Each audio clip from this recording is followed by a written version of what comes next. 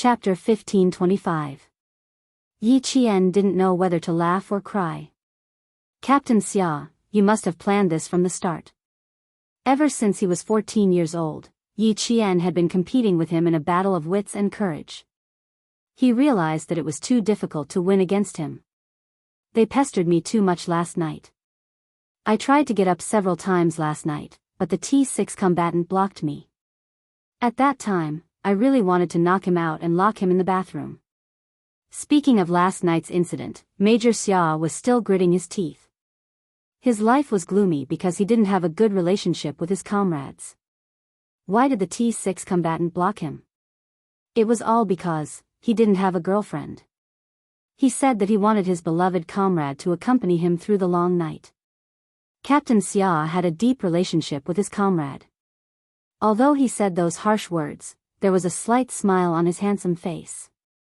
It was obvious that he wasn't really angry. They walked from the bottom of the grassy slope all the way to the top, then went around the camphor forest. Major Xia, who was familiar with the path, brought his girlfriend to a slope where there was no one around. His slender fingers couldn't help but caress her fair and slender hand. He lowered his dark eyes and gazed deeply at her. There's no one here. Thump, thump, thump, Yi Qian's heart raced even faster. Even his heart was trembling. He slowly raised his head and met a pair of deep, dark eyes. There was a deep meaning in those eyes that made his heart burn and panic. 3 minutes. You'll keep track of the time. A second more is no less, okay? He slowly closed the distance between them, which was originally an arm's length. Looking at him, Yi Qian was thrown into his arms by his strength. She could feel his strong heartbeat. It was his heartbeat, a heartbeat that made her feel exceptionally at ease. His hand that was holding her changed into an embrace around her waist. His palm was so hot that her body couldn't help but tremble slightly. Thump, thump, thump. His heart was also beating very fast, each beat vibrating her eardrums. The corners of her mouth curled up slightly, revealing a comfortable and satisfied smile. She closed her eyes and reached out to wrap her arms around his muscular waist. This was really good. Leaning on him, she could truly feel his love. This was really, really good. The surroundings were very quiet, so quiet that only the two of them existed between heaven and earth. Yi Qian couldn't help but let out a sigh of contentment. She gently rubbed her cheek against his chest. After finding the most comfortable position, she didn't want to move. Let's stay like this until the end of time. It's kissing time. Raise your head. A gentle voice came from above. Yi Qian, who didn't want to leave his chest, shook his head to indicate that he didn't want to do anything for the time being. Her coquettish behavior made Xia Jinyuan chuckle. She must be acting coquettishly in front of him. The expression in his deep eyes became increasingly gentle, like the sunlight jumping on a leaf, so warm that it made one want to pluck it and hide it deep in the heart. Xia Jinyuan said in a low and magnetic voice. He tightened his arms around his girlfriend who was acting coquettishly. You don't want to? Are you going back on your word? He hugged her very tightly, so tightly that her upper body seemed to be rubbed into his embrace. Yi Qian continued to shake his head, and pursed his lips into a smile. Regret? No. She just wanted to tease him for a bit. Her continuous actions not only made him feel coquettish, but also a little flirtatious. Major Xia, who had always been calm in his embrace, felt a little restless at this moment. She kept snuggling into his embrace. Sighing softly, Major Xia, who had already begun to react, moved closer to Yi Jian's ear. His voice was low and soft, yet sexy and hoarse. When you graduate from university, you have to be a professional firefighter. Chapter 1526. Yi Qian didn't quite understand what he was saying. She lifted her head from his embrace and blinked. How did this have anything to do with a professional firefighter? What an innocent little fox. She didn't know anything, but she was always able to seduce him. Not knowing anything was the real definition of seduction. His handsome chin rubbed against her ear. His breath carried his unique coolness as it sprayed by her ear. Then, he said something that sounded like an adult. Yi Qian was stunned. Stunned, she was stunned for a few seconds. Yes, this time his girlfriend understood. His thin lips curved upwards. His warm lips brushed against her earlobe. He wanted to say more, but Yi Qian's body trembled in his embrace. She withdrew her hands from his waist as if she had been electrocuted. How would she know that this was called seduction? She hadn't noticed it at first, but now that he reminded her, Yi Qian finally felt the change in him. Just like the last time when they rolled in the bushes, she clearly knew that his body had reacted. However, she was still in high school at that time, so she believed that he wouldn't do anything else. But now, she was older. She was 18 years old and considered an adult. What if? Yi Qian, who had never experienced such things in her 2 lifetimes, panicked. In the past, he had said things that made her blush. Although he did mean it, he had said it tactfully and vaguely. As long as she didn't expose him, she would be fine. But today, he had said it so blatantly. He had even said the word hard. Yi Qian felt that she was burning from the bottom of her feet all the way to her face. It burned until she suddenly opened her mouth. When she came back to her senses, Yi Qian realized that she had already bitten down on his chest. She had bitten down on the exact spot. This time, she couldn't clear her name even if she jumped into the Yellow River. How could she have bitten down on the exact spot on his chest? So impatient? No, you're deliberately seducing me. I have to stay calm. He spoke softly with a smile, but the pair of hands around her slender waist was like a heated iron pincer. They burned Yi Qian's skin until it was boiling hot. It was easy to say, but the spot on his chest had never been used by the opposite sex. The stimulation it received was extraordinary. It's time to let go, little fox. He had received a lot of training to resist temptation, but it had never worked in front of her. His body always reacted honestly, and he had no way to control it at all. As for the self-control that he was so proud of, it was not worth mentioning. At this moment, his body had already sincerely expressed how poor his self-control was. Fortunately, he was still able to restrain himself from further actions. Yi Qian quickly turned his head away, not daring to look anymore. What should she do? She really wanted to run. Even if she wanted to escape, she would have to see if Xia Jinyuan would allow it. With the right time, the right place, and the right people, how could he let her escape? Xia Jinyuan, who had seen through her thoughts, did not give his girlfriend a chance. He moved his hands away from her slender and soft waist and slowly held her face. His slender fingers gently stroked her face. When he lowered his head, he could smell a fragrance that calmed him down. That was the pleasant fragrance coming from the little fox's body. It could evoke a man's most primal possessiveness. Yi Qian had already closed her eyes and felt the warmth of his fingers. After years of training, his rough fingers caressed her, causing her eyelashes to tremble slightly. She closed her eyes just like that and allowed him to caress her. Her beautiful face only showed her complete trust in him. She was not afraid that he would have any bad intentions, nor was she worried that she would be hurt. She trusted him wholeheartedly just like that. Chapter 1527. Xia Jinyuan's heart melted. This was his most beloved lover, his closest comrade. His dark eyes were half closed, and the tip of his handsome nose gently rubbed against hers. He couldn't help but take a deep breath. Yi Qian, his soft murmur was enough to express his deep affection for her. It was so gentle that Yi Qian felt as if she had fallen into a thick cotton ball. It was so soft that she couldn't help but stand on her tiptoes to welcome his kiss. Her cheeks were hot, but her heart was filled with joy. Kissing made people dizzy and made it difficult to breathe. She didn't know when her hands, which had been loosened, had once again wrapped around his waist. She hugged him tightly and slowly grasped the back of his shirt.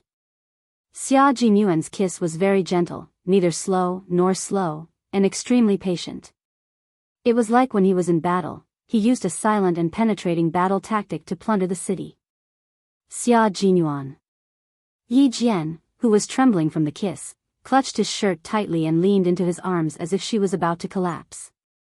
She let him lead her and felt the charm of the kiss. It was fragrant, intoxicating, and difficult to control. 3 minutes of kissing was a little long, but it satisfied Xia Jinyuan's little desire and relieved the discomfort in his body. Once the two of them, who were always separated, got intimate, it was like lava erupting from a volcano. Xia Jinyuan's hands tightened around her waist, deeply and deeply enjoying their time together. Yi Qian responded to him. Every time he couldn't help but call her name, she would get closer to him and let him feel her response. She loosened her grip on his shirt and climbed onto his shoulder.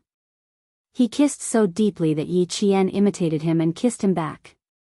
No one disturbed them on the grassy slope, leaving a large space for the intimate lovers. Birds chirped in the treetops, then suddenly flapped their wings and flew away quickly. Someone came, and it was almost 3 minutes. Time's up. Time's up, it's time to stop. Yi Qian, whose tongue was still in his mouth, reminded him in a muffled voice. She had no choice. She was fully immersed in the kiss, so she knew how long that the 3 minutes had passed. Xia Jinyuan wondered if he was still not good enough to kiss his girlfriend.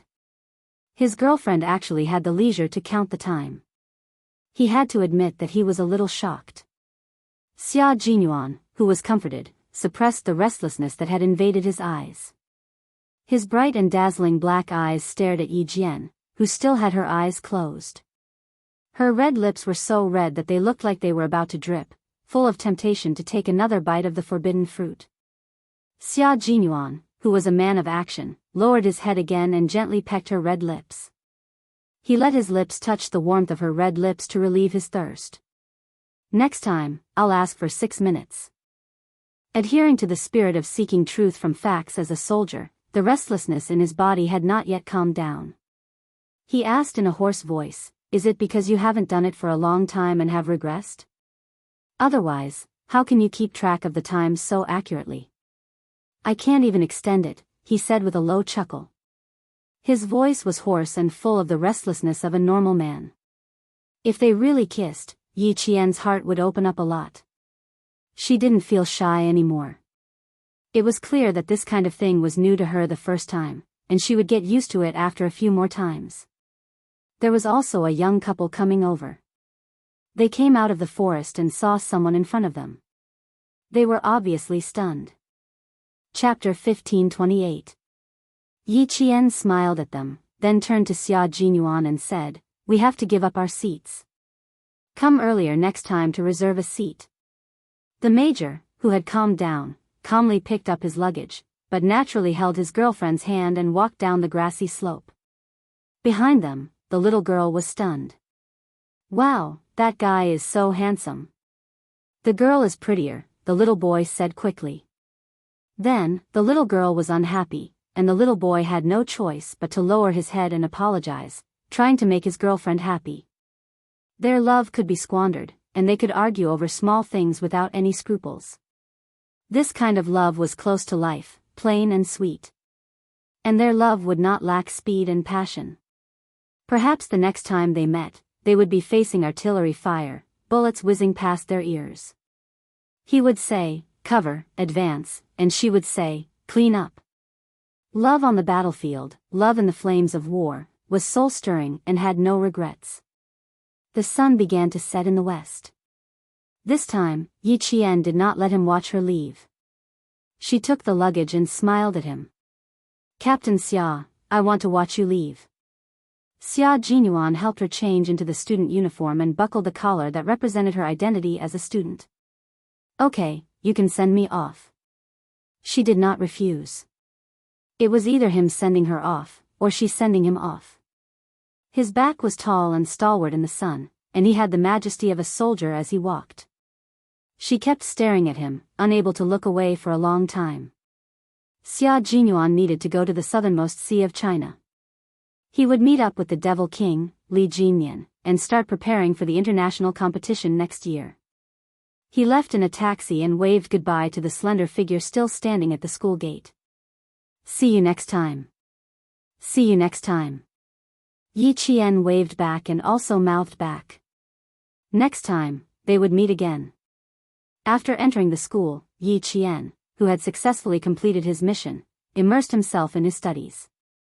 After completing her professional courses, she began a simple but not boring military school life. A week later, she received a call from the military headquarters, telling her that she had made another contribution. Fu Hui has been arranged to study in the city. The school has waived her tuition fees and a company will sponsor her until she graduates from university. Major General Liu briefly explained what had happened so that Yi Qian, who was concerned about Fu Hui's future, could rest assured. He was indeed relieved. A kind and righteous girl must have a good ending. Qin Jiafu, Li Yi, and the villagers who participated in the killing of the police were sentenced to death. Among them was Fu Hui's father, because he used a mountain axe to participate in the dismemberment. As for Qin Jiakong and his brother, Qin Jiaxing, who had fled abroad, they thought that everything was fine. Little did they know that they had been closely monitored by our country. Once the diplomatic operation was launched, their lives would also come to an end. Yi Qian did not ask about the arrangements in the Great Hall. Captain Xia had reminded her that as a soldier, she only needed to listen to orders. She should not stand up when she was not allowed to speak. She should not question any decisions made by the higher-ups. Obeying orders and following orders was a discipline that a soldier must abide by. Why was it said that a soldier's duty was to obey orders? That was because this duty was the belief and the purpose of the army. She thought that the Major General was only contacting her because of Fu Hui, but she didn't know that there was another important matter waiting for her. The Major General's smiling tone gradually became serious. He only coughed lightly. Yi Jian, who was holding the topic, stood at attention reflexively and waited for the Major General to speak. Chapter 1529. Yi Qian could vaguely guess what the general was going to say to her. Xia Jinyuan had mentioned this to her when she left the Storm Amphibious Frogman assault team during the summer vacation. She calculated the time he mentioned and realized it was about this time. Next year, there will be a competition between our country and the Western countries. This will be the first time our country will send special forces to participate in the competition. Yi Qian, you will be one of the female special forces soldiers and fight for the glory of our country alongside the male soldiers. The Major General was indeed talking about this matter. His words confirmed that Yi Qian would definitely participate in the competition. Her name was on the list and would not be changed. The Major General had a lot of confidence in Yi Qian. Otherwise, he would not let a military academy student participate in such an important competition. Do you have the confidence to fight for the glory of our country? To return victorious? Faced with the Major General's question, Yi Qian stood upright like a pine tree in the snow. She slowly replied word by word, I will not disappoint you. Good. I admire your fearless personality. Next, Yi Qian, you will work harder than the male soldiers and you will have to sacrifice more. The Major General laughed heartily. This girl's personality was still the same as when he first met her. Her heart had never changed and she was always moving towards her goal. Such a talent, such a female soldier, as a soldier, how could he bear to let her remain silent? It would only better develop her potential, allowing her to walk step by step steadily to the peak and become the most dazzling star in the army. It would guide the younger generation soldiers to bravely move forward like her, wear the military uniform, hold the steel spear in their hands, and protect their home and country. They would not let this life down. Yi Qian yearned for training and improvement. At the same time, she did not want to fall behind in her studies. However, from the Major General's words, it seemed that she would need to take time off for training. Then, she would definitely fall behind in her studies. This was something she did not want. She asked, Major General, do the military and the school have any plans for my studies? After all, she was still a student. Her studies could not be completely separated from her life. She wanted to know how the military and the school would communicate. Don't worry about that. The military will have a plan for your studies. The Major General laughed even louder. The girl had always been looking for room for improvement. She never wanted one thing to cause another to fall behind. Her ambition had always been big. Studies were naturally important for a military academy student. That was why she would have to work harder than the male soldiers. With the Major General's words, Yi Qian felt relieved and hung up to wait for her to leave to do so again. The school's initial reaction to the military's arrangements was only to say one word. Isn't this nonsense? Let a student leave to participate to train for a month. To train to come back to study. I can't agree to this.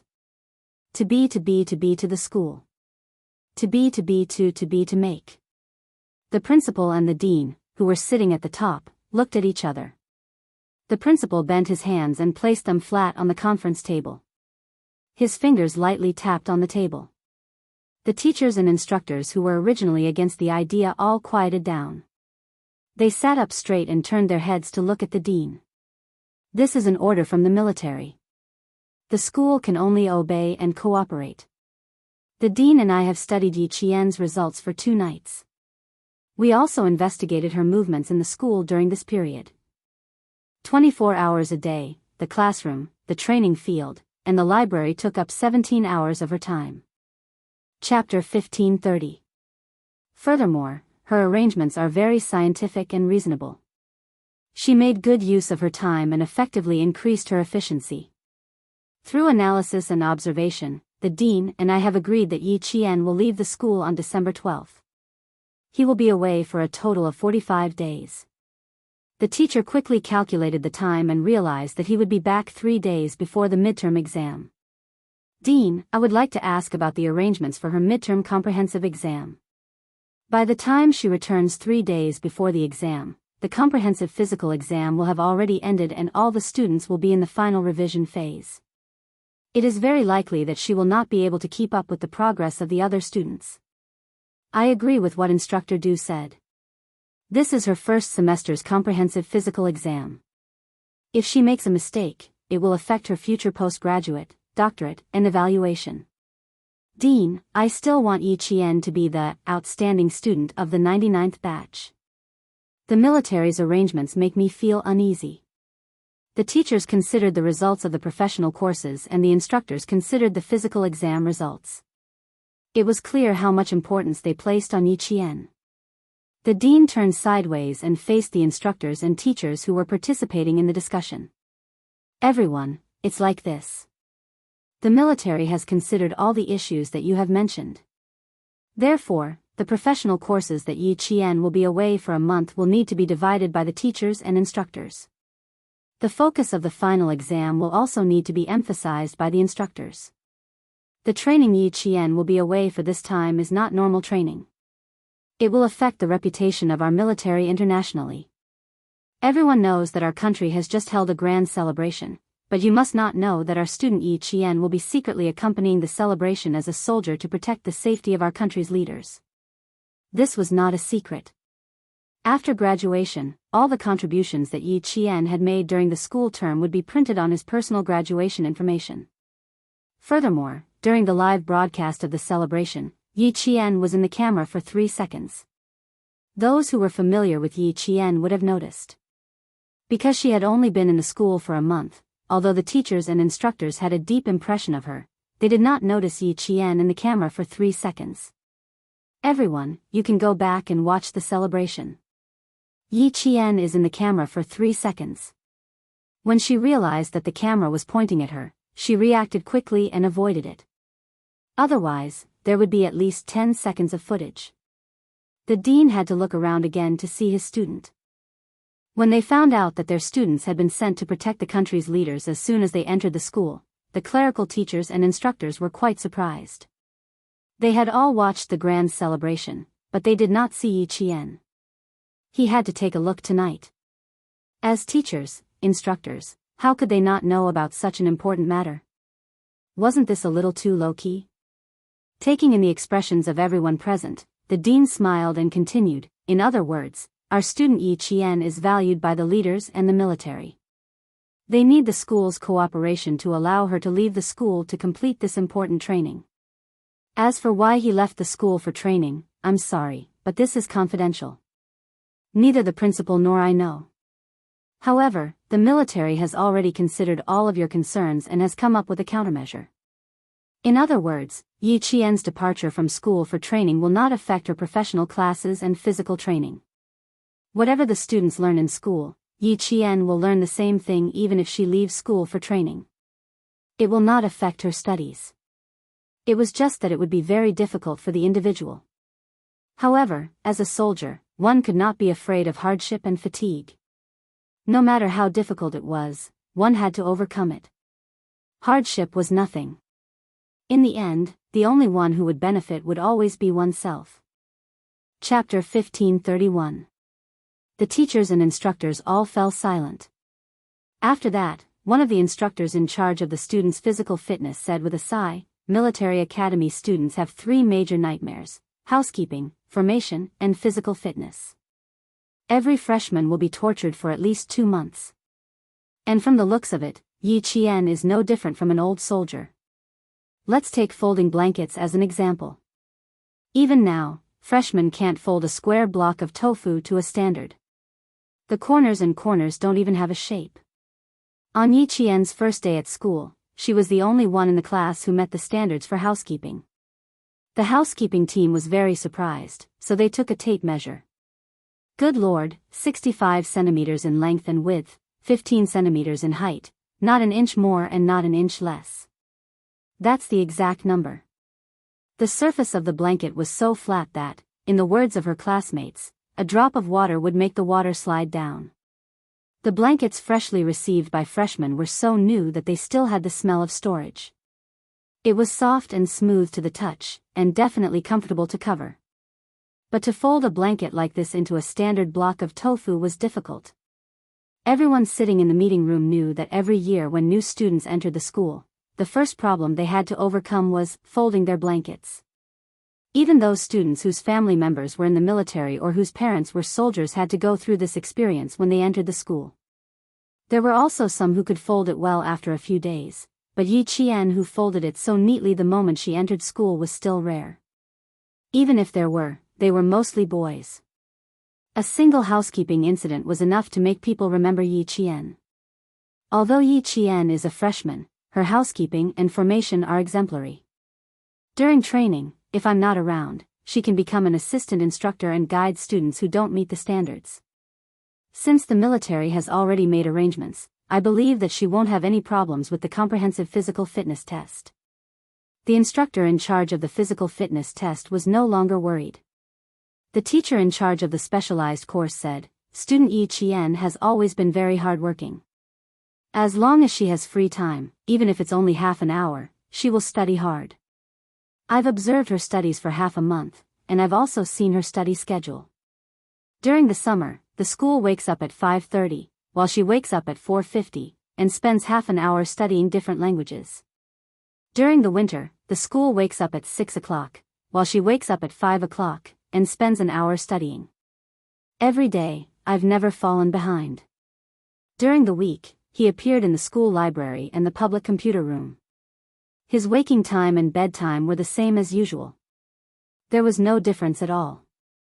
Not only was he talented and intelligent, but he was also very hardworking. Even though his overall grades were above the rest of the year, he had never once slacked off on himself. Day after day, there had never been a change in his perseverance. For such students, even if they hadn't graduated yet, they could already see a bright future ahead of them. As expected, they were all chosen to secretly protect the country's leaders during the celebration. The teachers and instructors in the conference room didn't even have the chance to accompany the country's leaders. Smart, hardworking, and knowledgeable. The corner of the teacher's mouth curled up into a slight smile. Such a student was hard to come by. After discussing this matter, there were no more doubts. The matter of Yi Qian leaving school for training in the middle of December was decided and would not be changed. Yi Qian didn't know that the principal had specially organized a meeting for her departure from the academy for training. Ever since she found out from the Major General that she would be away for about a month, her study schedule had become even more packed.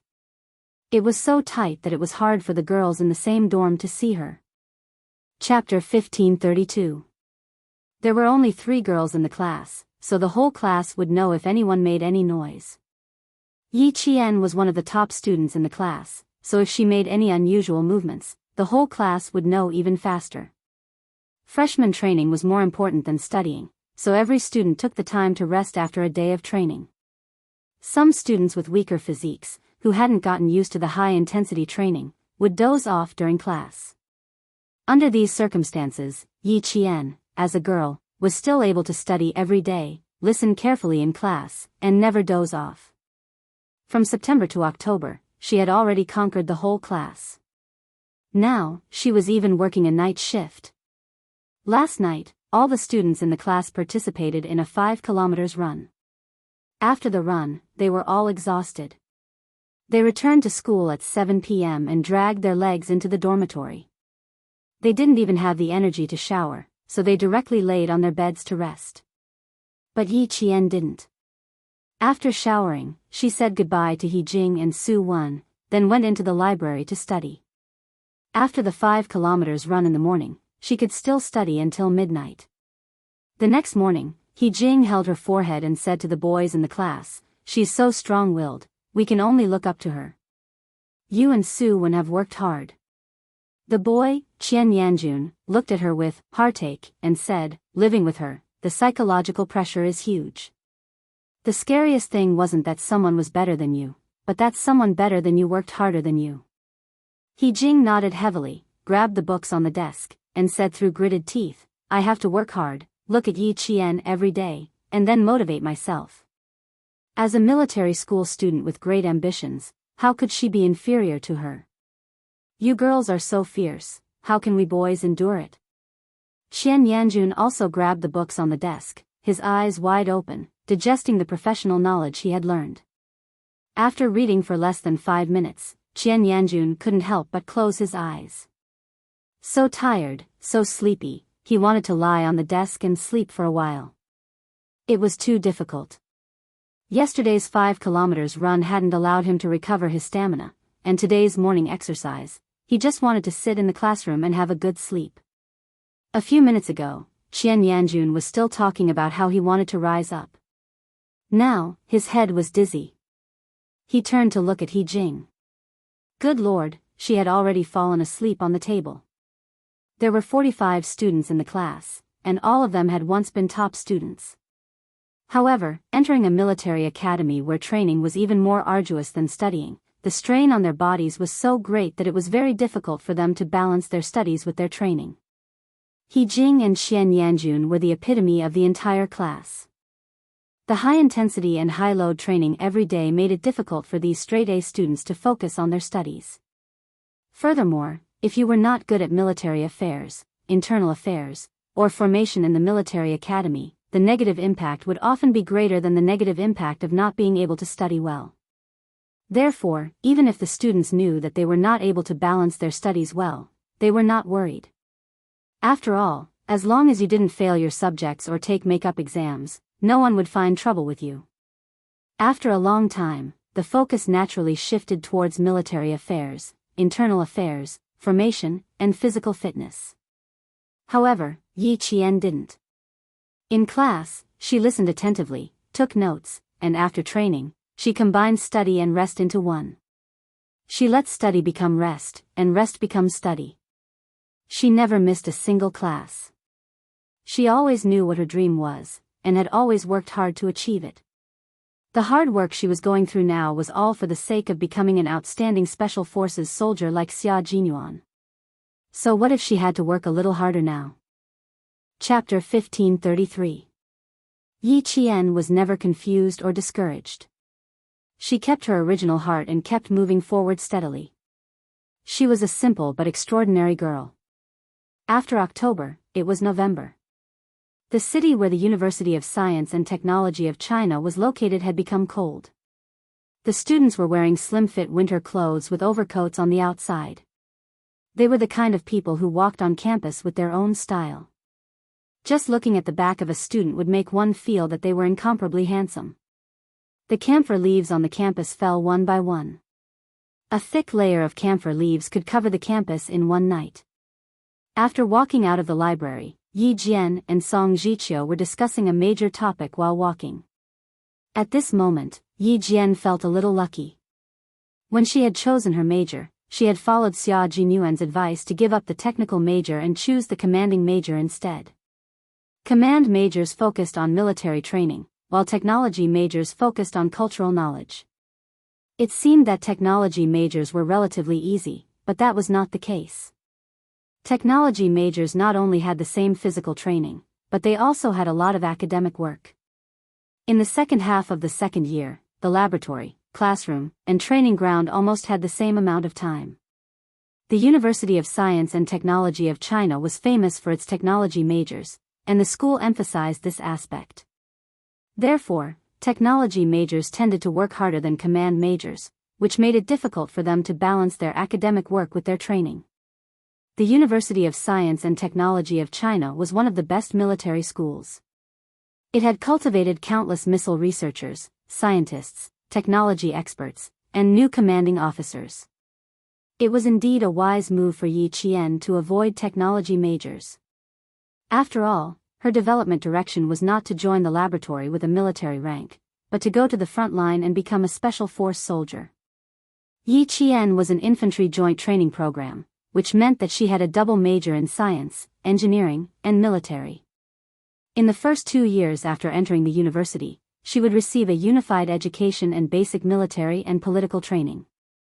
In the second semester, according to the needs of the military branch and the training objectives specified during enrollment, as well as her personal interests and strengths, she would choose a joint training major within the prescribed scope. Yi Qian chose Command Automation Engineering, which had 8 main courses. Again, it was Xia Jinyuan's suggestion. Her personal ability had reached the standard, but her technical level was just at the beginning. Command Automation Engineering had a strong professional content.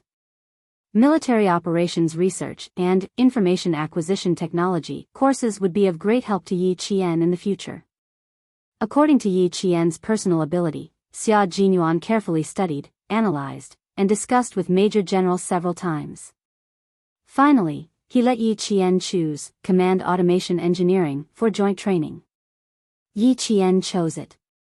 Actually, she needed to spend a lot of time, but it was still less than the technology majors. Song Zhiqiu's choice of course, for more than 10 days in the city. For the first time, the school did not arrange any training subjects.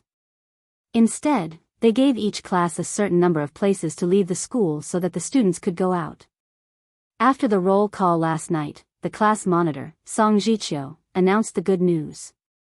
In less than a minute, the 10 exit passes in her hand were announced. It was so fast that it was even faster than eating fast food at the end of the long training. In the blink of an eye, the 10 exit passes were gone before they even thought about what to do with the exit passes.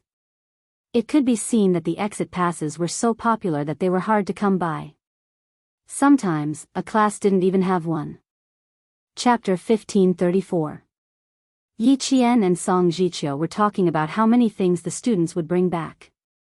Their classmate, Lu Yang, walked toward them in a hurry. When he saw Yi Qian, his eyes lit up. If it were not for the fact that he was afraid of the pickets, he would have run over. He quickened his pace and said to Yi Qian in a low voice with sweat all over his forehead, "Something happened outside." Su Wen accidentally dropped the ice cream in her hand on a young man's coat. Su Wen apologized hurriedly, but she was touched by him. Su Wen was scared. Gu Jinglin came out of the supermarket with her and saw several young men dragging Su Wen into a Santana car. Then, when the hot-blooded male students saw their female classmate being bullied so badly, they suppressed their anger and rushed over to drag Su Wen back. However, the young men did not let them go and beat them directly. Gu Jinglin and the others were wearing winter clothes inside and big coats outside. They did not dare to beat them too hard for fear that their military uniforms would be exposed. However, the young men thought they were scared and chased them all the way. Now they are blocked in the Sijio alley and are wondering whether they should fight. Yi Qian's face became cold. There are 10 people in total. Su Wen and He Jing are 2 girls and 8 boys. Are they all together? No. If the 10 of them fight together, they will have a chance to win.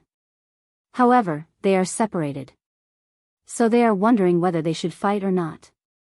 Lu Yang said anxiously, if they are really beaten, they will definitely fight back. If the young men come to the school and make trouble, we students will be at a disadvantage. After being molested and almost being dragged into a car by the young men, if they really fought back, it would be self-defense. The problem now was that they did not have enough people. Song Jichio said immediately, "We can't alert the school. Let's go out and have a look first." After saying that, he looked at Yi Qian up and down. Suddenly, he said with interest, "My cousin said you are very good at fighting. You defeated 10 people easily. As your classmate, I don't know if I can have the honor to see your heroic appearance today." The top students wouldn't have said these words in the past. To them, fighting was a distant matter. In their 12 years of education, only bad students would fight. Good students were always well-behaved and obedient. It looked like the military academies were the same as the military headquarters. They were both places that could incite the bloodlust of anyone. They, who were so weak that they could not even wring a bucket of water, had actually started to play with violence today, and played it so naturally too. The environment changed people. Every day's training stimulated the belligerence, competitiveness in the young people. Usually, they were strictly disciplined and were not allowed to take half a step out of the minefield. However, once there was an explosive point, the scholar would turn into a beast, and the hands holding the pen would turn into fists for fighting. Although they had resorted to violence, they were still rational and had not lost their minds. They knew that with just the 4 of them, there was no way they could win, so they could only ask their classmates for help. And the person asking for help could not be anyone else. It had to be Yi Qian. Because only Yi Qian could get an exit permit from the instructor. Lu Yang was stunned. When Yi Qian and Song Jichio walked to the teacher's office together, he came to himself and followed them. "Comrades, do you mean to go and fight together? How can we do that? If the school knows about this, all of us will be punished." Calm down, you must calm down. We can report the actual situation to the teacher and let the teacher deal with it. Isn't it better? It was a typical way of dealing with the situation. Chapter 1535. Song Jichio patted the good student's shoulder and said, "Comrade, we've been in the school for more than 40 days. Don't you feel suffocated? Don't you need to go out to vent your anger? Now there is a good reason for you to go out to vent your anger. Do you have the heart to refuse?" That was right. The 3 of them went out to pick up their comrade. If the other side refused to let them go and forced them to defend themselves, they had no choice but to take action. Their reason was upright enough. Moreover, they were bold enough to drag the female students of the military school into the car. Obviously, their motives were not pure. They dared to rob people in the hall, which was extremely bad. In order to protect their comrade, they had no choice but to take action. How could the school punish them? Lu Yang was interested. He even proposed to take more students who were good at fighting to the other side. "Okay, there are already 10 people outside. Including the 3 of us, it's enough. If we take more people with us, we'll go out to have a gang fight. It's a fundamental change." Song Jichio explained. It could be seen that this was a good student who was brave and resourceful. He had fought many times before, but he was always wise enough to protect himself. Lu Yang was enlightened. Although they were going out to have a gang fight, they should let the school know that their intention was to solve it peacefully. Since Yi Qian went out, the instructor only asked a few questions about the reason for going out. Yi Qian did not hide anything and told the whole story. The instructor then gave the 3 exit permits to Yi Qian and said, "If you have any problems, solve them outside. Don't leave any traces behind." They were so arrogant. They wanted to have sex with the female students of the military school and drag them into the car. If they did not show some toughness and let these young people know the consequences, they would really think that they were so powerful that they could do whatever they wanted. Lu Yang looked at the 3 exit permits, which were impossible to get in normal times, and his eyes almost popped out. Damn it. It was so easy. This is called the art of speaking. You can catch the main point. Learn more in the future. Song Jiqiu also learned something from Yi Jian. Yi Jian grasped the key points first and explained the matter with a rather serious expression and tone. Then, she changed into an anxious and unsteady tone to express her purpose of coming here. At the same time, she did not forget to tell the instructor that she would handle the matter properly. It had to be said that Yi Qian was intelligent. Even his words were full of wisdom. The three of them could leave the school as soon as they had the leave slip. However, in order to prevent their identities from being exposed, the three of them returned to the dormitory as quickly as possible and changed into casual clothes. 5 minutes later, they left the school together. Sijiu Alley was a famous food street in the city. In the past, there were several exits. However, due to the city's renovation in October this year, Sijiu Alley was listed as a key renovation project. The food street was temporarily closed, and there was only one exit. Gu Jinglin, Su Wen, and the other 3 students, who were unfamiliar with the city, rushed in, only to find that the road was blocked. Motherfucker, search carefully. I don't believe you can ascend to the heavens. Outside the engineering support frame, several young gangsters walked over with steel pipes in their hands. They were yelling in an extremely arrogant manner. Gu Jinglin did a head count of the number of people on the other side. His expression did not look too good. When he could no longer hear the footsteps, he whispered, "There are 23 of them. We only have 4 people left. We have no chance of winning at all. We can only wait for Yi Qian and the others to arrive." Since they were outnumbered, they could only rely on hiding to buy time and wait for reinforcements. Fortunately, they had found a place to hide.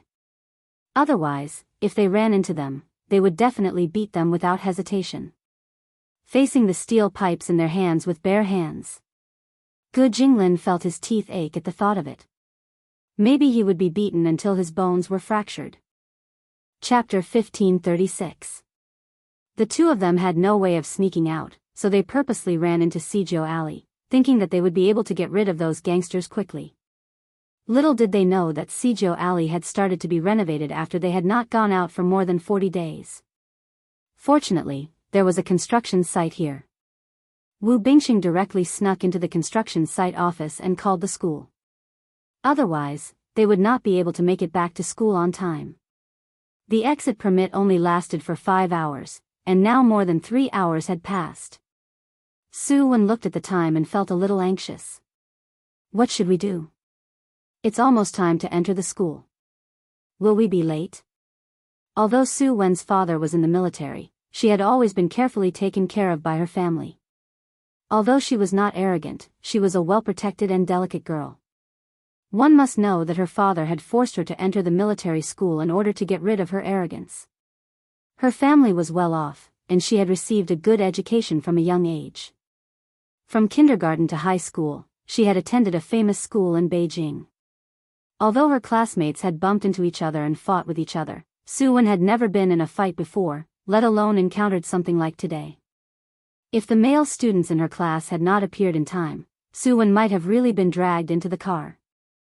Now that she thought about the previous scene, Su Wen's calves were still trembling. However, if it had been in the past, she would have been scared to tears. She would not be able to calmly think about whether her classmates would be late. However, Wu Bingxing shook his head.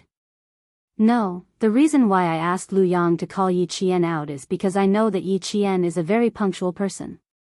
She will not let us be late. You don't have to worry about that. Dabing, guard your back. Don't get ambushed. He also reminded the other male student, Yuan Dabing. His words made the other 3 people sigh in relief. Indeed, Yi Qian would definitely watch the time carefully and not let them be late. Now, they did not know how many people she would bring out. 5 should be possible, but 10 was unlikely. There were a total of 45 people in the class, and 10 people had already come out. If 10 more people came out, almost half of the class would come out. It was impossible. 5, there should be 5.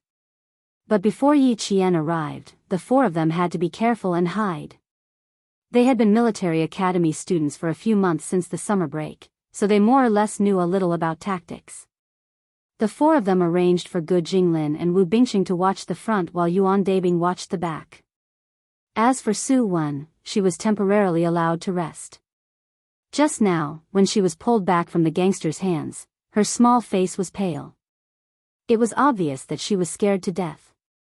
Outside, more than 20 hooligans were holding steel pipes and intentionally banging on the ground in the alleyway, making ping ping ping ping sounds everywhere.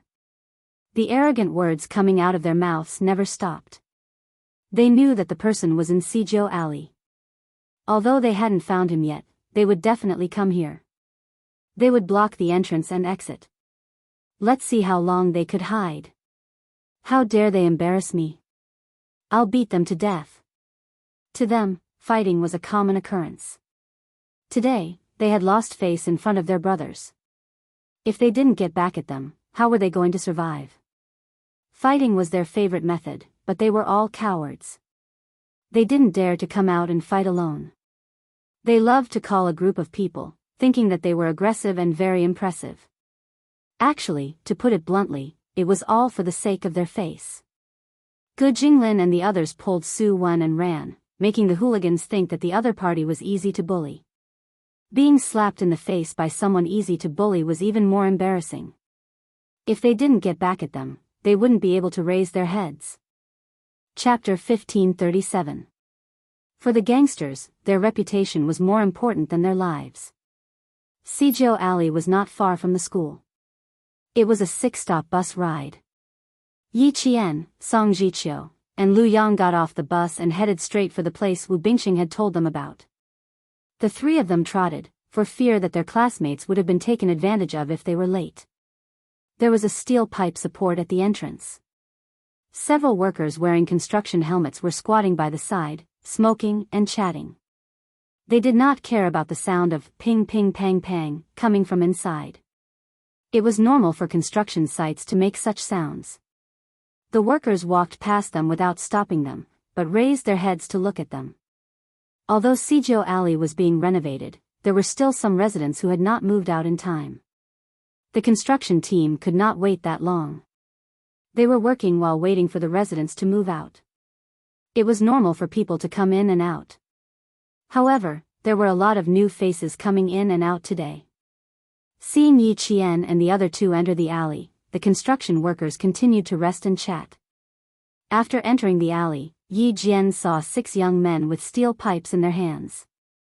They were standing unsteadily without any proper posture. Yi Jian narrowed her eyes slightly. No wonder Gu Jinglin and the other 3 had to hide. They had controlled objects in their hands. If they fought, they would be at a disadvantage. They have steel pipes in their hands. Lu Yang muttered softly. He, who was originally walking side by side, was 1 step slower. He walked behind Yi Jian and said, Yi Jian, you walk in the middle. Don't panic. I saw a lot of planks just now. Let's take a plank to defend ourselves later. Song Jiqiu turned her head to look at Lu Yang. Inadvertently, she saw Lu Yang raise her right hand and gently caress her left wrist. Vaguely, Song Jiqiu seemed to see thin silver ornaments wrapped around her hand. Without thinking much, she said to Lu Yang, don't be too nervous. Let's find everyone first. I am not nervous. Yi Qian is a girl. It's normal for a boy to protect a girl. Lu Yang swallowed with difficulty. The expression on his face was a little tense. It could be seen that he was actually nervous. It felt a little strange to be protected by a boy. Other than her comrades covering and protecting each other on the battlefield, Yi Qian had never been protected by a boy in real life. During the first class of the semester, the teacher came in and wrote the word comrade on the blackboard. Then, he called out names from the roster and asked the freshmen to stand up and explain what a comrade was. After everyone's explanation, the teacher wrote a line of words on the blackboard. The person who can carry you back from the pile of corpses is your comrade who will never leave you. This sentence really shocked all the students. The only ones who can leave danger to themselves and safety to you are your comrades. You are me, and I am you. We trust each other, rely on each other, and protect each other. The first class of the semester was a class that struck directly at their hearts. Lu Yang was nervous, but he still subconsciously knew to protect his comrade. This was how a comradeship was built. Let's settle this peacefully first. If it doesn't work out, we'll settle it with violence. Yi Qian did not let him go last. The three of them stood side by side again. In my opinion, these people are just tigers made of paper. If they really fight, they will be more cowardly than the other. Years ago, Luo Ran led a group of gangsters.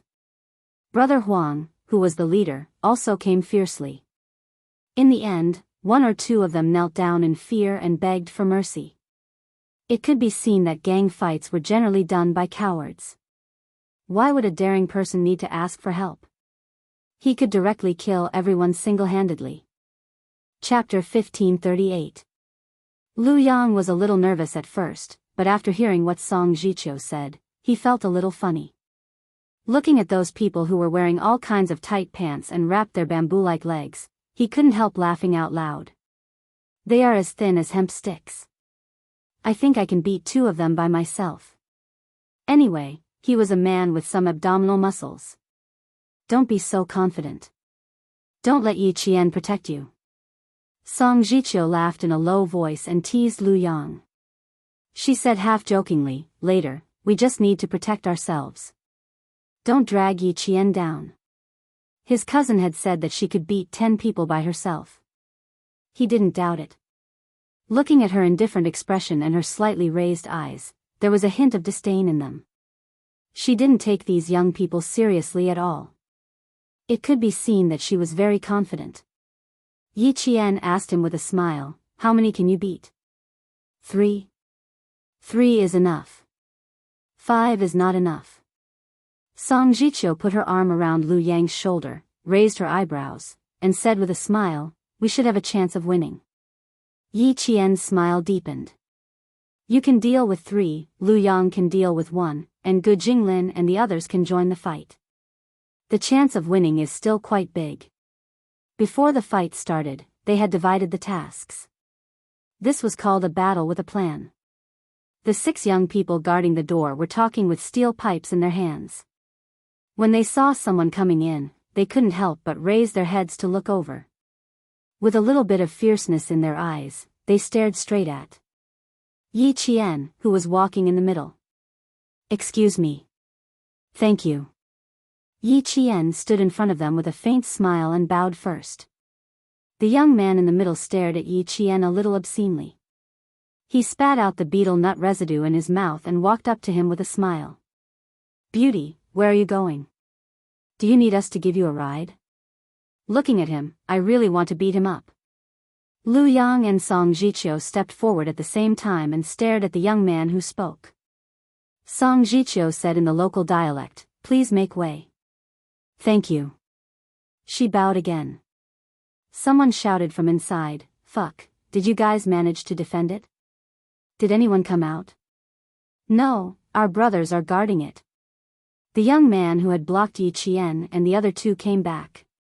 The moment he opened his mouth, the smell of betel nut in his mouth was so strong that it made one nauseous.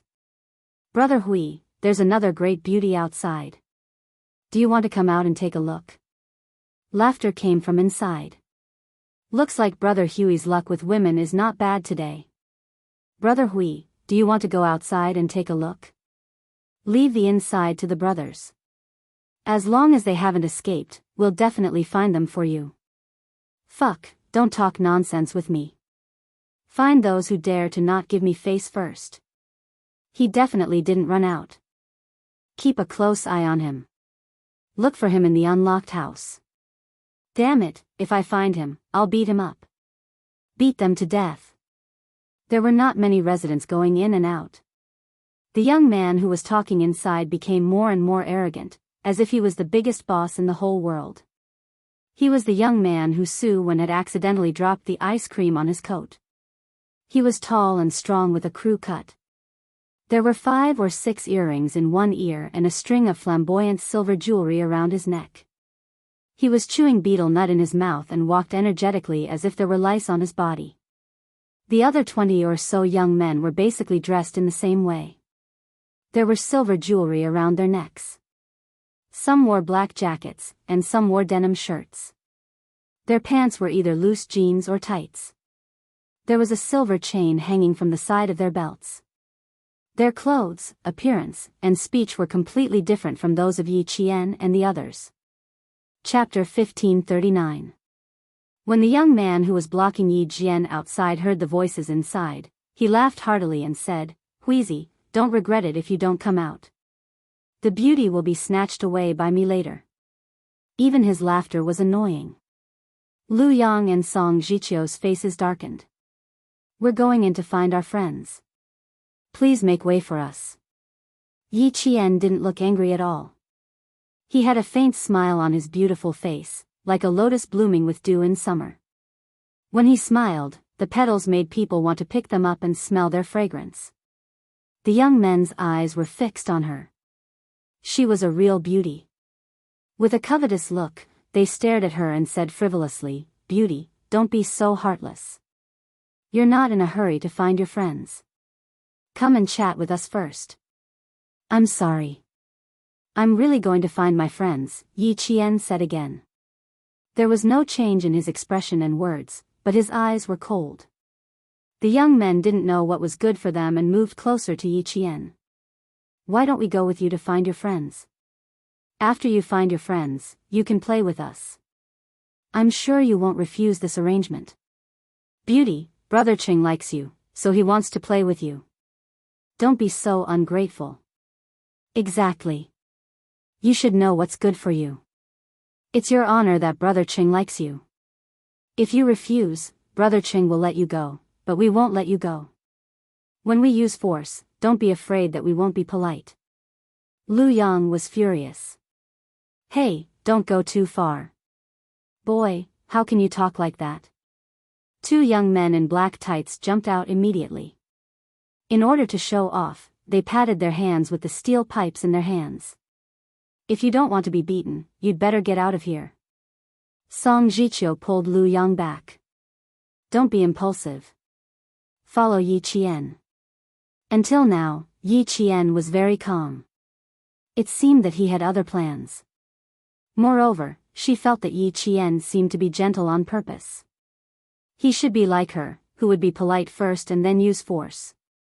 Thinking of the key point, Song Jiqiu whispered to Lu Yang. Yi Qian told the teacher that she would be reasonable first. Now, she was being reasonable. "After we've reasoned with them, we'll find Su Wen and the others before we make other plans." What he meant by making other plans was naturally fighting. "All right, then can you all step aside and let me in?" Just as Song Jiqiu had expected, Yi Qian had indeed planned to do so. He agreed with a smile and waited for them to step aside. No matter what, finding Su Wen and the others was the most important thing. Once everyone was found, there was no need to be distracted by fighting. Yi Qian and the young man walked in front. Whenever the young man spoke, Yi Qian would reply politely without a trace of anger. However, when the young man wanted to touch her, she glanced at him and said calmly, "Watch your step. Don't break your hand." His casual words made the heart of the young man called Brother Qing tremble fiercely, and he obediently withdrew his hand that was about to reach out. In front of them, there was a frame covered with a green net to prevent sand from splashing. Before Yi Qian walked over, Gu Jinglin, who was guarding inside, had already seen her. Coming, Yi Qian is here. He even brought people here. 1, 2, 3.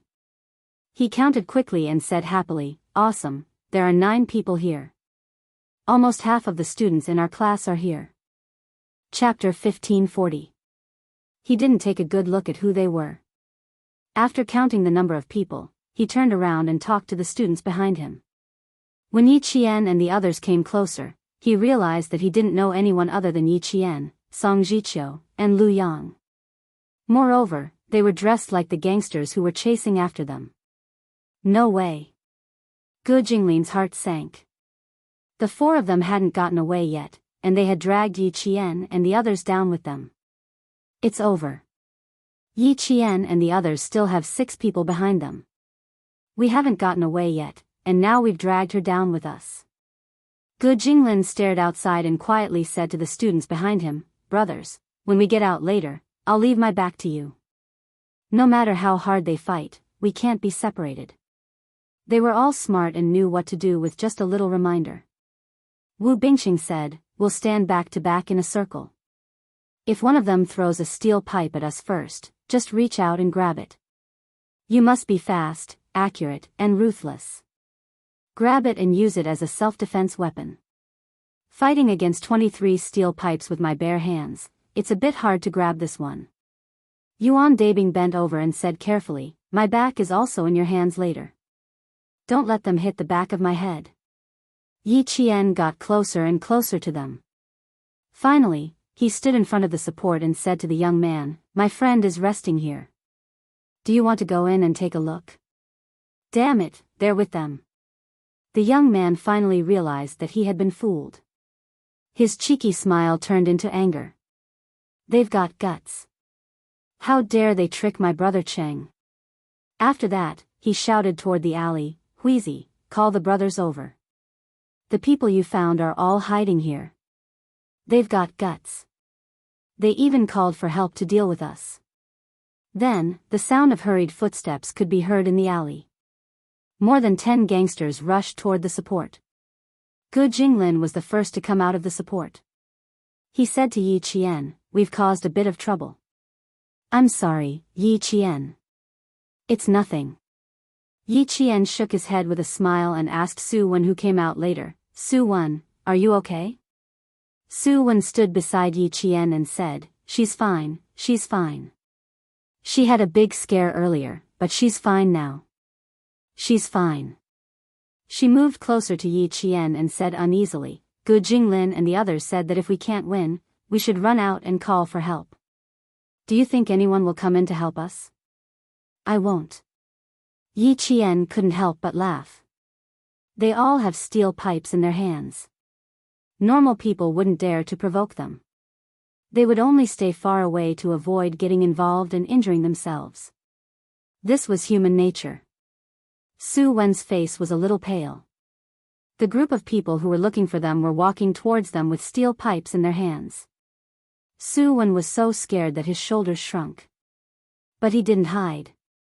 He stood beside Yi Qian and gulped. He said without backing down, "Then we can only fight them head-on." Gu Jinglin said that we should form a circle, back to back. Whoever hits us with a steel pipe, we'll snatch it from them first. Military school students were strong when they met strong opponents. What's more, they were up against a group of scum. Yi Qian smiled until his eyebrows were curved. Military school students had always been very united. "Okay, but you have to remember to protect your faces. You can't show any external injuries." On the other side, Brother Hui, who was looking for trouble with Su Wen, came over.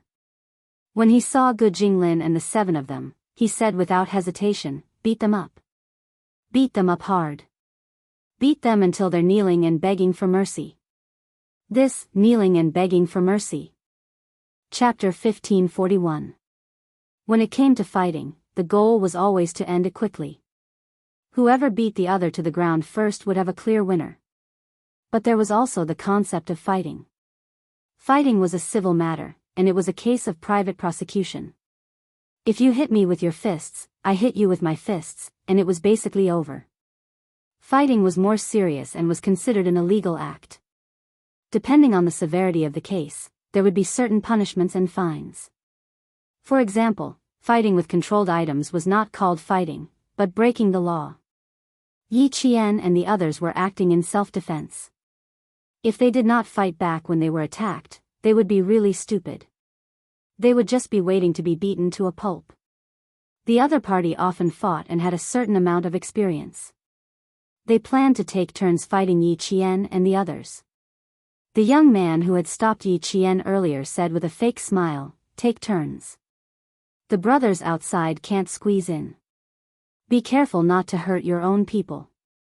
Yi Qian said to Su Wen beside him, "Fight boldly.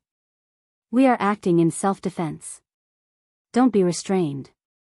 Before we came, I told the instructor that you guys were in trouble. That can also be said." How did the instructor react at that time? Su Wen rubbed her wrist. She was clearly a delicate girl, but now there was a murderous look on her face. The military academy was a place to change people. No one was born a soldier, and after being changed, trained, and improved step by step, they finally became a qualified soldier. Su Wen belonged to this kind of military academy student who grew up step by step. There was no time to talk. The young men surrounding them picked up their steel pipes and began to beat them up one by one. Beat them until they kneel and kowtow. Brothers, don't be polite. These people are obviously students. Beat them up. Ha ha ha, they can't even hide it. If the school finds out, they will all be expelled. Yi Qian picked up a red brick unhurriedly and smiled at the ruthless young man.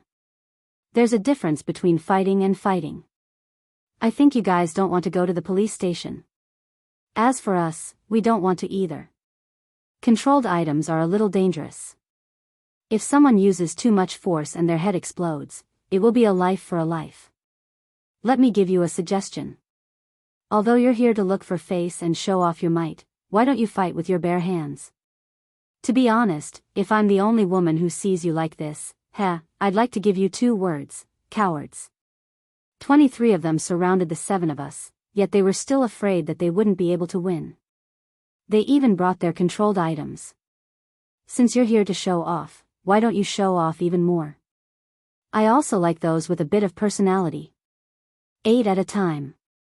Let's go to the side and spar a few moves with our bare hands. How about that? Her words were meant to arouse the temper of this group of people. She had lured 8 of them over by herself. There were still 15 of them left, which would be enough for Song Jiqiu and her companions to fight for a while. When Song Jiqiu and her companions finished the fight, Song Jiqiu and her companions could come to support them. The young man called Brother Hui spat on the ground and waved his hand. Throw away all the fucking pipes in your hands. 8 of you, come. Except for Song Jiqiu, who was not surprised, the rest of the students were all shocked by Yi Qian's words. Even if they wanted to persuade him, it was too late. Song Jiqiu stepped aside and fought against 8 people by herself. Seeing this, Brother Ching smiled. He waved the steel pipe in his hand and took the lead to rush up. The steel pipe was the first to hit Song Jiqiu. Wu Bingqing, who stood aside, shouted loudly, "Watch out!" As he shouted, he raised his hand and tried to catch the steel pipe that was swinging over. Song Jiqiu reacted quickly. She grasped the wrist of her opponent directly and squeezed the steel pipe backward. Then, she lifted her foot and kicked the lower part of her opponent's belly hard. She said to Wu Bingqing, "Kick here." She was experienced in fighting. Chapter 1542. Song Jiqiu's move really shocked Wu Bingqing. He felt that she was so awesome. You are so awesome. Wu Bingqing grabbed the steel pipe and hurriedly blocked the steel pipe that was swung at him. He was already full of admiration for his classmate. He is so awesome. Have you learned it before? He was still in the mood to chat in the face of fighting and killing. It could be seen that he had good psychological quality. Song Jiqiu kicked away a young man who was shouting and rushing at her with 2 consecutive kicks. There was a bit of arrogance on her young face. I have fought many times. Of course, I have experience. Did she mean that she used to fight a lot? Don't think about him, bro. Watch him. Yuan Dabing saw that his classmate was still in the mood to look at Song Jiqiu with admiration. He bumped a man away with his shoulder and reminded him, Yi Qian is fighting 8 people alone. Should we hurry up and finish the fight and help her? Lu Yang is playing hard. What are you waiting for? Lu Yang's eyes were red. When his fists hit his opponent, what he felt was not fear, but excitement. When he heard his opponent's screams, he felt that there was a wild beast in his heart that wanted to rush out from his fists. The more he fought, the more excited he became. The more he fought, the more powerful he felt. Wu Bingqing, who had never fought and had always been strictly restrained by his parents, went crazy when he saw Lu Yang. His adrenaline soared, which made his breathing speed up, heartbeat, and blood flow speed up. The scholar's weak blood boiled all of a sudden. Affected, he began to wave the steel pipe to protect himself and his comrades. The 5 boys stood back to back in a circle to fight against more than 10 ruffians. It was very difficult for them to fight. However, none of them cried out in pain. Even if they were hit by the steel pipe and felt that their bones were broken, they stayed close to their comrades and continued to wave their fists. They had not started to learn close combat. However, after a few months of physical training, the weak scholar had changed. He was not flustered at all. He was calm and collected in the face of danger. Knowing that he was not as awesome as Song Jiqiu, Wu Bingqing directly waved the steel pipe in his hand, which created a strong wind. The several young men who wanted to beat him became cautious and were afraid of being hit.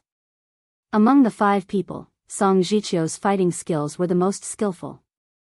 As long as one was beaten by her, the screams would definitely be the loudest, which made one's scalp numb and heart flustered. It was true that Song Jiqiu often got into fights. She used to be in the same junior high school as her cousin, Yang Heng. The 2 brothers often went to the internet bar to play games together. Places like the internet bar were filled with a foul atmosphere, where good and bad people mixed in with the honest people. People with bad tempers would start a fight once they had a disagreement. The 2 brothers were very good at playing games. They often formed teams in internet cafes. Because they only had one internet cafe to go online, people often came to the internet cafe to play games with them. Over time, the 2 brothers gained a certain amount of fame in the vicinity. With fame came a problem. Some people were not convinced and brought their brothers to challenge them. At that time, the 2 brothers were still young and their temperaments were not fixed yet. After gaining a little fame, they could not help but become complacent. It was inevitable that they would speak carelessly and offend people. It could be said that the 2 brothers fought from the 2nd year to the 3rd year. In the end, the 2 brothers got into a fight and were sent to the police station together. This time, the fight became serious. The parents of the 2 brothers came from other places in a hurry. After cleaning up the mess, the parents of the 2 brothers went to the neighborhood to investigate. It was not until then that they knew what their children had done. The parents of the 2 brothers were so angry. Judging from the grades of the 2 brothers, there was no way to know that they were so lawless. Chapter 1543. Yuan Dabing gasped and leaned against Song Jiqiu. I didn't expect you to be so good at fighting. I didn't find you at school. Good girl. You hid so well. You are good at studying and fighting. Bro, you have to teach me next time. I don't need to teach you how to fight. After today, you will know how to fight. When you are in your junior year, I believe you can deal with 3 or 5 people by yourself. Song Jiqiu could still answer with a smile. It seemed that she was fine, but in fact, she had been beaten all over her body. He was good at studying and fighting. This was nothing. When he was in junior high school, he fought and played games. He pretended to be a good student at school and a vagrant outside. Outside and inside the campus, he was so proficient that even the teachers didn't find anything unusual. If he hadn't been in the police station and Uncle Yang hadn't been promoted and returned to the southern province, he and his cousin Yang Heng would have had a fight. Director Yang, who had been promoted and returned to the southern province, took his son and nephew back from the police station and made a prompt decision to separate the 2 brothers. Director Yang took Yang Heng to the southern province to study in the summer vacation of the 3rd year of junior high school. Song Jiqiu stayed in the city for 1 year and continued to study in the 3rd year of junior high school. Although the 2 brothers were separated, their rebellious nature didn't change. Yang Heng, who had studied in the southern province, still went to the internet bar to play games on Saturdays and Sundays. He was not as arrogant as he had been in junior high school, but he still fought when he was in a fight. His fists were very tough. Otherwise, Luo Ran wouldn't have been so obedient and followed his lead. Without her cousin by her side, Song Jiqiu restrained herself a lot. She played fewer games online and fought fewer times. However, when it was time to fight, she still showed her fists.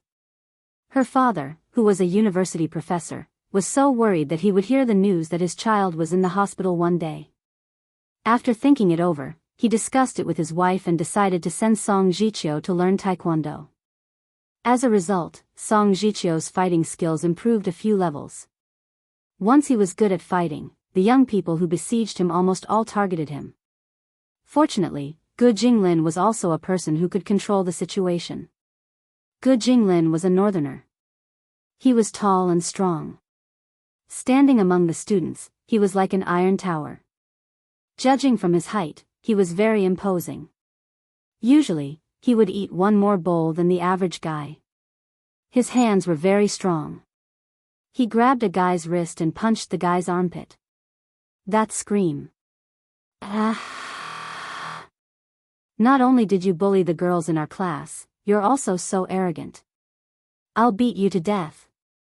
Gu Jinglin, who had the forthrightness of a northerner, lifted his long leg and ruthlessly kicked a young man away. He cursed and swore, but he had no intention of stopping. Luckily, Yi Qian had goaded most of the youths into throwing away their steel pipes. Only a few of them were still holding on to their steel pipes, including Brother Cheng. Brother Cheng was used to playing dirty tricks. Seeing that Song Jiqiu and Gu Jinglin were not easy to deal with, he targeted Wu Bingqing. Seeing that Wu Bingqing had been punched several times, he picked up his steel pipe and smashed it on Wu Bingqing's shoulder. Even if the other party wanted to end the battle as soon as possible, Song Jiqiu, Gu Jinglin, and Yuan Dabing would not allow it. Although the three of them were furious, they did not lose their minds. After all, they had received several months of military school training and various assessments. Even though Wu Bingqing had been punched several times, the three of them could still keep calm. They did not turn into Avengers and randomly hit him. The three of them were very clear that if they were in a mess, they would end up in a more miserable state. Chapter 1544. Watch out for that skinny guy with a steel pipe. He's playing tricks on us. Yuan Dabing was from Zhejiang. He was usually gentle, but he grew up in a rural area and had a wild personality. He was not afraid of trouble and punched people's eyes and noses directly. When fighting with bare hands and knuckles hit people's faces, the sudden excitement was indescribable. In addition, they had been trained for a long time in school and were restrained by strict discipline. The boys, who were still in the transition period from undisciplined to strict, seemed to have found a way to vent their anger. They punched, kicked, pulled their opponents over, and beat them together. In short, they did whatever they felt good about. Relying on their advantage in numbers, their opponents did not take these students seriously. They threw away the steel pipes in their hands and really thought they were invincible. Unexpectedly, they kicked an iron plate. Although 15 people surrounded 5 boys, they did not gain much advantage. However, Song Jiqiu and the others did not gain any advantage. Shi and Lu Yang had changed into casual clothes and were not afraid of exposing their identities when fighting. Gu Jinglin, Yuan Dabing, and Wu Bingqing still had to take care of their outer clothes so that their winter clothes would not be exposed. However, among them, Yi Qian was the one who had the least concern. While leading Su Wen in the fight, he did not forget to instruct her, hit a snake where it hurts the most. It's the same to hit people. The nose is the most vulnerable to pain, followed by the eyes. The abdomen is the most vulnerable part of the body. As for men, the crotch is the most vulnerable part. You just choose this part to kick. Every time you hit a man, you hit a man. Su Wen was dumbfounded. This works. Soon, she tasted the sweetness. As Yi Qian said, those who were kicked in the crotch were all in so much pain that their bodies bent like a shrimp. Their facial features were so distorted that they could not bear to look at them. Good. Increase your strength. This time, let them be in so much pain that they can't stand up. Yi Qian kicked a young man with a side kick. He flew a few steps away and fell to the ground. When he withdrew his foot, he praised Su Wen. In a fight, you should finish it quickly and gain the initiative by striking first. Be careful not to be sloppy. Your hands and feet are tied. You can't use all of your strength. With a leap, Yi Qian grabbed the man who was shouting the loudest. With a smile on her face, she easily pinned him down with one hand behind his back. At the same time, she wrapped her left hand around his neck from behind and lifted her leg to kick the man's left knee. The man screamed even louder. He was in so much pain that when Yi Qian let go, he fell to his knees. Then he screamed even louder and fell to the left. It turned out that his left knee had been dislocated by Yi Qian's kick, and his right hand, which had been locked behind his back, was hanging limply by his side. Brother Hui, I thought you were good at fighting, but it seems like you're only a so-so. Yi Qian laughed coldly.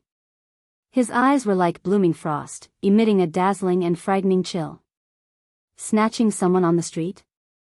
With that little bit of ability of yours? Just go home and lie down. Injured tendons and broken bones would take 100 days to recover. Indeed, one could only obediently return home and lie down. Fighting 1 against 8, he did not give Su Wen much of a chance to make a move.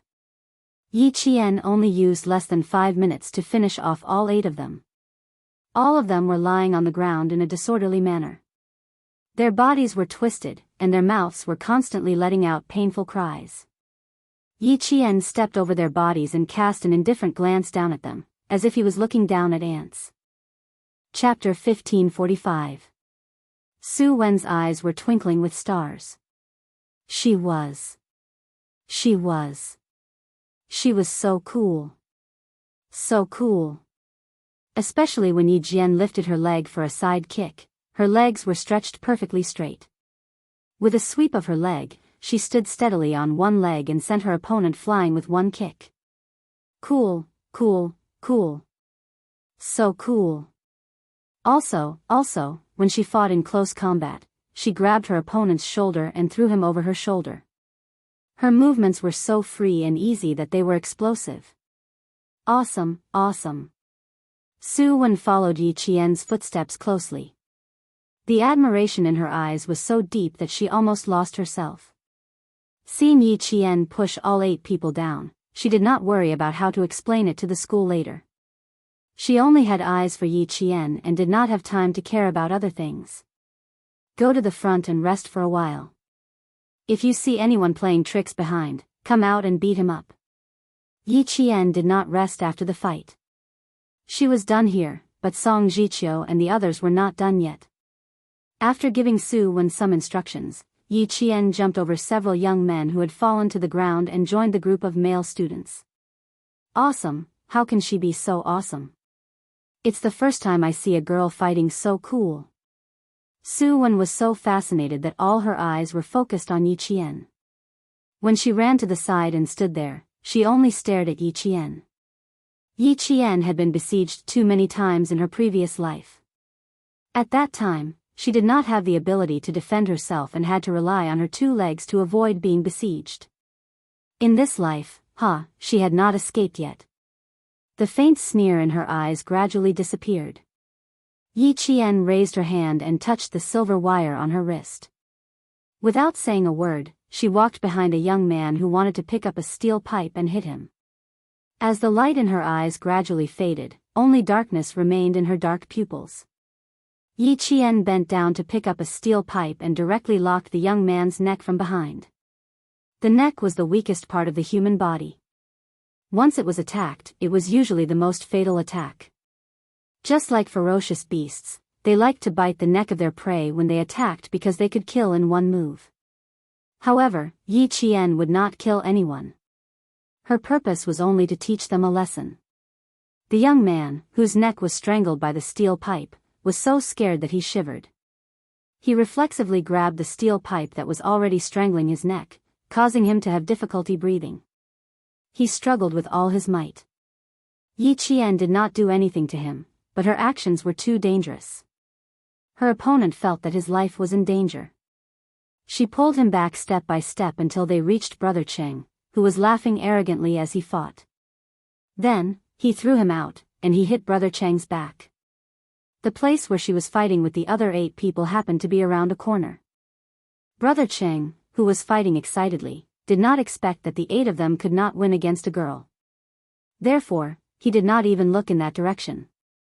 Before Brother Ching could stand up, he turned his head around vigilantly and saw that the girl who dared to challenge his 8 brothers alone was standing in front of him unscathed. "Why is it you?" His expression instantly looked as if he had seen a ghost. Yi Qian raised her eyebrows and smiled while holding the steel pipe. "Why can't it be me?" Walking over, Yi Qian stepped on his ankle with one foot and tapped his knee with the steel pipe in her hand. "Brother Cheng, pick a place for me to hit. Knee or leg? Choose one of the two." How could Brother Cheng endure such a provocation? He picked up the steel pipe in his hand and stood up. His eyes were filled with viciousness as he roared, "Brothers, beat this girl up. Damn it.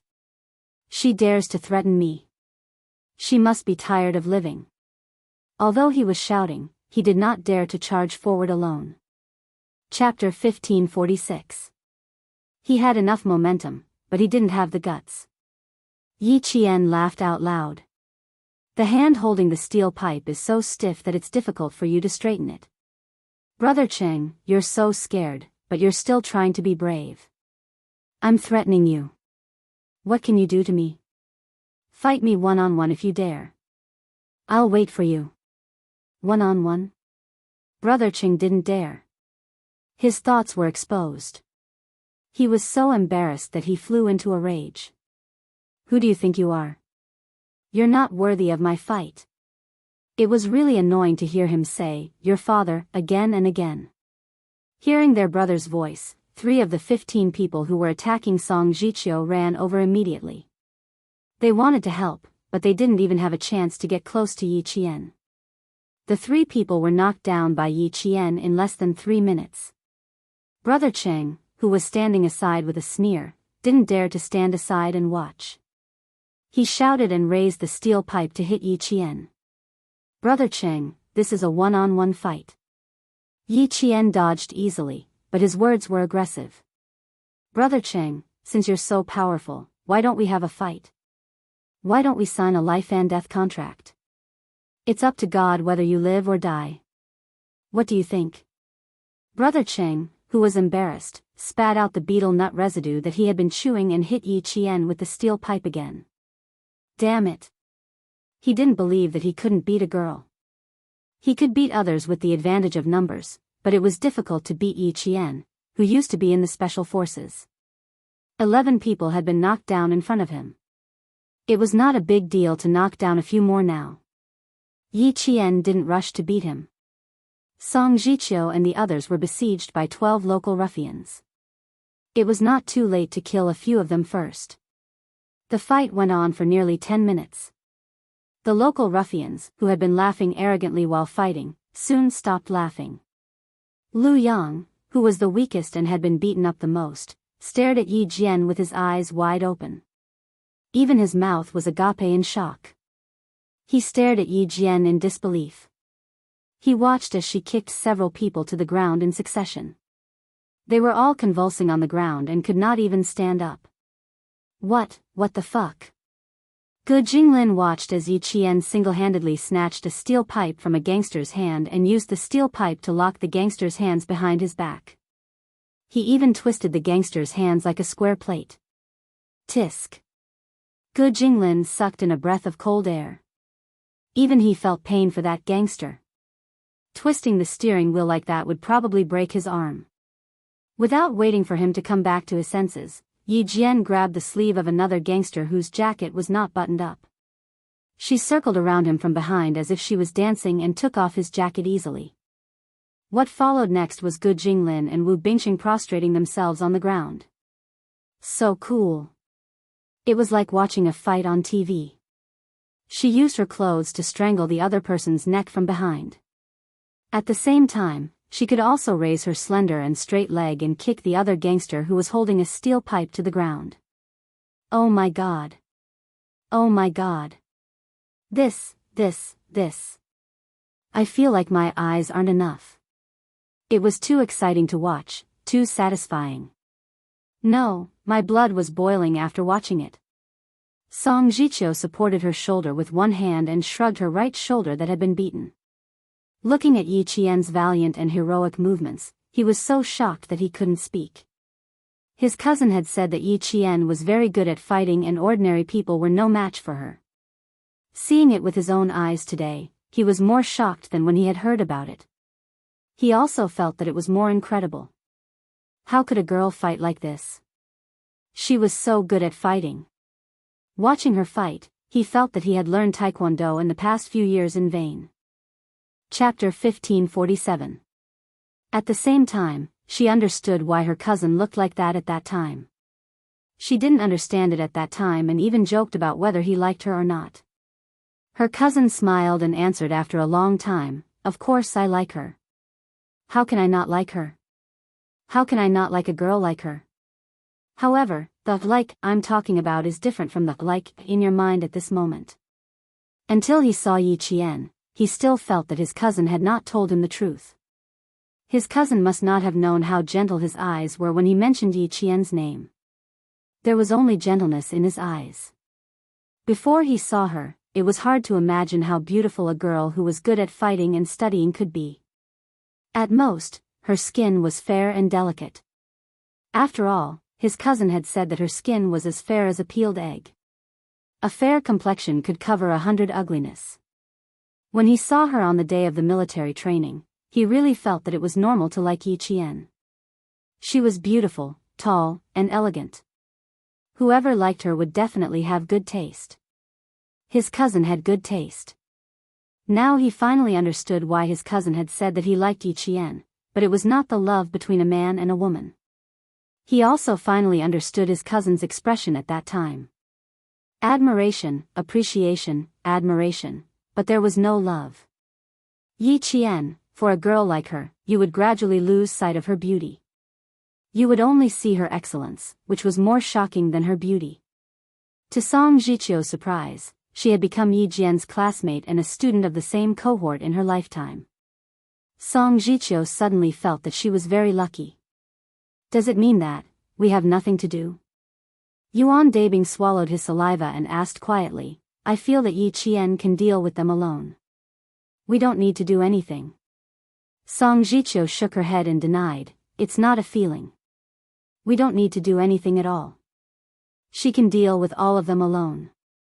It was indeed difficult for a girl like her to like a man and a woman. She would only worship her. After Yi Qian came back, she didn't want her classmates to fight again. One or two of them had been beaten black and blue. If she fought again, she was afraid that she would have to help them back to school. Fighting was a way to vent one's emotions. Every time Yi Qian hit someone, he felt refreshed. The things that he did not do in his previous life and did not dare to do, he experienced and faced them one by one in this life. It was as if he had conquered another difficult problem and ushered in a new life. Brother Cheng, who had been deliberately left behind by Yi Qian, was already trembling at the sight of her. One woman against more than 10 brothers, and she easily took down one in a minute. He didn't even dare to watch. He just wanted to run away as soon as possible. I didn't check the date when I went out today, I'm really unlucky. The person who was left for last wants to run away. Shouldn't you guys do something about it? Yi Qian, who was having a good time, kept an eye on Brother Cheng. When she saw him slowly moving away, she reminded her classmate, Brother Cheng just said that I don't deserve to fight him one-on-one. I'm afraid that Brother Cheng is too good at fighting and won't take me seriously. I'm warming up now. If I fight with Brother Cheng one-on-one, he will definitely think that I'm qualified to fight him one-on-one. After taking down the last local ruffian, Yi Qian took out the belt from his waist and locked his hands behind his back. She tied him up with the belt quickly and looked at Brother Cheng with a smile, whose face had changed. Song Jiqiu and the other 4 male students blocked Brother Cheng's way. The 5 of them stepped forward with bruises all over their faces. They were absolutely powerful enough. Chapter 1548. There were male students blocking the way in front and Yi Qian coming from behind. The cowardly Brother Cheng was even worse than Brother Hui, who had been beaten up by Yi Qian. He turned around and knelt down, not daring to say a word. It was said that men had gold under their knees, but this arrogant Brother Cheng really didn't. He knelt down and started begging for mercy. He didn't dare to resist. In front of him, more than a dozen of his brothers were kicked to the ground one by one. They bent over and clutched their stomachs as they cried out in pain. Fights were common in the city. As long as no one died, no one would interfere. It was also raining and humid outside, so the residents who lived here didn't come out. People outside wouldn't come in, and the construction workers wouldn't interfere either. The group fight lasted for about 20 minutes before it ended. Brother Cheng, who was begging for mercy, was directly pressed down by his brothers one by one. It wasn't until Yi Qian and the rest left that he dared to yell, "Get the fuck off." They didn't press down on his body, only his legs. The 23 hooligans had kicked the iron plate a little too hard today. They thought that they would definitely win because they had more people, but in the end, they fell one after another. In the end, all of them were lying on the ground and wailing. Even the two so-called big brothers were beaten black and blue. "Yi Qian, you are my idol. Do you have a picture? I want to take your picture and paste it on the wall." At first, she was scared witless, but now she was overjoyed. Su Wen was so excited that she chattered non-stop like a sparrow. "I want to see you every day. I want to learn from Yi Qian every day. Learn well and fight well." She didn't need to learn how to fight. Yi Qian patted her shoulder and joked, "Fighting requires talent. What about you? If you don't have talent, you can only sit in the laboratory and do experiments." "I think I have talent. I kicked a few people just now." Su Wen, whose mind was only filled with Yi Qian's handsome fighting image, refused to give up. From then on, she kept pestering Yi Qian. Needless to say, Su Wen, who had good skills, directly joined the field forces and became a famous female officer in the military. Song Jiqiu did not talk much. She only listened to her classmates asking about Yi Qian incessantly. Compared to them, she knew a little about Yi Qian through her cousin. She knew that Yi Qian had an uncle who was very difficult to deal with and who was eager to see Yi Qian in trouble. Cousin also said that Yi Qian didn't have a good life when he was young. If he didn't become stronger, he probably wouldn't have survived. It was still good to be a little more powerful. That was how Yi Qian was born today. "I've learned grappling before, so fighting won't be much of a problem for me." Yi Qian smiled as he answered his classmates' questions. There was no need to hide such things. The military academy's physical training was a competition where you competed against each other, and it was also a place where the strong could speak. There was no need to hide one's abilities like in high school.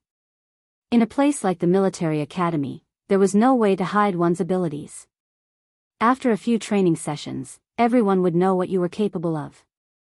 If you were too humble, it would even give others the impression that you were a hypocrite. Su Wen had been holding Yi Qian's arm.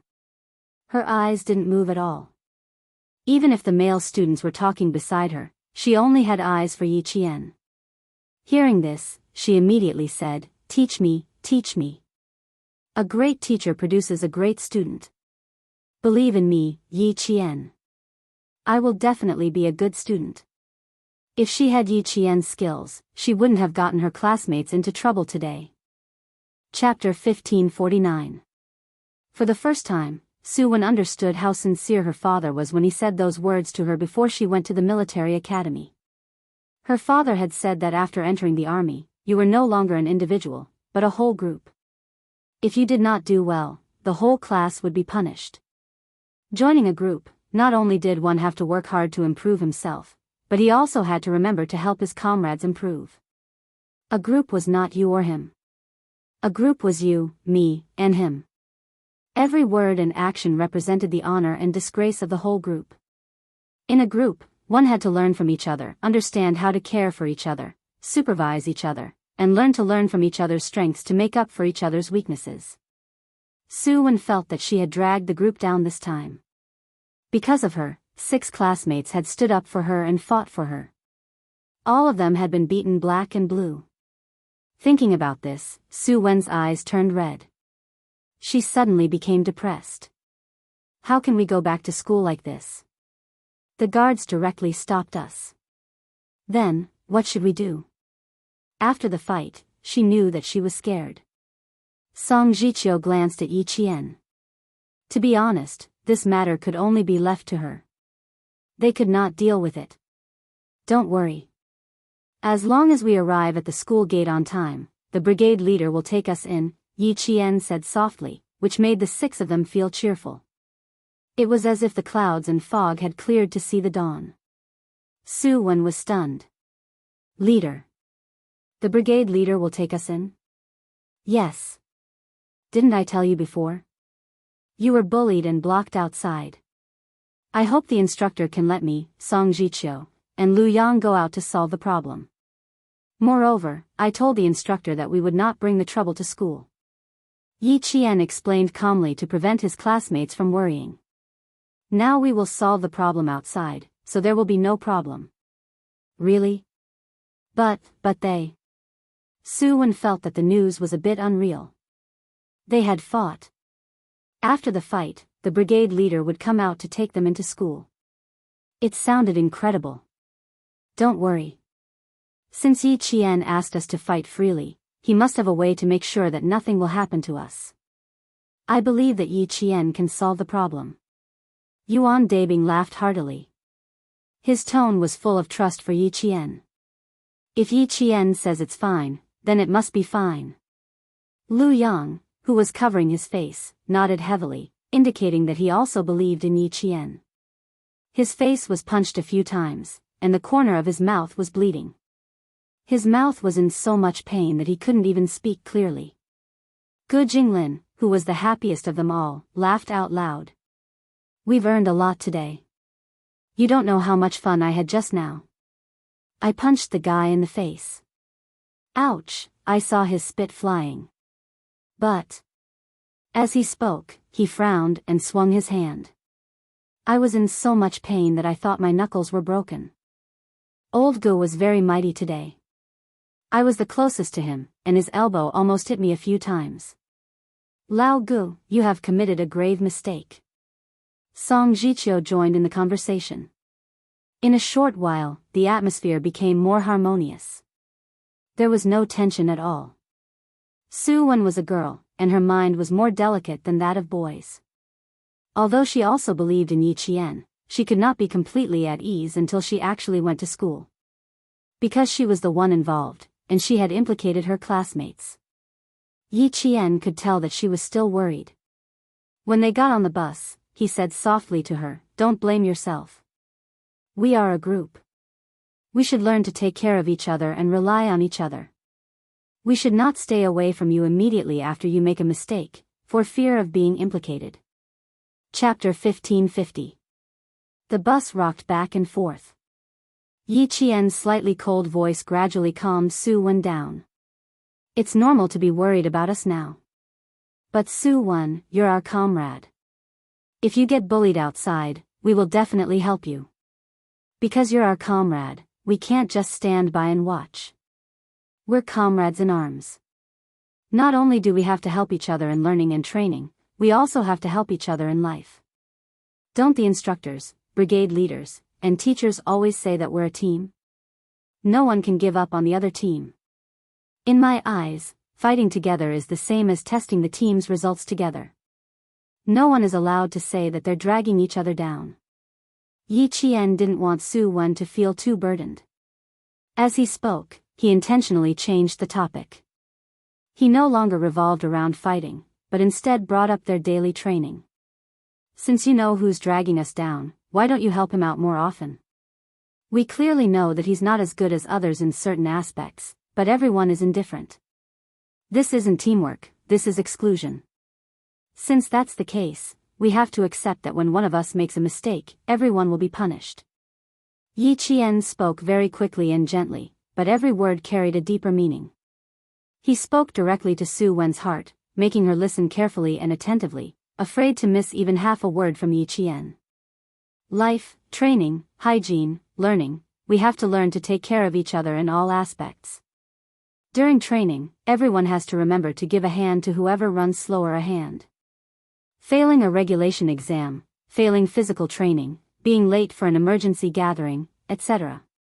We'll encounter a lot of these things in the future. While we learn to accept it, we have to remember to help the students who are dragging us down. I know what you're worried about. The military's regulations restrict your every word and action. Fighting is definitely not allowed. However, we have to help each other and care for each other. In the military academy, even the most independent individuals have to learn to get along. Even the most dictatorial people have to learn to obey. Don't worry, nothing will happen. Whatever the brigade leader asks, we just have to answer truthfully. Look, we didn't cause any trouble. We didn't cripple anyone, and we didn't bleed. Su Wen's forehead was slightly sweaty. Why did she feel that those people were beaten very badly? Yi Qian seemed to have guessed what she was thinking. He blinked and said meaningfully, I only dislocated their joints, and damaged their subcutaneous tissues. They were all minor injuries, it was already miserable enough. But Su Wen did not expect the brigade leader to nod and say, this way of handling things is still acceptable. However, none of you are allowed to go out again, including Yi Qian. After saying that, he waved his hand and let the 7 of them go. When the instructors and teachers heard the captain's recount, they all smiled and shook their heads. This female student from Yi Qian is brave and resourceful, and has the air of a great general. What's more, he has a strong sense of collective honor. When his comrade is being bullied outside, he doesn't just stand by and watch. Instead, he directly chooses to step in. He even knows when to stop. At that time, he even remembers to remind the students to protect their faces. Ha ha ha, this child is quite interesting. The instructor was a soldier, so he definitely did not like students who were like cowards. They were at the age where they were hot-blooded and vigorous. As long as they knew when to stop and teach the scum outside a lesson, it was not a big deal. Also, don't you think that this student from Yi Qian is very good at commanding and controlling people? I'm quite relieved that he's handling matters personally. Therefore, she clearly explained the reason for going out and gave the 3 clearance slips to her. Chapter 1551. As a civil servant, the teacher did not object this time. That's true. He has strong commanding ability and persuasive ability. But we can't just let it go like this. We still have to abide by the rules. Yi Qian can handle it well, but I'm still observing the other students. What he meant was that he believed Yi Qian would always be good, but the other students were still a question mark. I agree. Although this matter was handled appropriately, I don't recommend it. The captain added. Although the 7 people who fought later were not punished or expelled, the teacher said that there were a lot of fallen leaves on campus recently, and the cleaning lady was too busy to handle it. The 7 of them could help the cleaning lady until the winter vacation this year. The 7 of them helped the cleaning lady to clean the campus. The students in the class were confused, but they could not find out the reason. After a week, no one asked about it. He Jing knew it that day.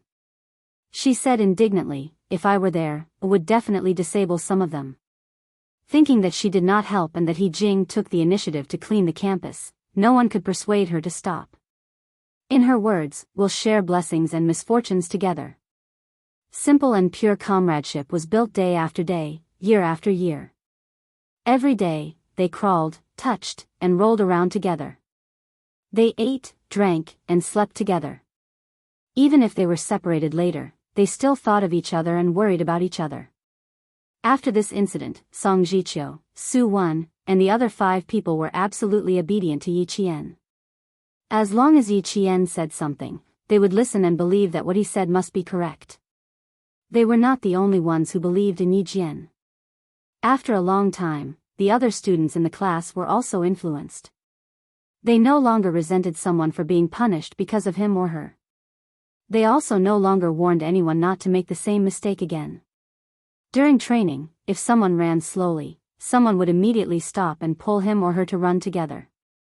If someone failed the internal affairs and was punished, they would solve it together and complete it together. The teachers and instructors were very surprised by this change. According to their experience, it would take at least 1 semester for a class to integrate, supervise, and care for each other to see the results. Unexpectedly, their class did not even finish the semester. The atmosphere in the class was so harmonious that the teachers and instructors felt refreshed when they walked into the classroom. This proved once again that Yi Qian did indeed have a certain level of leadership, cohesiveness, control, and command ability. On top of that, she had excellent physical fitness and never lagged behind in her studies. All the instructors felt that Yi Qian was the most outstanding student of this year. In December, Yi Qian became busier. She would be leaving school for training in about half a month. Her studies were all self-taught, and she would ask the teacher if she did not understand. At the same time, she had to go in and out of the laboratory more often. Sometimes, she would still be in the laboratory at midnight. This was because she had to personally complete all the experiments during the time she was away from school.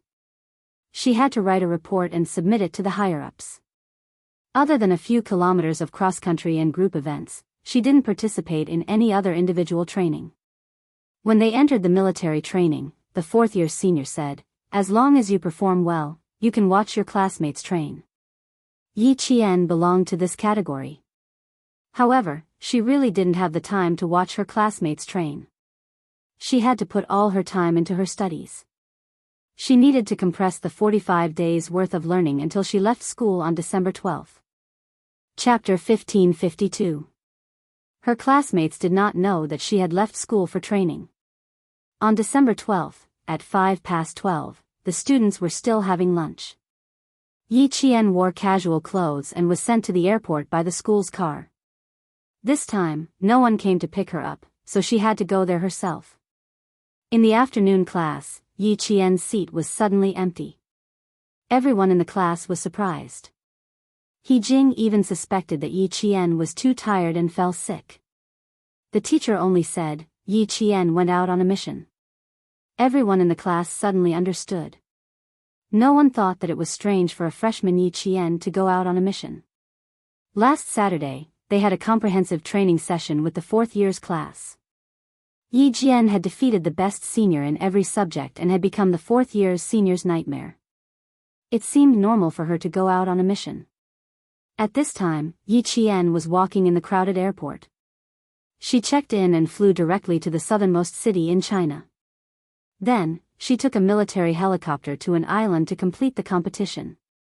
The Snowfield Brigade led by Xia Jinyuan had already started combat training with the Storm Amphibious Frogman Assault Team led by Li Jinyan. After the competition between the two teams, they found problems and completed the combat training together.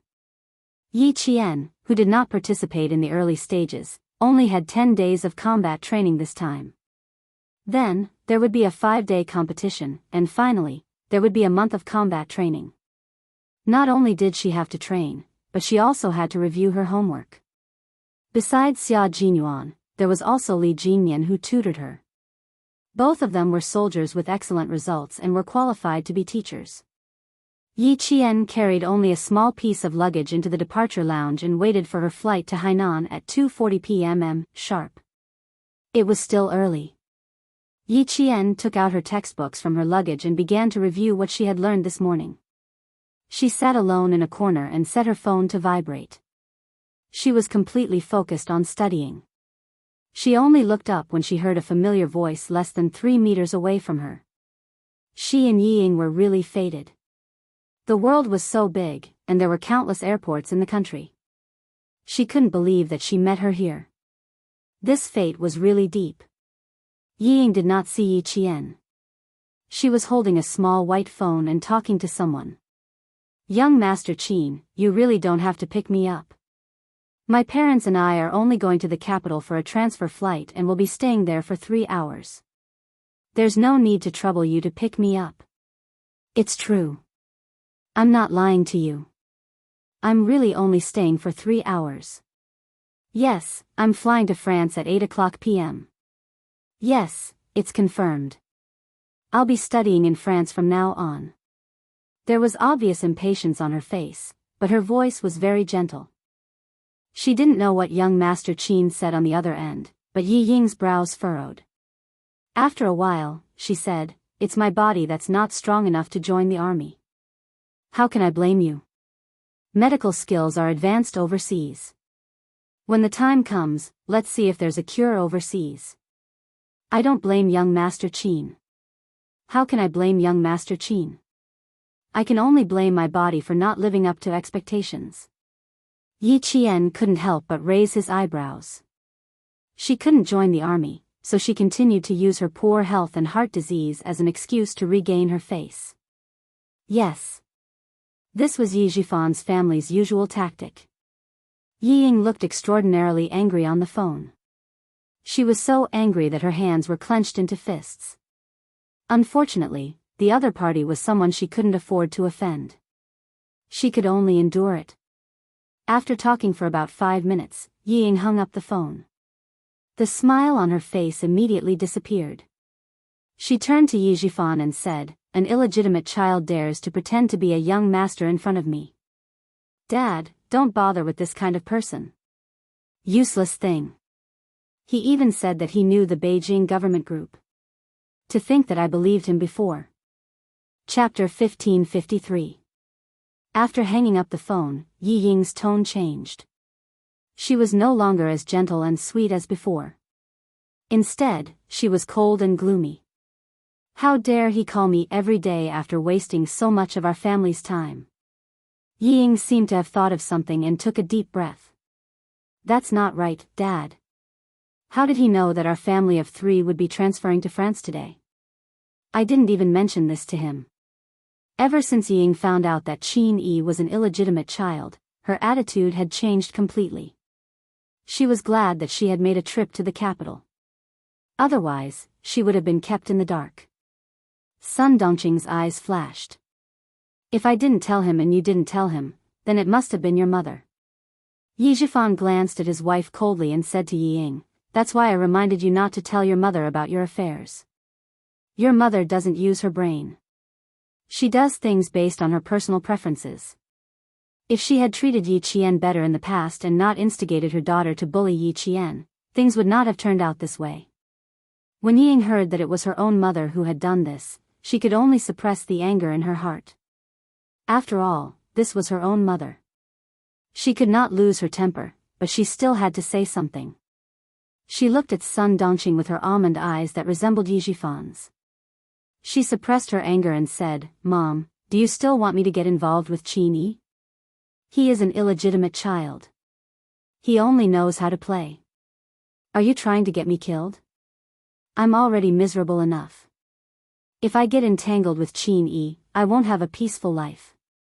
Mom, I beg you, please don't meddle in my affairs. When I go abroad, please dress up and don't embarrass Dad, okay?" Yi Qian had gone far enough. She did not want to be surpassed by an orphan. From now on, she had to work hard. However, she could not let her own mother drag her down. Sun Dongqing did do things based on her personal preferences and temper. If she thought it was right, even if it was wrong, she would still think that she was right. However, she could tolerate her daughter's words. She even complained, "I heard from your father that although Qin Yi is an illegitimate child, he is his father's only son. Isn't he a man of the Qin family? Isn't it a good thing to have some connections with them? Besides, Qin Yi was from a powerful family. He also seemed to care about her daughter. If she married into the Qin family and became their daughter-in-law, she would definitely be successful." Sun Dongqing did not dare to say this. "He's nothing in the Qin family. Dad and I asked around when we returned to the capital." Yi Ying could vaguely guess what her mother was thinking. She couldn't help but feel exasperated. His status in the Qin family means that he rarely shows up at home. Tell me, what good does he have? Yi Jifan glanced at his wife and said sternly, "Our daughter will focus on her studies in the future. Don't talk nonsense to her. Don't contact Qin Yi. I have my own arrangements." Yi Jifan and Yi Ying found out about Qin Yi's identity by coincidence. Yi Ying had caused Yi Zhixiang to be hospitalized, and now Yi Jian was involved. The combination of these two things made Yi Jifan, who had always been calm, panic. Suddenly, he thought of Qin Yi. He wanted to see if he could use the Qin family's influence to get his daughter to join the army as soon as possible. Therefore, He asked his colleagues who were on a business trip to the capital to help him find out more about the Qin family while he stayed in Nan province to appease Yi Zhixiang. The first day, Yi Zhixiang was still making a fuss about filing a case and suing Yi Ying. The next day, she relaxed and started negotiating with him. She demanded that Sun Yaozu win the provincial government project. Otherwise, she would not give up. Chapter 1554. In order to appease her, Yi Zhifan had to use his power to give Sun Yaozu a project. He also told him that if he wanted to work with Yi Zhixiang again in the future, it would be best for him to let her settle down at home. A project that cost tens of millions of yuan fell into Sun Yaozu's hands easily. Later, when Yi Zhixiang did not cause any more trouble, he had time to take his daughter to the capital. He wanted to find Qin Yi and see if he could solve his daughter's enlistment problem as soon as possible. However, when they had just arrived in the capital and were checking into the hotel, a colleague of the Qin family called and told them that Qin Yi was an illegitimate child. Qin Yi was not a prominent figure in the Qin family and was also a well-known playboy in the capital. He only knew how to eat, drink, and play, and did not know how to do anything serious. At that time, he stood at the front desk of the hotel and took a few deep breaths to suppress his anger. He did not expect that he would be fooled by an illegitimate child. He mistook a fish eye for a pearl. Originally, he wanted to ask Qin Yi if there was any progress on Yi Ying's enlistment in the army. Now, there was no need to ask. What could a playboy do? The colleague said, although Qin Yi is an illegitimate child, he is also his father's only son. Therefore, even though he is an illegitimate child, people in the capital do not dare to casually talk about his identity. With this sentence, Yi Zhifan felt a little better. Then, he mentioned Qin Shou. Everyone in the capital knew that he was the most promising young man in the Qin family. He could speak many languages and entered the Ministry of Foreign Affairs as the chief translator at a young age. He had accompanied the country's top leaders to many meetings and had accompanied the leaders to many overseas visits. It was not that he had not taken the initiative to make friends with Qin Shou. On the day of grandfather Chao's birthday, he had deliberately followed Qin Shou to the bathroom. However, before he could say anything, Qin Shou had left with the excuse that he had something to deal with. It was obvious that Qin Shou was a difficult person to deal with. He had the dignity and arrogance of a young master. Just as he thought of Qin Shou, Yi Ying, who was next to him, said, "Dad, it was all because Qin Yi deliberately hid his identity." Third young master Qin came to the private room that night. We missed the opportunity to meet him because of Qin Yi. Just half a month ago, third young master Qin had been promoted from a translator to a diplomat. It was even reported on the news.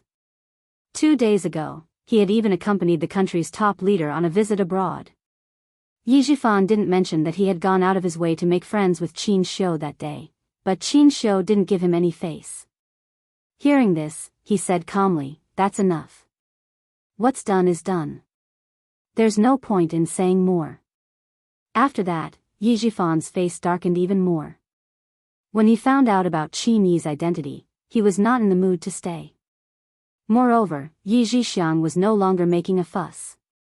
He was not worried that his daughter's record would be tainted, so he did not go to the capital. He stayed for one night and then returned to the southern province. Now that he thought about it, he should have stayed in the capital for a few more days and met Qin Shou through Qin Yi. The family of three did not speak loudly. However, the departure lounge was relatively quiet, and no one spoke loudly. Even though Yi Qian was some distance away from them, he could still roughly hear what they were saying. The Qin family in the capital, Qin Shou. That was the Qin Shou she knew. She didn't expect that Yi Zhifan would pull so many strings in order to get Yi Ying into the army. In the end, Yi Qian was not allowed to enter the army. Yi Ying studied in France.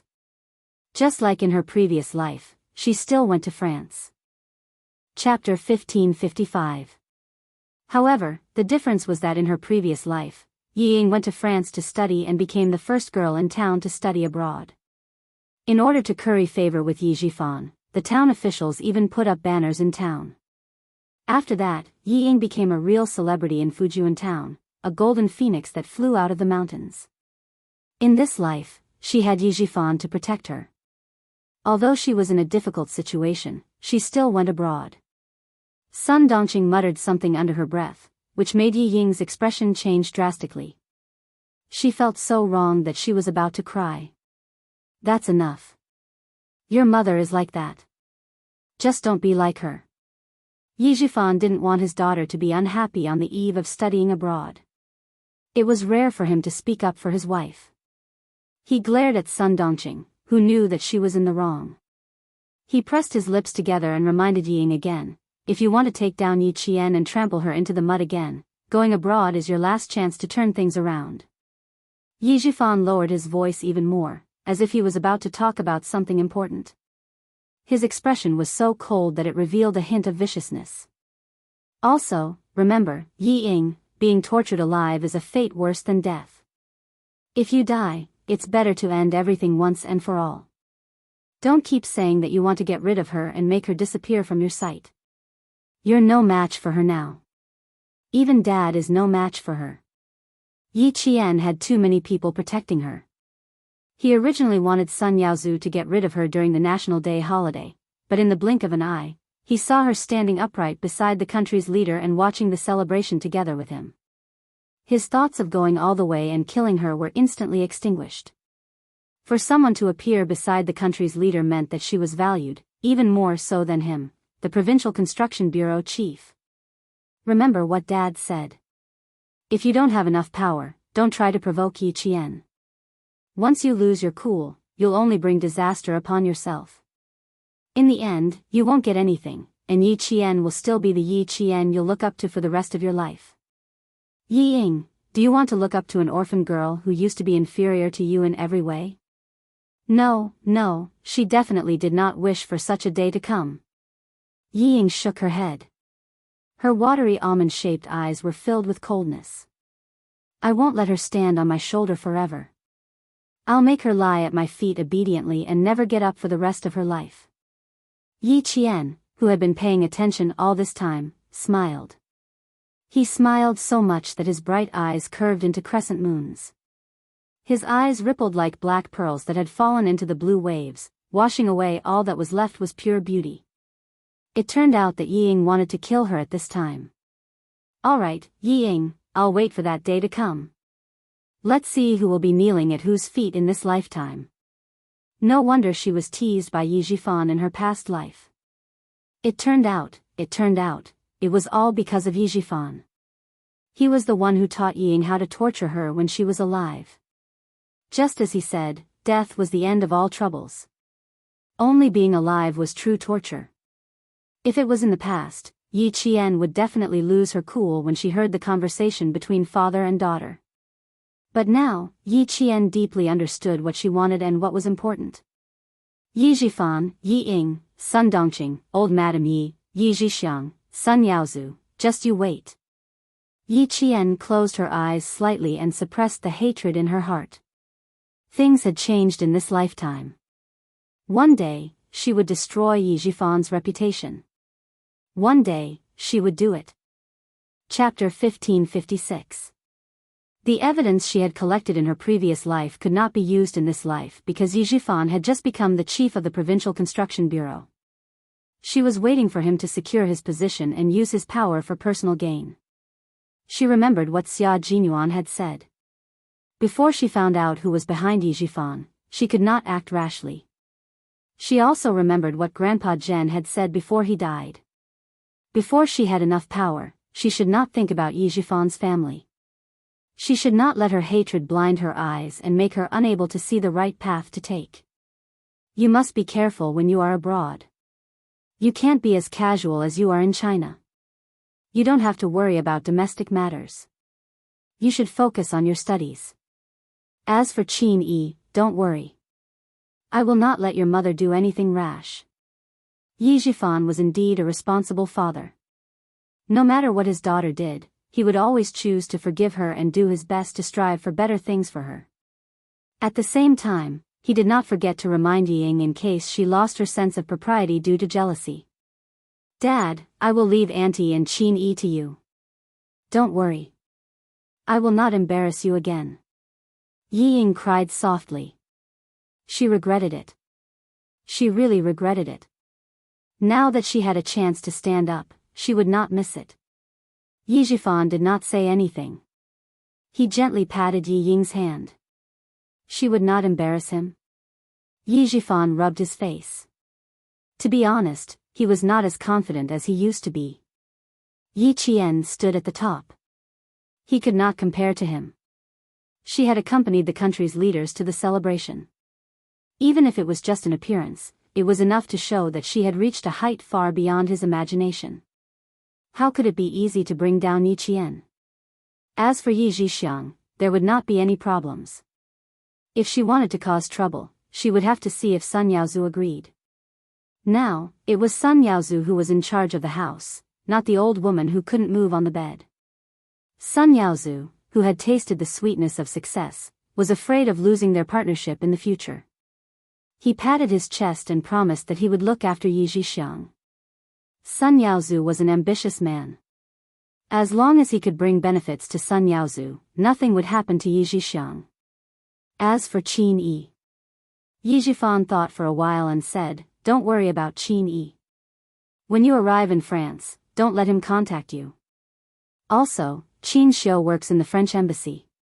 If you have the chance, you can find him and see if you can talk to him and get to know him." His daughter's appearance and temperament were not bad. If she caught Qin Xiu's eye, Yi Jifan said meaningfully, sometimes, opportunities are fought for by oneself. Yi Ying, make good use of your strengths and seek a better promotion for yourself. Sun Dongqing, who knew that she had caused trouble, chimed in excitedly, that's right, that's right. If you had to choose between Qin Yi and Qin Xiu, Ying, you would definitely choose Qin Xiu. 20 minutes before boarding, Yi Qian picked up his luggage and left. The plane to Hai Province was ready to take off. It landed at the airport in less than 3 hours. By the time Yi Qian changed into his training uniform and boarded the helicopter to the Reef Island, it was already past 7 p.m. There was no light on the Reef Island. It was pitch black everywhere. The sound of the waves crashing against the shore could be heard. Other than the sound of the waves crashing against the shore, there was no other sound on the island. Wave after wave crashed against the shore. A tall figure suddenly appeared on the surface of the sea like a ghost. He stepped on the water and walked towards the shore. Then, a few more figures emerged from the sea and walked towards the first figure on the shore. Chapter 1557. There was a man on the shore. He had an aura as majestic as a mountain. He stood in the darkness like a waiting reef. No matter how high the waves were, he didn't move an inch. He turned on his waterproof watch. His slender fingers gently pressed on the dial. The watch glowed with a faint green light, illuminating a few sets of numbers. One of the numbers showed 2118-47. It took 2.5 hours to fly from the military airport to the Double Moon Reef Island. They should be there soon. As more and more people came ashore, the man turned off the night light on his watch. He stood straight in front of everyone, his gaze slowly sweeping across the crowd. It was clearly dark, but his eyes were like the eyes of a beast that could glow. There was an extremely sharp light flashing through his eyes. A sense of oppression followed.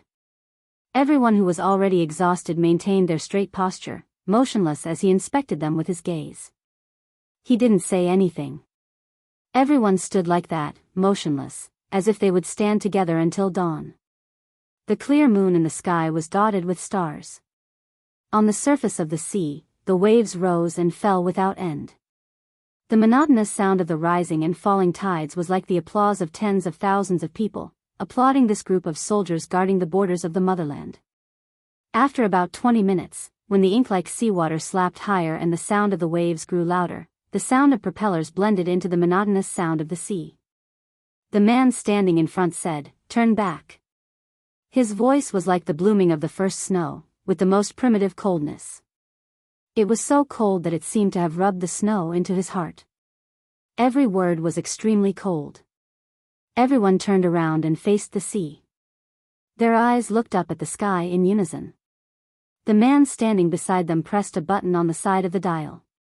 A light source lit up at 12:00 4 o'clock, and 8 o'clock. This was a signal to the aircraft on the helicopter that was flying over, letting the helicopter pilot know their specific location.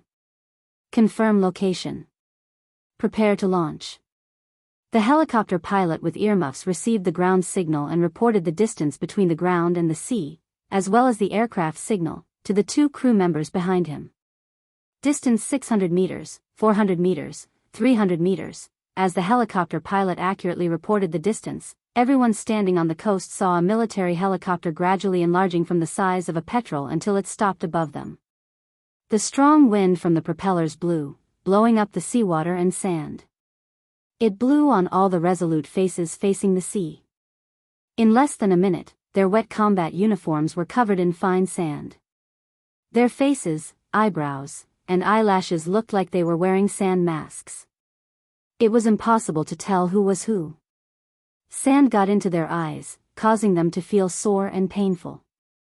The sea breeze blew past their eyes, bringing with it a strange itch as if thousands of ants had crawled into their clothes and crawled over their bodies. Still, no one moved. They maintained their straight posture and used their torch-like eyes to stare ahead, protecting every inch of land behind them. Open the hatch and launch. On the plane, the helicopter pilots skillfully operated the helicopter, keeping the entire fuselage stationary in the air. After confirming the dropping altitude, he began to drop the items. The man who spoke coldly walked in front of them and looked at the helicopters dropping supplies with his comrades.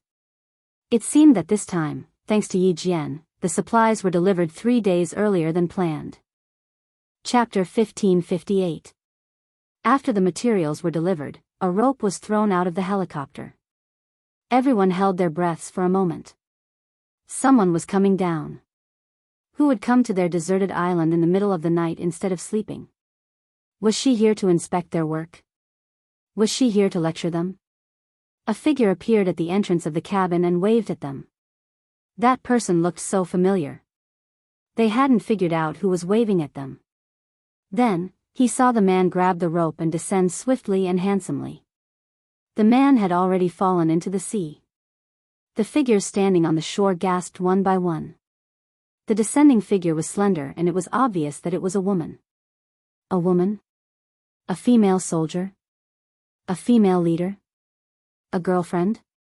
Yi Qian, who had landed on the water surface, had already received dozens of gazes, each more intense than the last.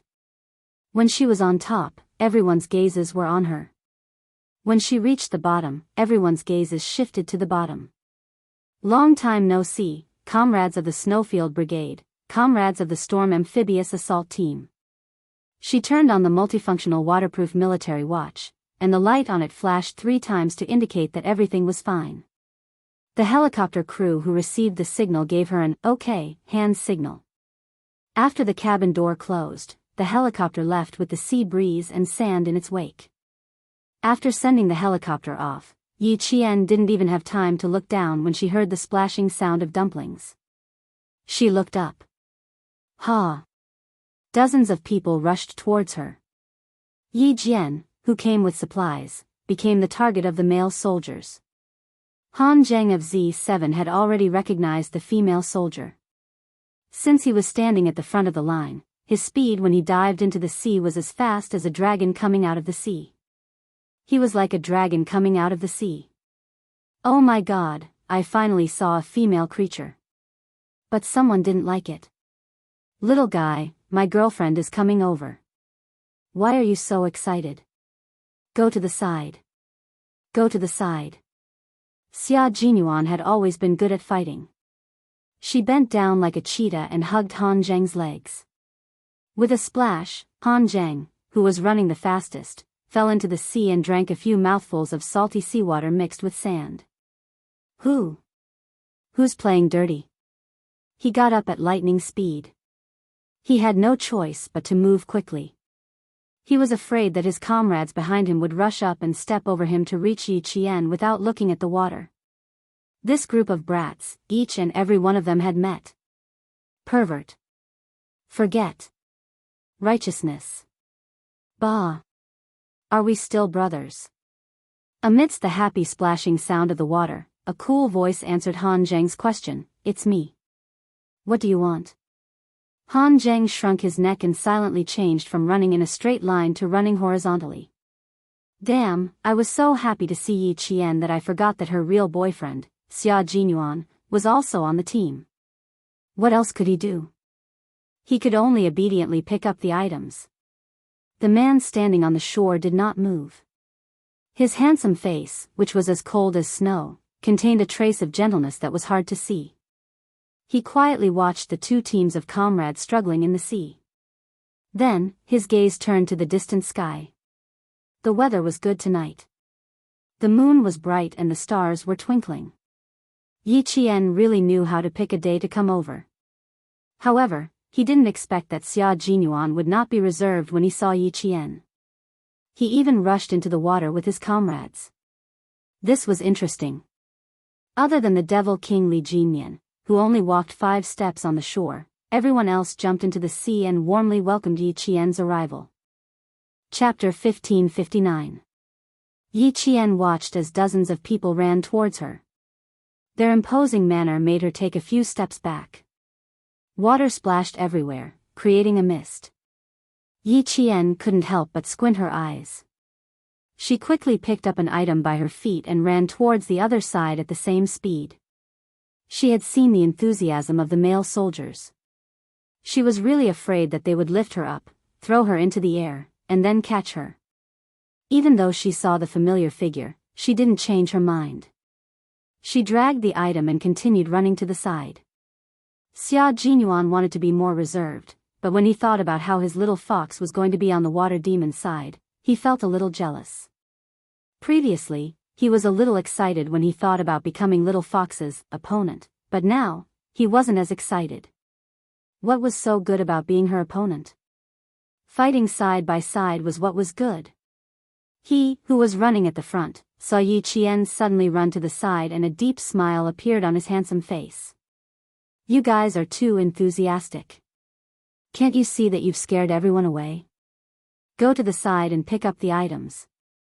Yi Qian, why are you running? We're here to pick you up, but you're still running. You're not giving us any face. Go away, why should we give you any face? Hey, hey, hey, the items in front are floating away. Hurry up and pick them up. These were the words of the comrades who knew Yi Qian. As for the water demon and the special forces members of the Snowfield Brigade who weren't familiar with Yi Qian, they quickly picked up the items and brought them to the shore. There were dozens of people who needed a lot of items.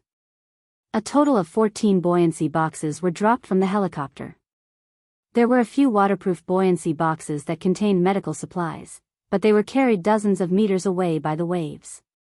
Several members paddled with their hands and tried their best to catch up with the buoyancy boxes that were bobbing up and down with the waves.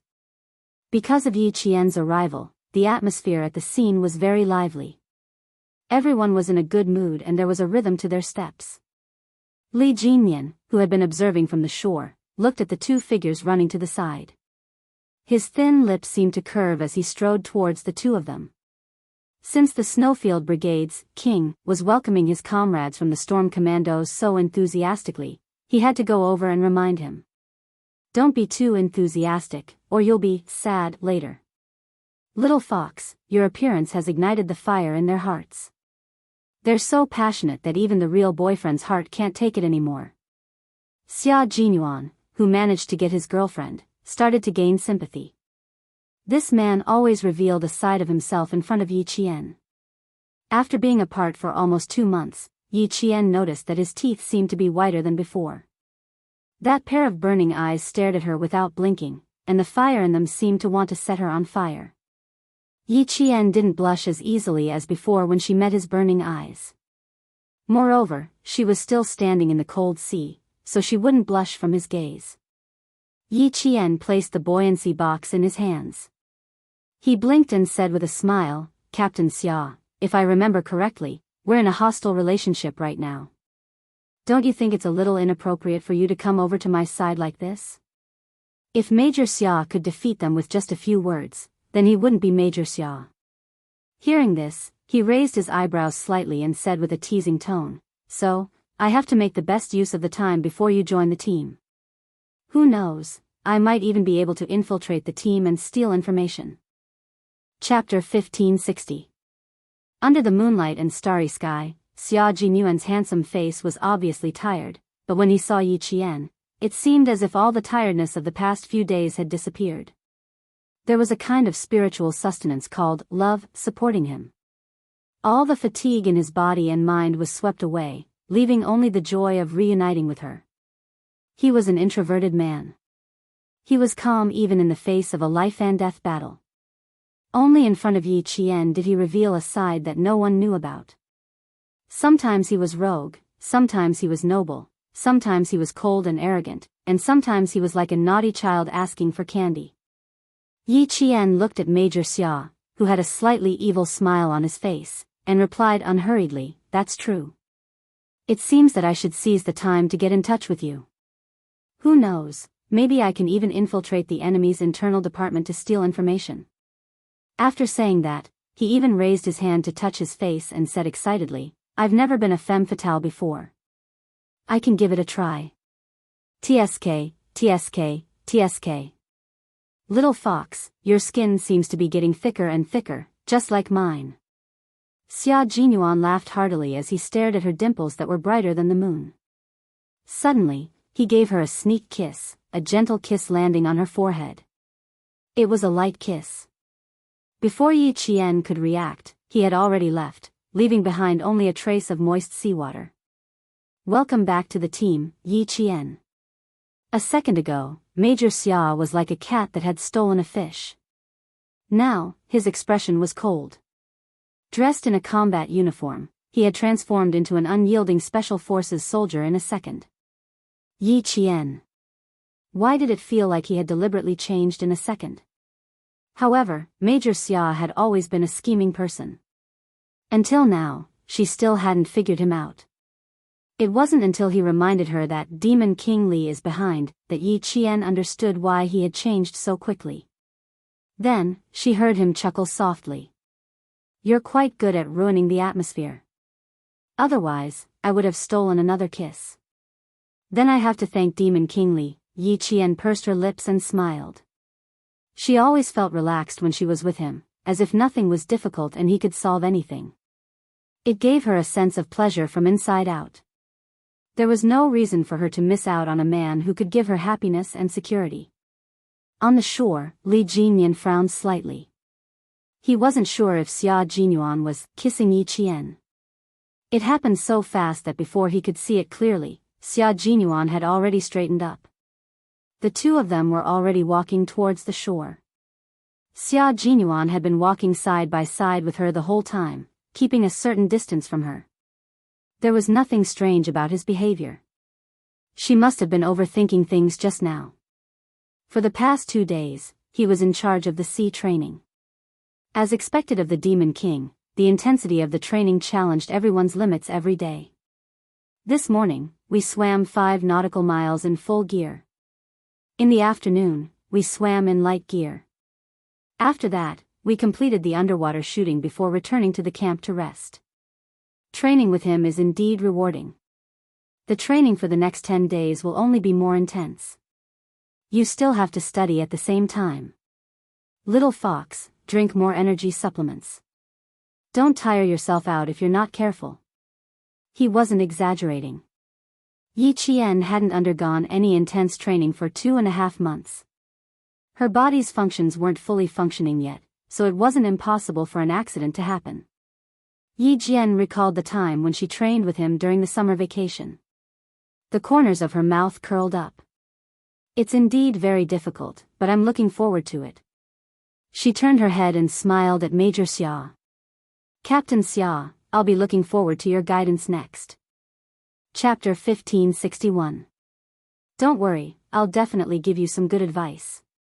Let me tell you something. There's a captive plan for the upcoming tactical training, so Yi Qian, be careful. Once you're captured, the punishment you'll receive will be unforgettable. He wasn't joking around, nor was he joking around. His voice was just cold. Yi Qian was very sure that once she was captured, she would definitely not receive any preferential treatment. Yi Qian's heart skipped a beat.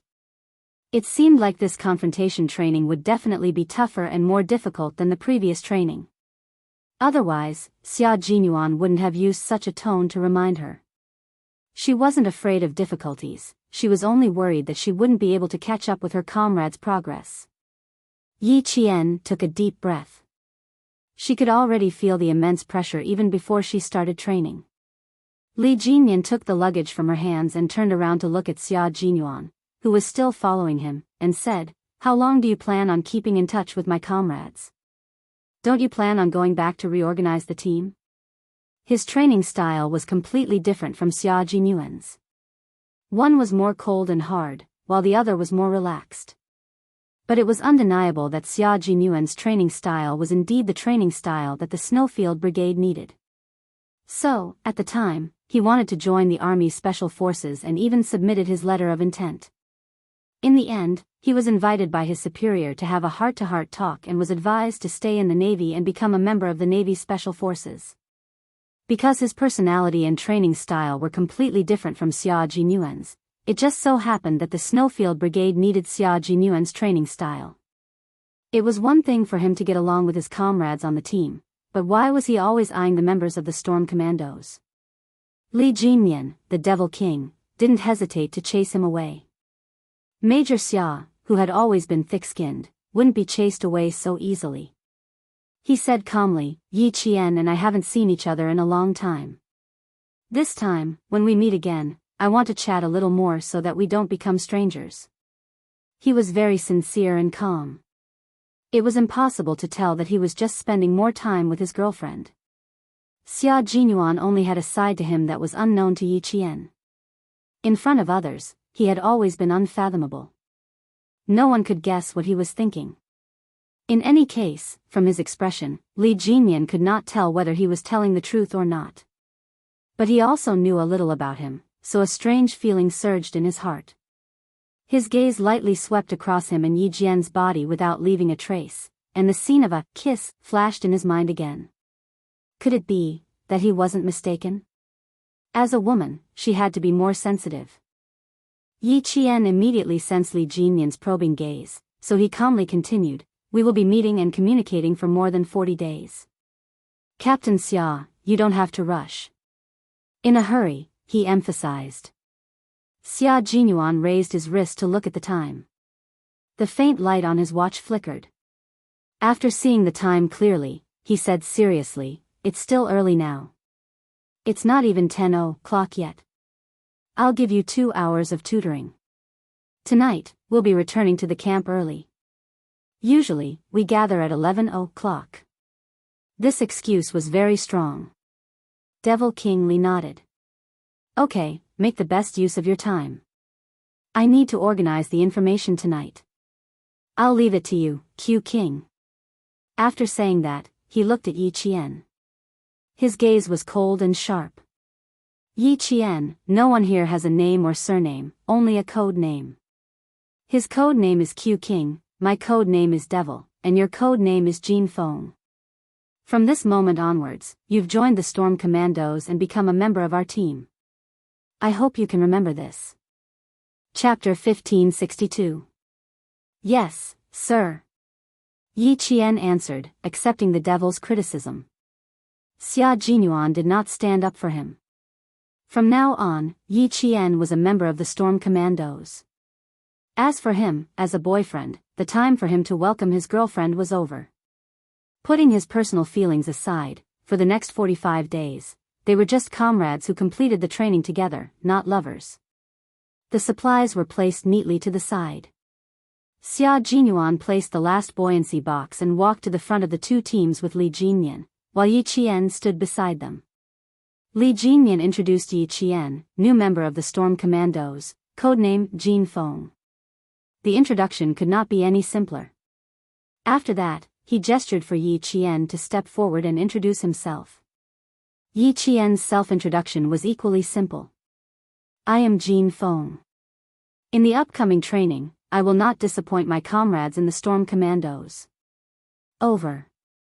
There was a round of applause. The Snowfield Brigade's comrades who knew Yi Qian were clapping hard, but they were muttering in their hearts. After the dismissal, Han Zhang jumped out and asked Xia Jinyuan in disbelief, "Q King, what's going on? How did Jean Feng become a member of the Storm Commandos? Shouldn't she belong to our team? It's the military's arrangement. There's no why. It's just what you see." Xia Jinyuan took off his wet combat uniform, revealing his muscular upper body.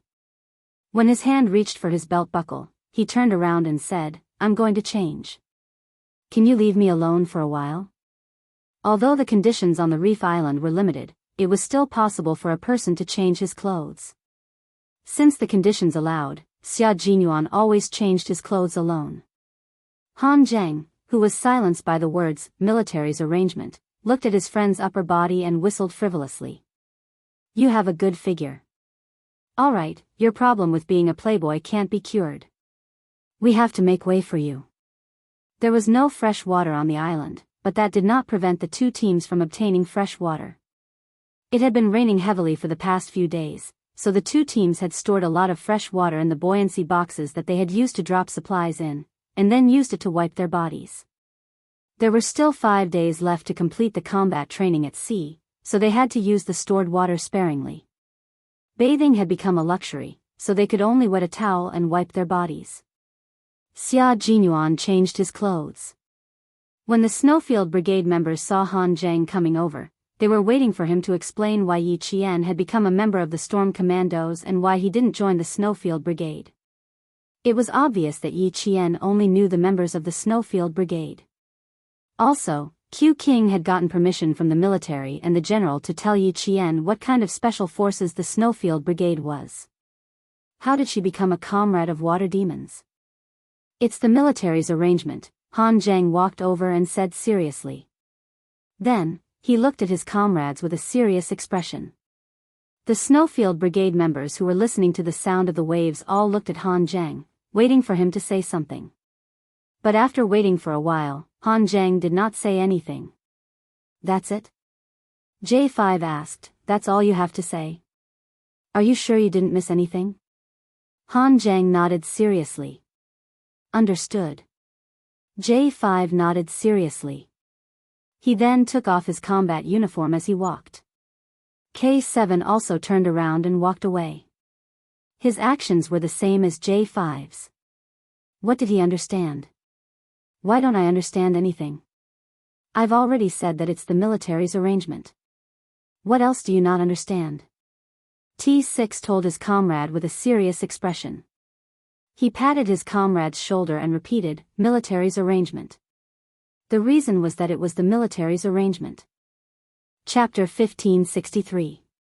The Snowfield Brigade had a total of 22 Special Forces members participating in the training for the competition.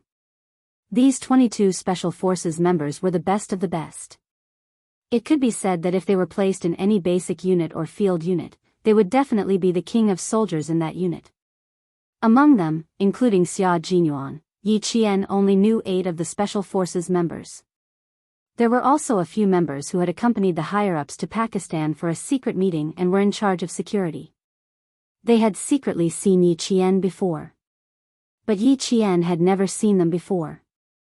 As for the other members, although they had never seen Yi Qian before, they were not unfamiliar with the name Yi Qian, just like Bai He did before.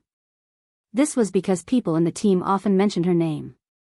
If they were familiar with the name but not the person they were familiar with, they were probably the most familiar strangers. "Didn't you guys talk about Yi Qian every day in the past? Why didn't she join our team? Why did she join the Water Demons team? The military's arrangement? Could it be that we didn't fight for her? Even if we fought for her, she might not necessarily become a comrade on our side.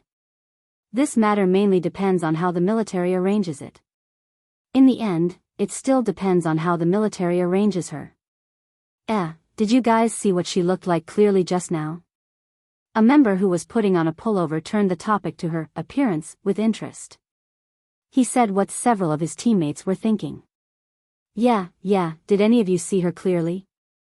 When she introduced herself, my eyes almost popped out of their sockets. But unfortunately, she was facing away from the moonlight, so I couldn't see anything clearly. I just thought that her voice was really nice, like a lark's.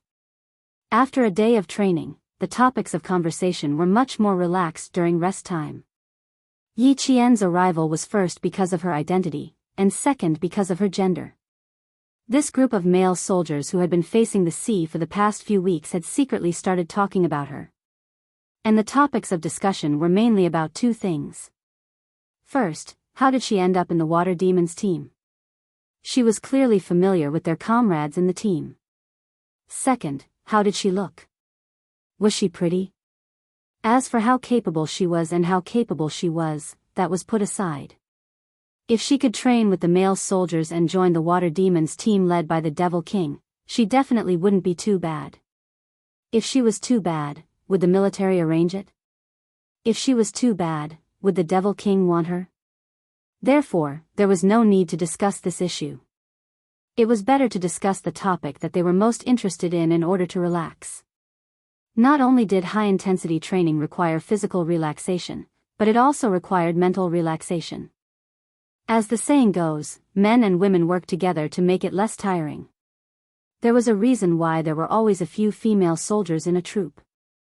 Female soldiers, no matter where they went, would become the most beautiful scenery in the eyes of the male soldiers.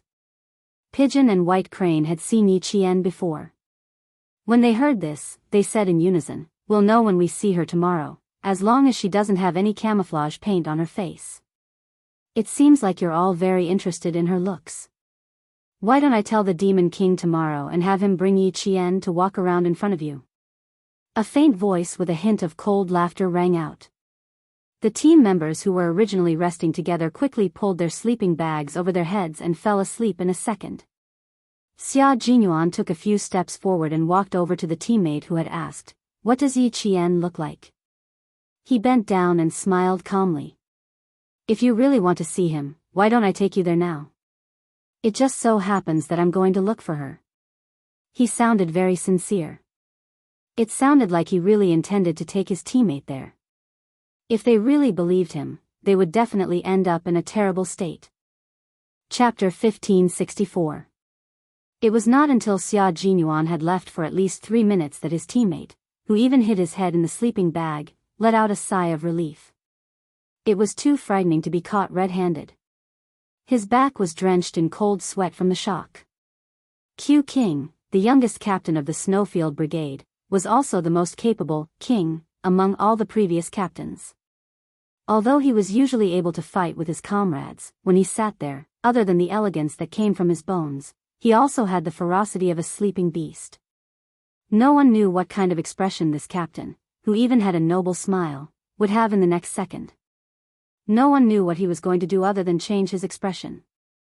No one could guess what he was going to do, but no one believed in him. He was just like the Demon King of the Storm Assault team. He looked cold and unapproachable, but every water ghost trusted him. They never doubted his abilities, and they obeyed his orders without question. The water ghosts must be overjoyed. Look, they haven't even come to rest yet. TSK, TSK, TSK. They were going to be happy. The only female soldier had entered their camp. When they caught them tomorrow, they would definitely tell them not to be too complacent. The water ghosts were indeed happy. Although Yi Qian briefly introduced herself, she still had to introduce herself in detail when she joined the team. "I'm good at sniping, long range, and close-range attacks. I can hide for a long time with a record of 92 hours. I'm good at sniping, and I'm good at using all kinds of guns." Yi Qian took the time to complete her introduction so that the water ghosts of the Storm Assault team could have a better understanding of her combat abilities. She listed out everything she was good at one by one. The water ghosts who were sitting cross-legged were already dumbfounded. She knew this, she knew that. "Female soldier, is there anything you don't know?" It wasn't a formal occasion, so the assault team could ask Yi Qian any questions at any time. Someone asked her what she didn't know. Yi Qian thought for a while and smiled. "There are many things I don't know. I don't know anything about flying in the sky. I don't know anything about running underground other than driving tanks and construction vehicles.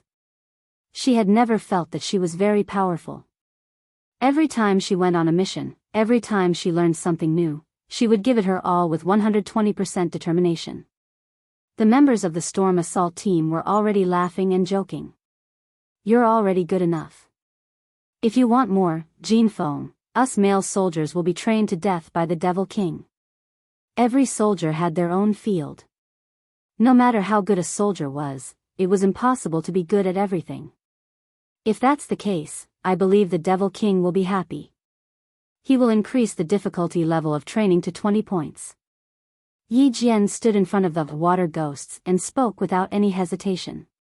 The Devil King once told me a famous saying from a military school in a Western country: reasonable training is called exercise, unreasonable training is called tempering. He told me that if I have any unreasonable training in the future, should refer to this saying. The laughter below became even louder. Li Jinmian, who was standing to the side, glanced at Yi Jian indifferently.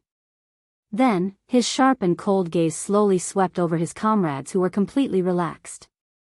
Water Ghost, who originally had a smile on his face, instantly withdrew it.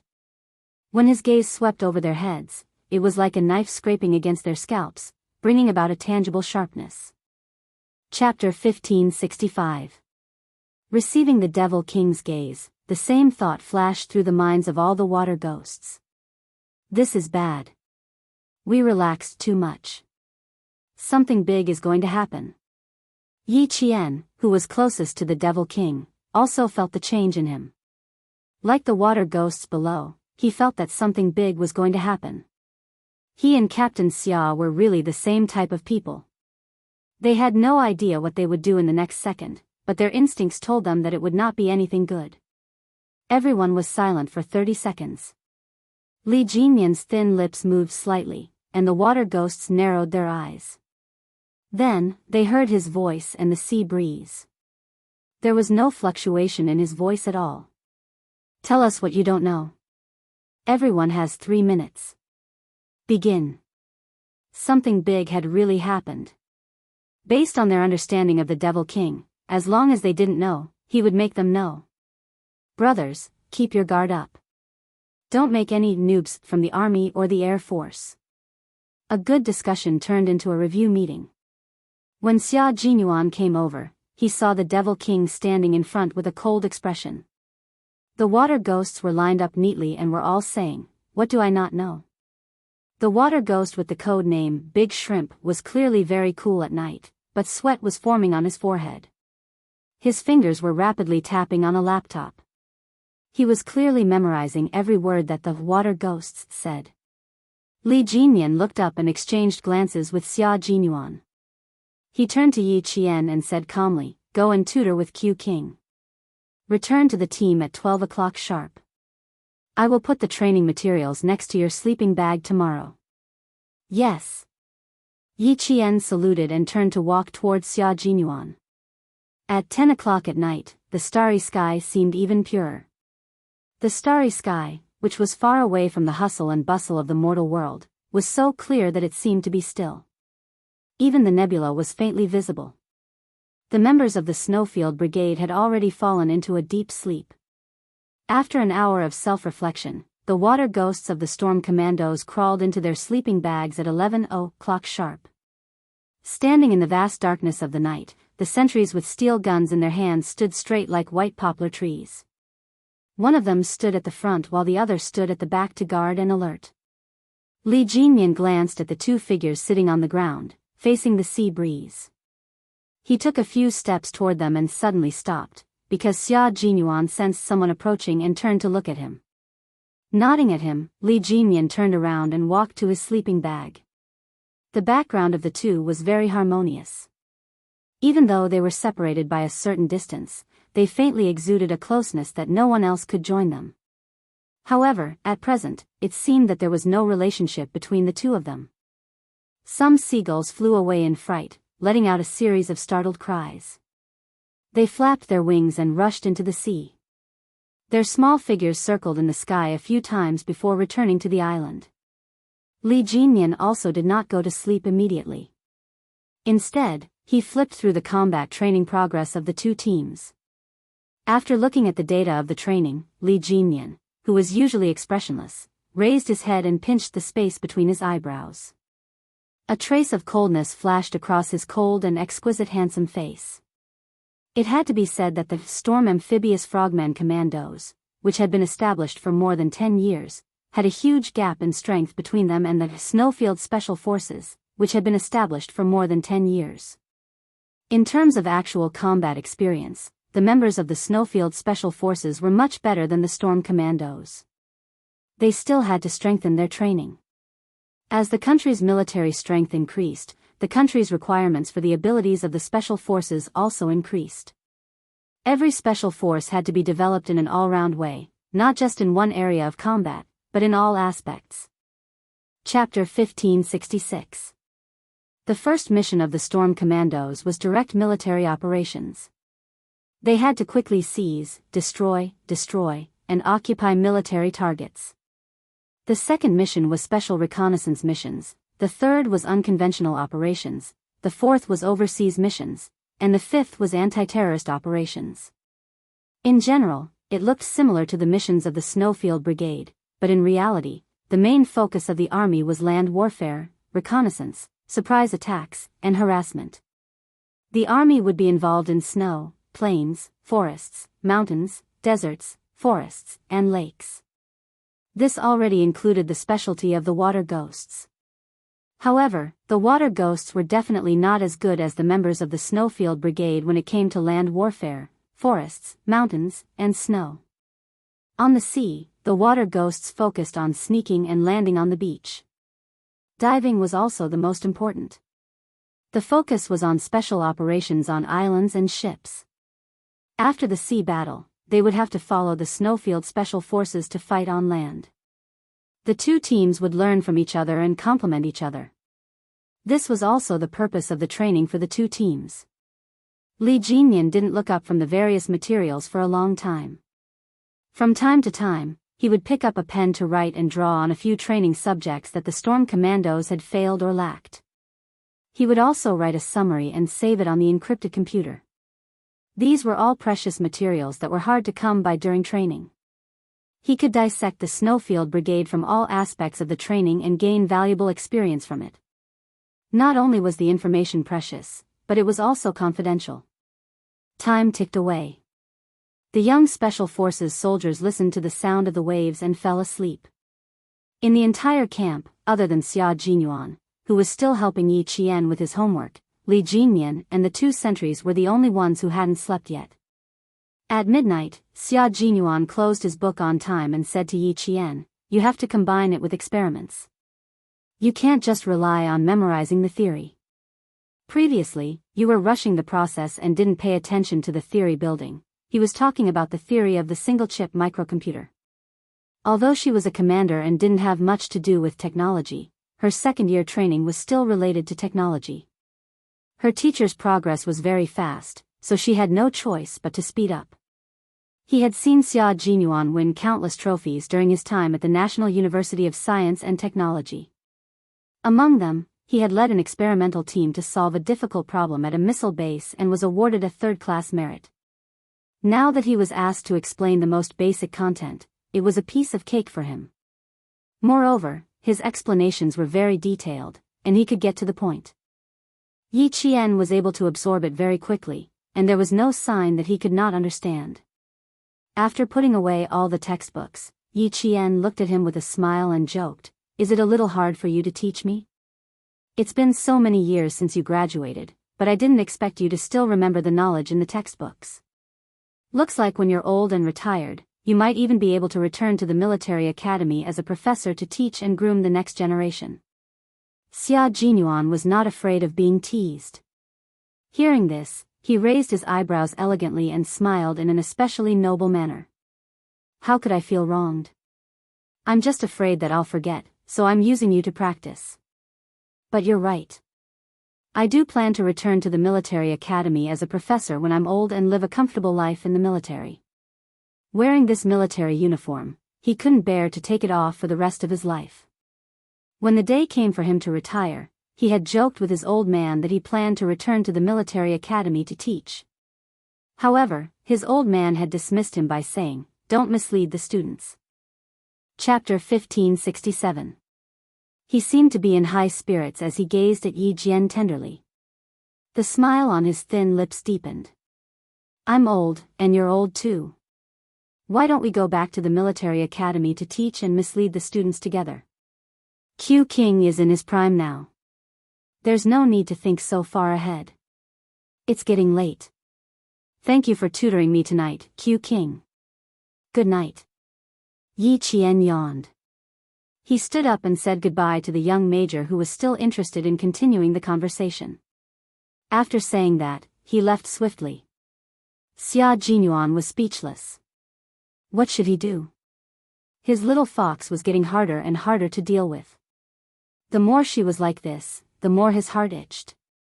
He smiled as he watched her slender figure disappear from his sight. He stood there and watched for a long time until the gentle smile on his face gradually disappeared. Only then did he leave. The devil's light was still on. He had to see what he was researching. At midnight, Li Jinmian was still sorting out the results of the training over the past few days. In order to better see the difference in strength between the two teams, he specially drew a table and wrote down the training process over the past few days. No one knew what he was thinking. His slender and good-looking eyebrows were tightly knitted. Suddenly, he narrowed his eyes and looked at the table he had drawn and the words in it. He realized a problem.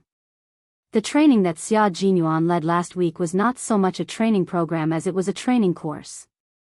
He led the Snowfield Brigade and provided lessons for the Storm Commandos through training. From directional and narrow combat training to large-scale mountainous infiltration and close-range combat, he used a one-on-one learning mode to let the Storm Commandos catch up with them on land. Still sorting out the information? About a meter away, Xia Jinyuan spoke first. He glanced at the illuminated ground and saw a very simple sand table made of sand and stones. Studying battle tactics? Do you have any good battle plans? Usually, when the other team members were asleep, Xia Jinyuan and Li Jinmian still needed to discuss some of the problems that occurred during the training during the day and analyze the reasons for them so that they could change and adjust the training in time. Hearing his voice from behind, Li Jinmian closed the document in his hand and stood up. He turned around and looked at the young major who had put in a lot of effort. "I was studying some of the weak points in my team and accidentally found a problem." Problem? Xia Jinyuan thought it was a problem during training. His handsome face turned cold. He pointed at the beach and gestured for the two to sit down. "What problem? How serious is it?" Knowing that he misunderstood, Li Jinmian explained, "It's not a problem during training." The two of them sat together on the soft beach. Li Jinmian handed the document in his hand to Xia Jinyuan. "Draft, please take a look." Q King of the Snowfield Brigade was indeed worthy of his reputation. If he did not want to sort out the training information, see what else needed to be added, and analyze the gap between the combat standards of the two teams, he would not have realized that Q King had put in so much effort. The duration of the competition overseas was 20 days. 5 days were for naval battles and 15 days were for land battles. At that time, Xia Jinyuan joked with him, "Devil King, you're under a lot of pressure. 15 days on land, including snow, plains, and mountains are the strengths of our army. You have to speed up your progress." Chapter 1568. Xia Jinyuan was still looking at the analyzed data when Li Jinmian said calmly, "The competition will be held in May of next year, which is less than half a year from now. The Storm Commandos really need to speed up their progress. Otherwise, it will be a waste of Q King's painstaking arrangements. It's nothing. I'm just repaying you for training Yi Qian so diligently." Xia Jinyuan closed the data and glanced at his laptop. He couldn't help but laugh. "Devil King, don't tell me you're still planning to send this data to the higher-ups?" Devil King Li put the data he had sorted out on his laptop and raised his eyebrows. "Do you have any objections?" "I don't have any objections. I just think it's a small matter." However, he didn't expect him to be so serious. He hadn't changed at all. Xia Jinyuan smiled and shook his head. He seemed to have thought of something and said, Yi Qian's code name is Jin Feng. Is that her code name in the Storm Commandos? Also, don't write her code name in the report. This was puzzling. Li Jinyan calmly looked at Xia Jinyuan, who had a look of disdain on his face when he said the two words Jin Feng. Do you have any objections? I really do have objections here. Xia Jinyuan looked at him sternly. Our team hasn't decided on her code name yet. You can't just randomly give her a code name. Once the military approves it, we won't be able to change it even if we want to. Faced with Li Jinyan's confusion, Xia Jinyuan explained in more detail. Because it's really unpleasant. There are plenty of code names like Jin Feng in the military. So it's because it's unpleasant. Li Jinyan glanced at him coldly. Then, he pressed the delete button on the laptop to delete the two words Jin Feng. Then, he asked him, what's the code name? Xia Jinyuan picked up a pen and wrote the two words, Qing Miao, on a piece of paper. He said, for the time being, replace it with Qing Miao. Remember to write, for the time being. Don't mess it up.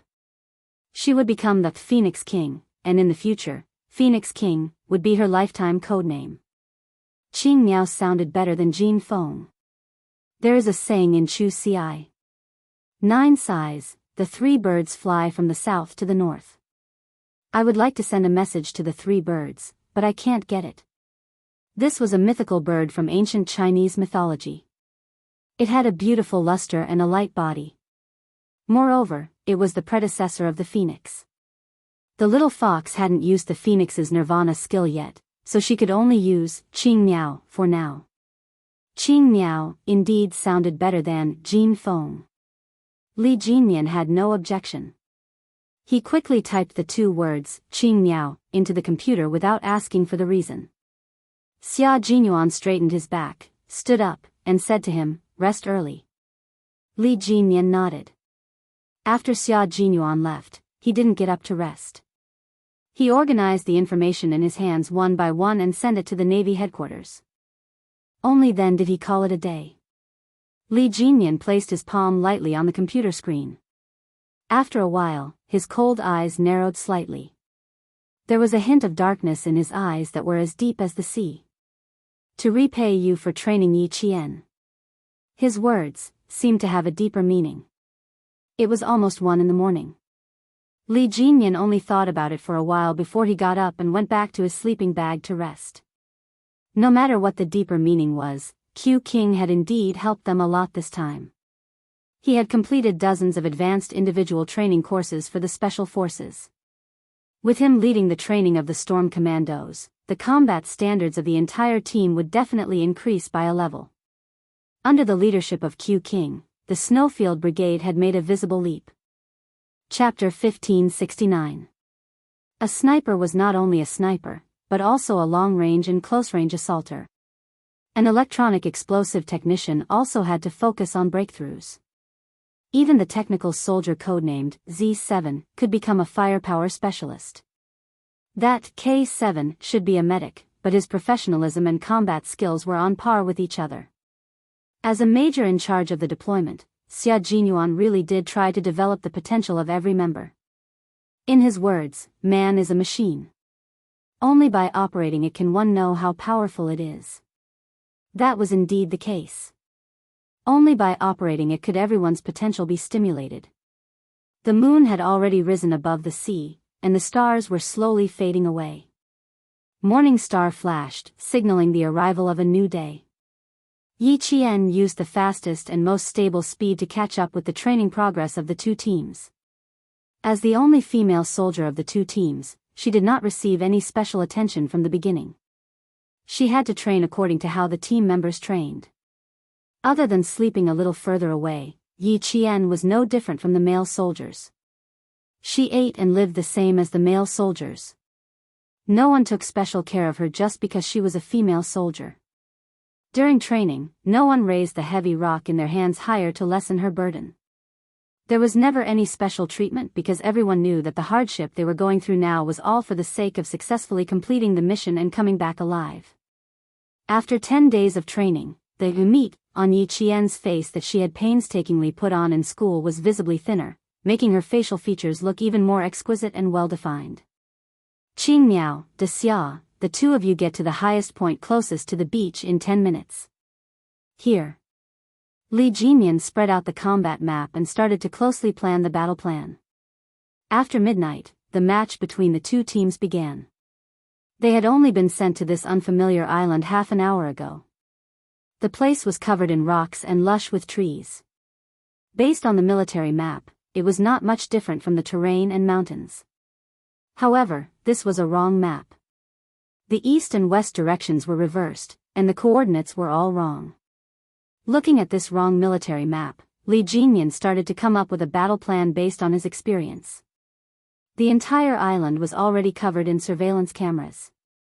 Every member was equipped with a signal device so that the military leaders who were observing the match could keep track of the movements of all the members in real time. The Storm Commandos and the Snowfield Brigade had arrived in half an hour. The military had purposely arranged an unfamiliar island to test them more realistically and to make it more challenging. The two of you will carry out the infiltration and cleanup. The 5 of you will form a small group and cover the beach landing. Remember, no one is allowed to act alone. We must cover each other and be vigilant of each other. The 3 of you will form a team and dive into land. You will fight in a semi-encirclement. Li Jinyan was very good at commanding. He and Xia Jinyuan were like kings meeting kings. The only thing left was to see which king would win this time. As a sniper and assaulter, Yi Qian needed to carry 2 guns on her back. The assault rifle was placed in front of her chest and the sniper rifle was placed on her back. After everyone listened to Li Jinyan's battle plan, they all lay quietly in the cold seawater, waiting for midnight to arrive. In the Snowfield Brigade, Xia Jinyuan spread out the military map that he had just received. When he looked at it, his face darkened. The military was indeed evil. They even intentionally gave him the wrong map. But it didn't matter. If he had the wrong map, Demon King Li would definitely have the same. Chapter 1570. Xia Jinyuan took a closer look at the map and realized that not only were the west and south directions reversed, even the coordinates were wrong. Since even these were wrong, he no longer expected this map to be of any help to them. The members of the Snowfield Brigade could still complete the battle without a map. Although the sea was the territory of the water demons, they could not blindly rely on a military map when it came to battles. He rolled up the wrong military map in his hand and was about to put it away when a wave suddenly came crashing over. Xia Jinyuan looked down and saw that the supposedly waterproof and mold-proof military map was instantly soaked. Then, the topography and landforms on the map were all dyed red at a speed visible to the naked eye. Not only are there mistakes, but there are also shoddy materials. I have to mention it in the report. Xia Jinyuan shook the seriously shoddy military map slightly, then carefully folded it and put it in a waterproof bag. Although it was a military map made from rice paper, it was still a map. It was not his habit to throw it away. When he wrote the report, he planned to put it in a sealed plastic bag and bind it at the end of the report, to show the higher-ups in the military how shoddy this map was. Actually, the higher-ups in the military wanted to play a harmless joke on them to lighten the atmosphere. The comrades of the Snowfield Brigade looked at the military map that died before the start of the battle, and felt that something would happen to their Q King after the competition. Based on their little understanding of him, something would definitely happen. It couldn't be helped. As long as their Q King went against the military, he would be even more petty than a woman. Ha ha ha, but they liked it. Because Q King was petty on purpose to gain benefits for the Snowfield Brigade. In the words of a major general in the army, if a swallow flew over his head, he would pluck a few of its feathers to use as a quill. We won't use the map. I'm afraid that if we use it, it will be equivalent to pushing our comrades into a fire pit. We still have some time, so let's make the best use of the time to deploy our tactics.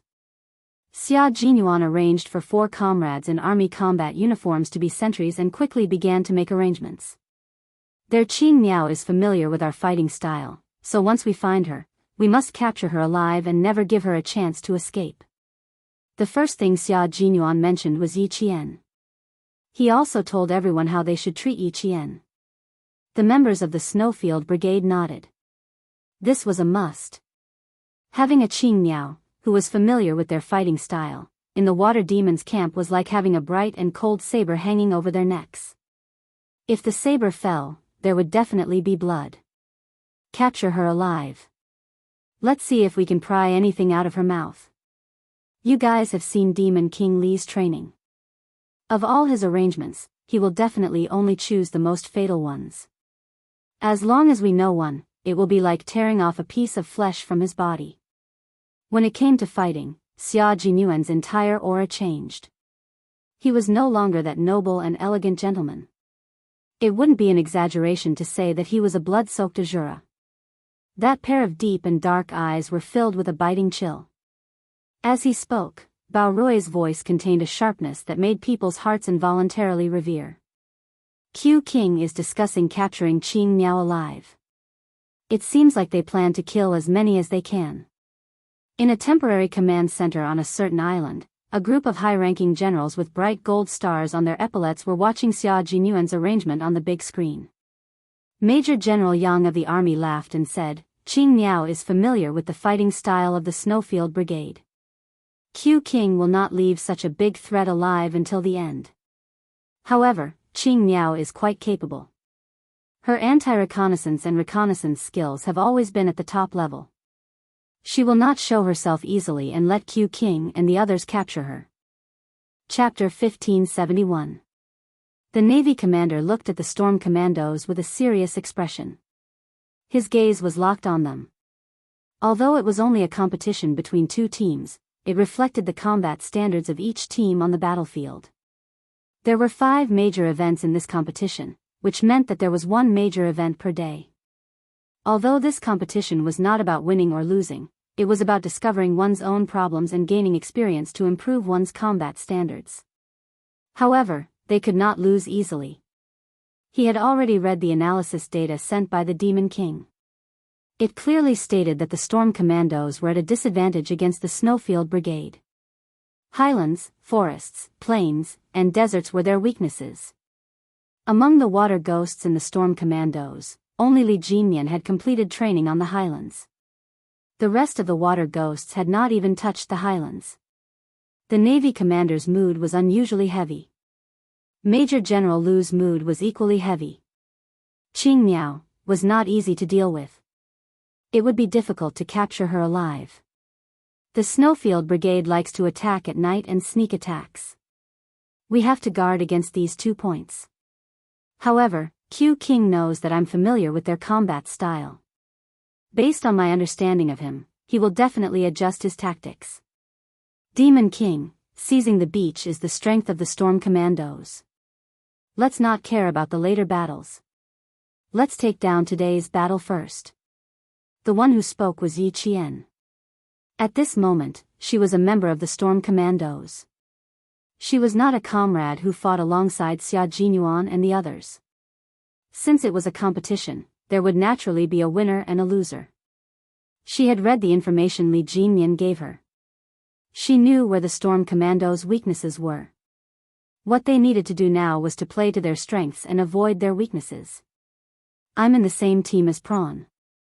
Prawn's anti-reconnaissance ability is very strong. If something happens to me, Prawn will immediately inform everyone. If I'm unfortunate enough to become a captive, don't rush into action.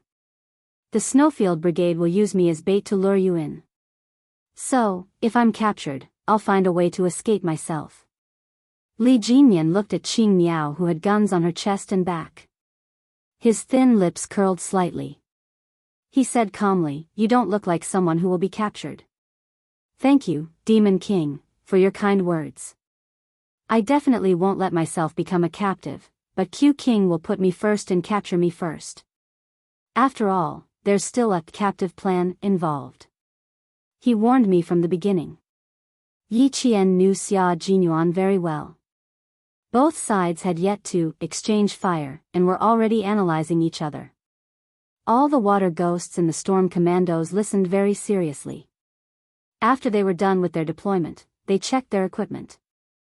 A water ghost pointed at the yellow firepower adapter installed on the muzzle and smiled. I have to be careful with this. The firepower is a little strong. This was an underwater rifle, but it wasn't the usual underwater rifle used for training. It was the latest underwater combat rifle developed by our country and specially assigned to the Frogman Special Forces. It was mainly used for underwater breakthroughs and beach breakthroughs. The equipment for this confrontation was pretty good, especially the supporting firepower.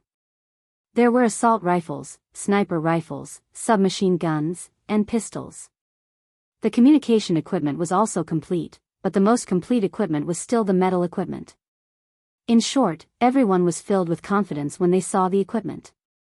Of course, they were originally full of confidence. Ching Miao, a sniper is equivalent to the strength of 10 people. I'll leave the key point of beach breakthroughs to you. Li Jinyan handed the sniper rifle to Yi Qian, but the magazine was still in his hands. When Yi Qian took the rifle, he bent down slightly. His cold and handsome face was focused as he personally loaded the magazine. Good start. Yi Qian put the sniper rifle on his back and smiled. Good start. Chapter 1572.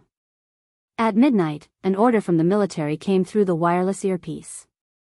The 5-day competition between the two armies had begun. Once the order was given, the members of the Storm Commandos, who were wearing black rubber diving suits, slid into the sea silently. Their hands glided lightly, and in a short while, they were several meters away, diving into their territory like devil rays. Armed swimming was the specialty of the frogmen of the Storm Commandos. Because the military map was in the opposite direction, even their landing point was in the opposite direction. Therefore, they needed to carry all their heavy equipment and complete the swim before they could reach the real spot to snatch the stalls. There's an undercurrent. Be careful. The water ghost at the front, who was in charge of scouting and exploring underwater, turned around and gestured to the back with his hand in front of the underwater searchlight, reminding his teammates to be careful of being swept away by the undercurrent. Encountering undercurrents during underwater training was the most common thing that water ghosts encountered. Regarding this, as long as they sent out a signal, everyone would have a countermeasure. The water ghosts that were about 2 meters below the sea surface quickly surfaced, adjusted themselves into groups of 3, and quickly swam through the undercurrent area.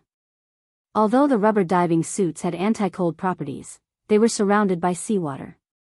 No matter how good their anti-cold properties were, their bodies would still feel cold after swimming for half an hour. They were still 2 nautical miles away from the landing point. Under Li Jinyan's lead, Yi Qian avoided a few submerged reefs and used his fastest speed to catch up with the team members in front of him. As the landing point for her and the water ghost codenamed Big Shrimp was different, they needed to go around the back of the island and land from the edge of the island. After swimming 2 nautical miles, Li Jinyan gestured for them to split up.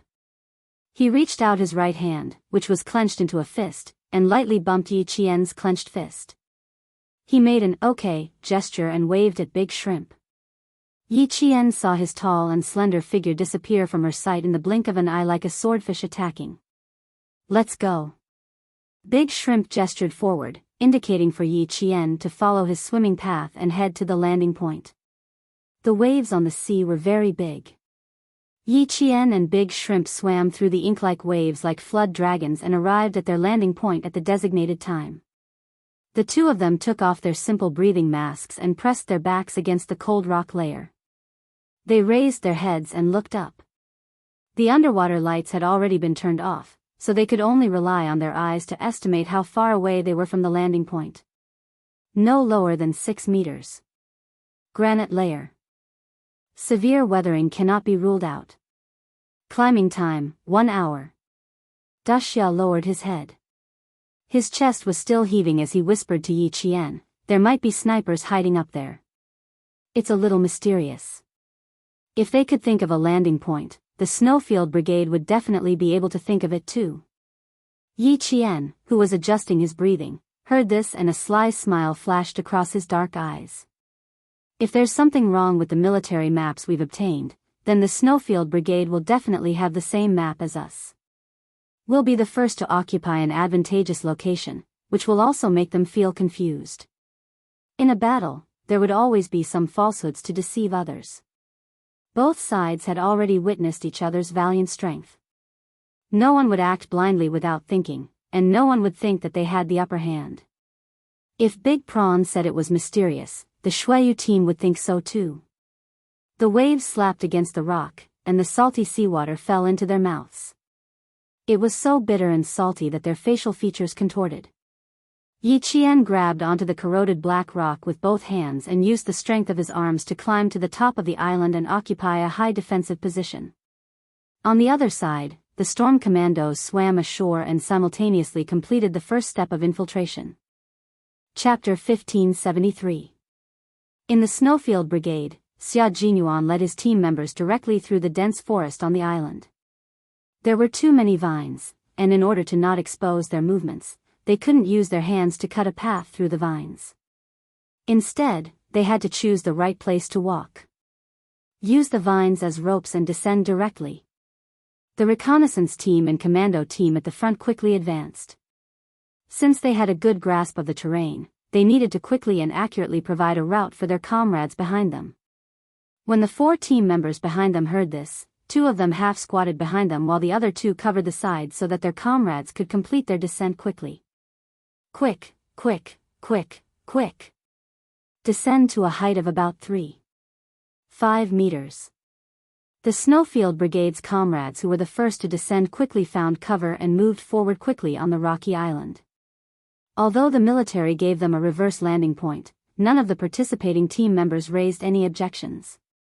Battles on the battlefield were ever-changing, and adapting to and quickly finding the right place to fight was a skill that every team member had to master. J5 climbed up a tree and landed nimbly with a few movements. He whispered, "It's a protruding, mountainous area. Let's occupy the highest point first and send 2 snipers to guard it. No one can get close within a radius of 800 meters. It's too late. Demon King Li always goes for the fatal point in a battle. He's already had his eyes on this place." Xia Jinyuan put away his binoculars and hung them around his neck. Then, his thin lips curled into a sinister and cold smile. "Qing Miao might be up there. Pigeon, White Crane, hurry forward and lock onto her position. Confirm her exact location and report to me immediately." "Yes, sir." Pigeon and White Crane accepted the order and threw the assault rifles in their hands behind their backs. They jumped up and grabbed onto the exposed tree roots that had been growing for an unknown number of years.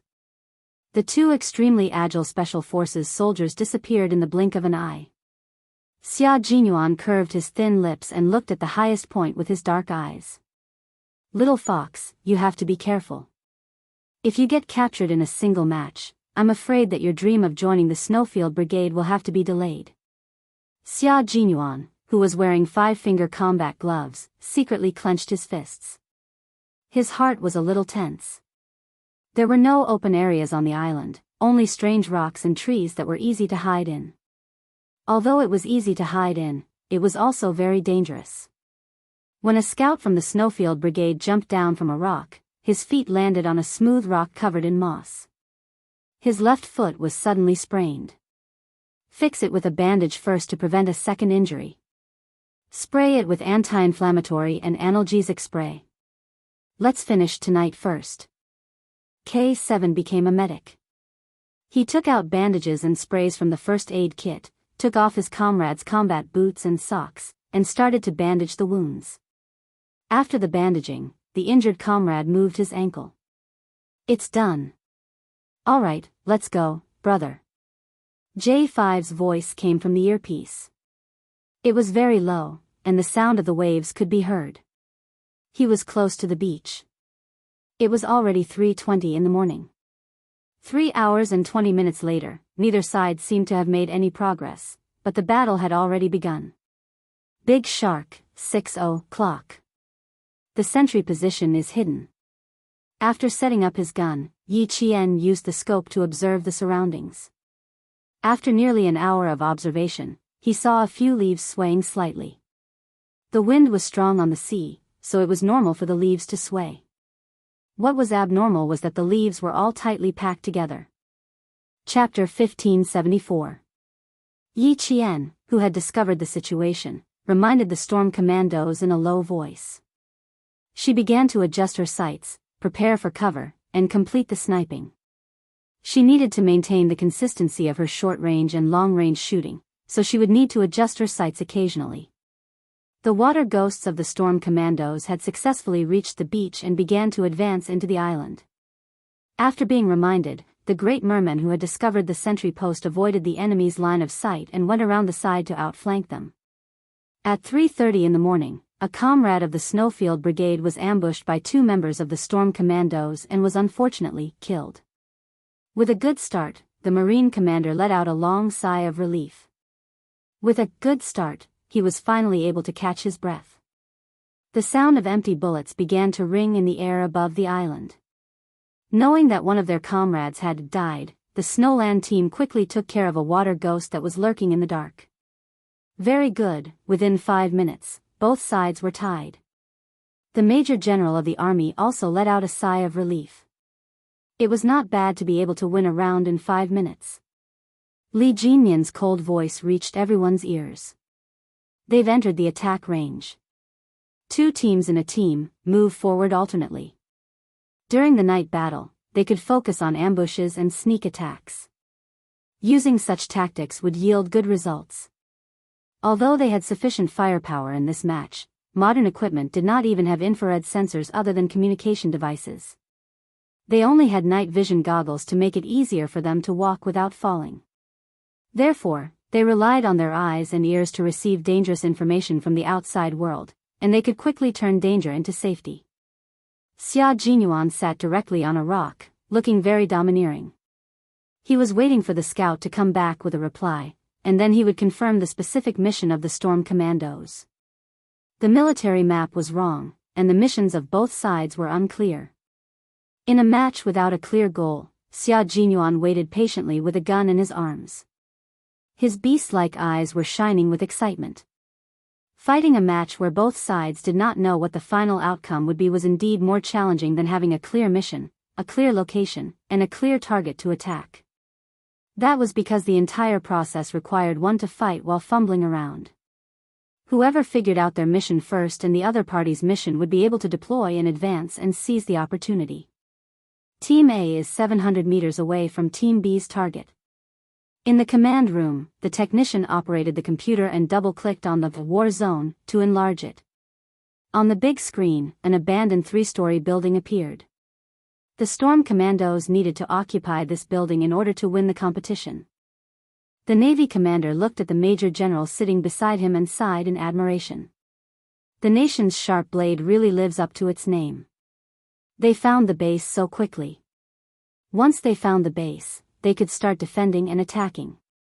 The Storm Commandos would have to use brute force to attack. Both sides entered from different places. If Team A still hasn't discovered the situation, I'll consider whether to remove the Q King's position. 3 hours and 40 minutes have passed. If both sides don't even know what they're guarding, I'll have to apologize to the country. Among the technicians, Group A was the Snowfield Brigade, while Group B was the Amphibious Frogman Assault Team. 5 minutes later, Xia Jinyuan suddenly jumped down from the rock like a leopard.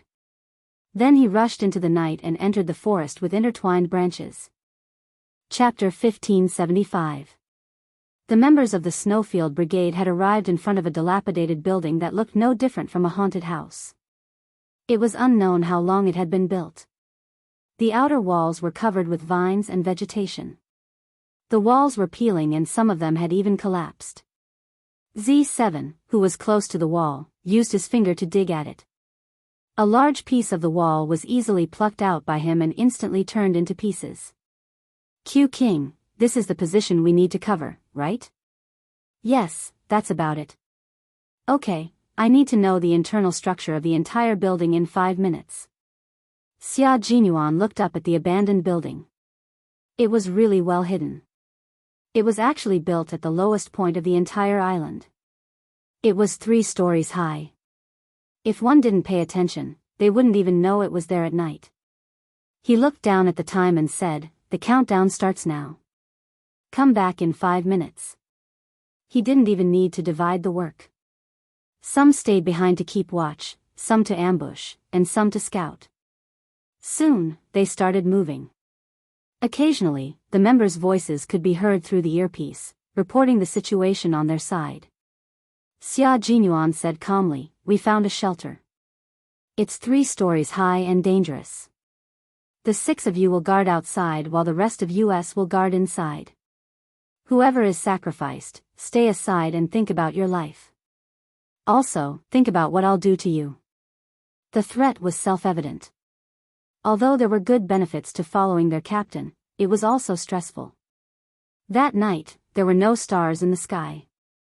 The weather on the sea was always changing. One second, the moon might be cold and the stars sparse. The next second, it might be dark clouds, followed by heavy rain accompanied by thunder and lightning. The 6 members of the Snowfield Brigade who were sent outside deliberately misled the water ghosts of the storm commandos into thinking that they were all wandering in the forest and didn't dare to show their faces. However, Xia Jinyuan didn't think that this trick would fool Li Jinyan. Then, he immediately contacted Bai He and Pigeon who were sent to scout out Yi Qian's location. "How's the situation on your side? Have you found the exact location?" White Crane did not reply. Instead, it was Pigeon who replied in a low voice, "Q King, White Crane has died in battle. Right now, he's holding up his gun as a silent punishment.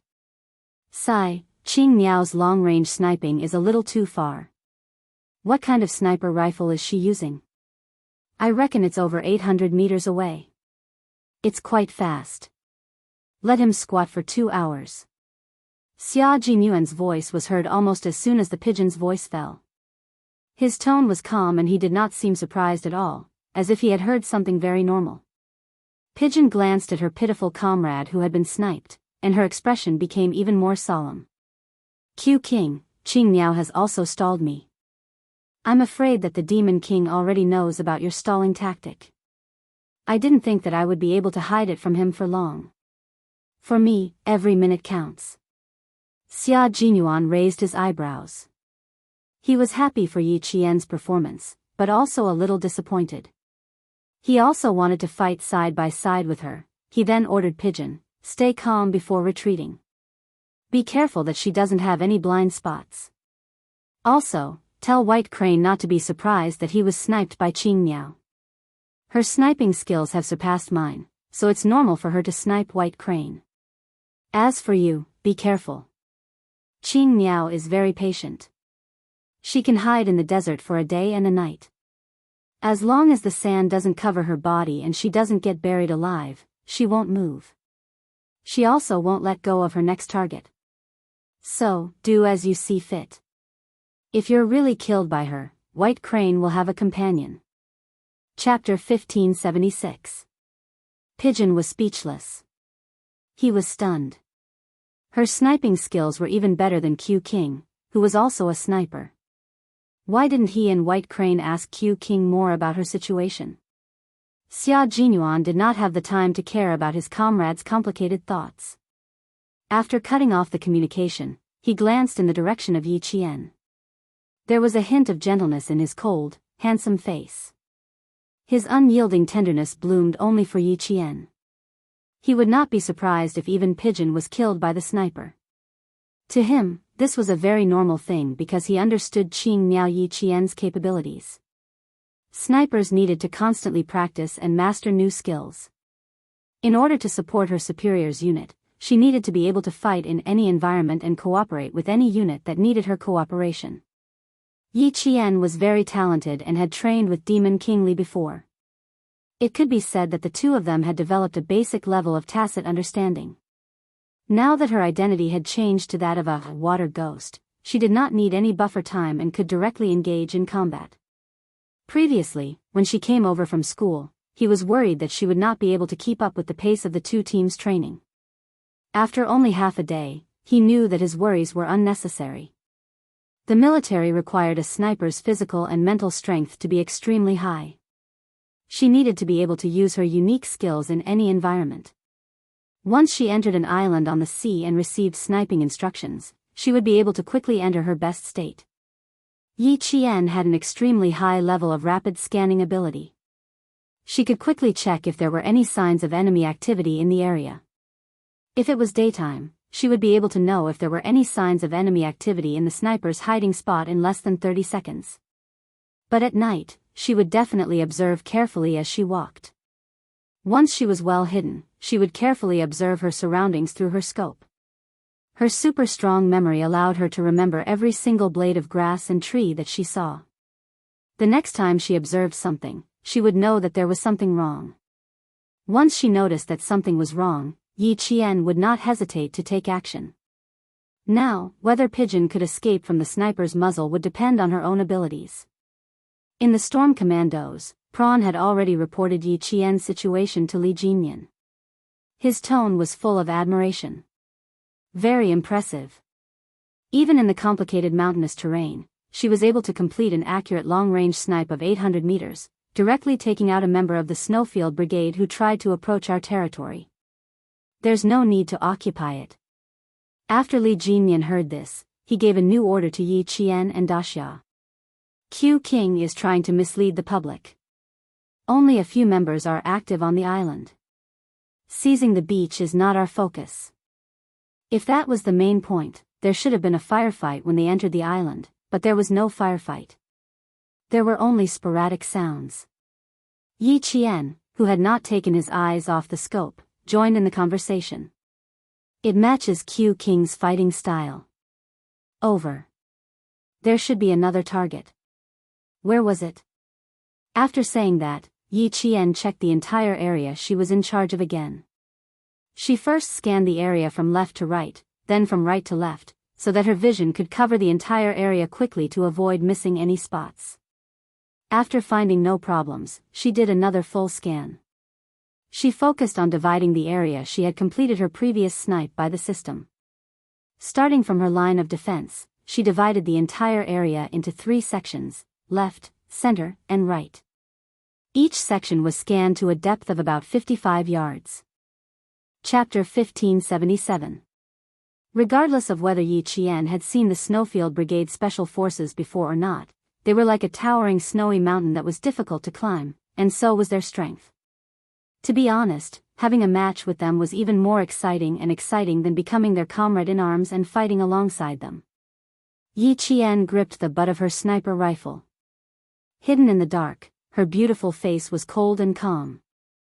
After quickly completing her first sniping, she did not immediately get up and move to the next sniping spot because there was no need for her to leave her position now. The reason was simple. She was the hunter, and her teammates from the Snowfield Brigade were the prey under her gun. Due to the fast reaction of the Snowfield Brigade Special Forces, Yi Qian did not pause for long. She only moved her sniper rifle very slightly to complete a full scan. After scanning from close range, to medium range, and to long range, she finally aimed at the medium range and completed her scan from the left and right of the medium range. She had to be careful and complete her search without missing any details in the area she had locked onto. Finally, she found something strange when she was about 50 meters away from the first sniping target. Yi Qian smiled faintly, like a red plum blossom blooming in the snowy wind. It was so beautiful that it was dazzling, but also so cold that it was frightening. Yi Qian adjusted her scope and held her breath. She did not immediately shoot. She needed to use her off-center vision to achieve accurate sniping. At night, the structure of the eye was different from during the day. During the day, she used the middle part of the pupil, while at night, she used the outer part of the pupil. Only by using the off-center vision could she complete her sniping. She was about 5.2 inches away from the center of her sight. Yi Qian did not hesitate and pulled the trigger to complete another sniping shot. Bang! The sound of the gunshot rang out, and the seabirds that had finally returned to their nests were startled once again. The pigeon immediately covered its chest and fell backwards, pretending to be dead. At the same time, it contacted Xia Jinyuan. Q King, I'm dead. The lonely white crane finally has a companion. Xia Jinyuan did not answer and directly cut off the communication with the pigeon. Faced with the heartless abandonment of the pigeons, he turned off his signal device and walked to White Crane, who had been squatting with his gun raised for almost an hour. When he saw how his comrade was squatting, the corner of his mouth twitched. After a long while, he sighed and said, "Brother, the way you squat is a bit like the way you squat with constipation. It's not very elegant." Bai He, who had died an hour earlier, glanced at his comrade who didn't even speak elegantly, and said indifferently, "Those who resist will be punished severely, but those who confess will be lenient. Now, it's a little uncomfortable to be squatted down." When Q King sees this, his anger will subside a little. I couldn't tell that he was angry. I didn't contact him before he died. He told me directly that it was normal for the two of us to be attacked by Qing Miao. The pigeon found a flatter spot to squat down and told White Crane everything that Xia Jinyuan had told him. Qing Miao's sniping skills have already surpassed Q King's. It is indeed normal for the two of us to be sniped. Back then, when Q King came to our brigade to challenge us, he used a submachine gun and a sniper rifle to wipe out all 4 of our squads. He even killed 8 of our brothers with the sniper rifle in his hand. Now, he says that Qing Miao is even better than him. White Crane, Qing Miao's skills are really terrifying. Q King killed 8 of our brothers during the day, but Qing Miao killed the 2 of us within an hour at night. Q King said that her sniping skills have surpassed his, and it's true. Most importantly, she's even younger than Q King at that time. Chapter 1578. Bai He was silent for a long time before he said, "Qing Miao is indeed very strong. I've already experienced it. As long as she's willing to join our brigade, there will definitely be a place for her in our brigade." Bai He then said with a smile in his voice, "Now that a female soldier has joined the brigade, a talented and beautiful female soldier, the brigade will be lively in the future. I don't have to look at you old faces after training every day. I can go back and look at my Qing Miao every day and relax my body and mind."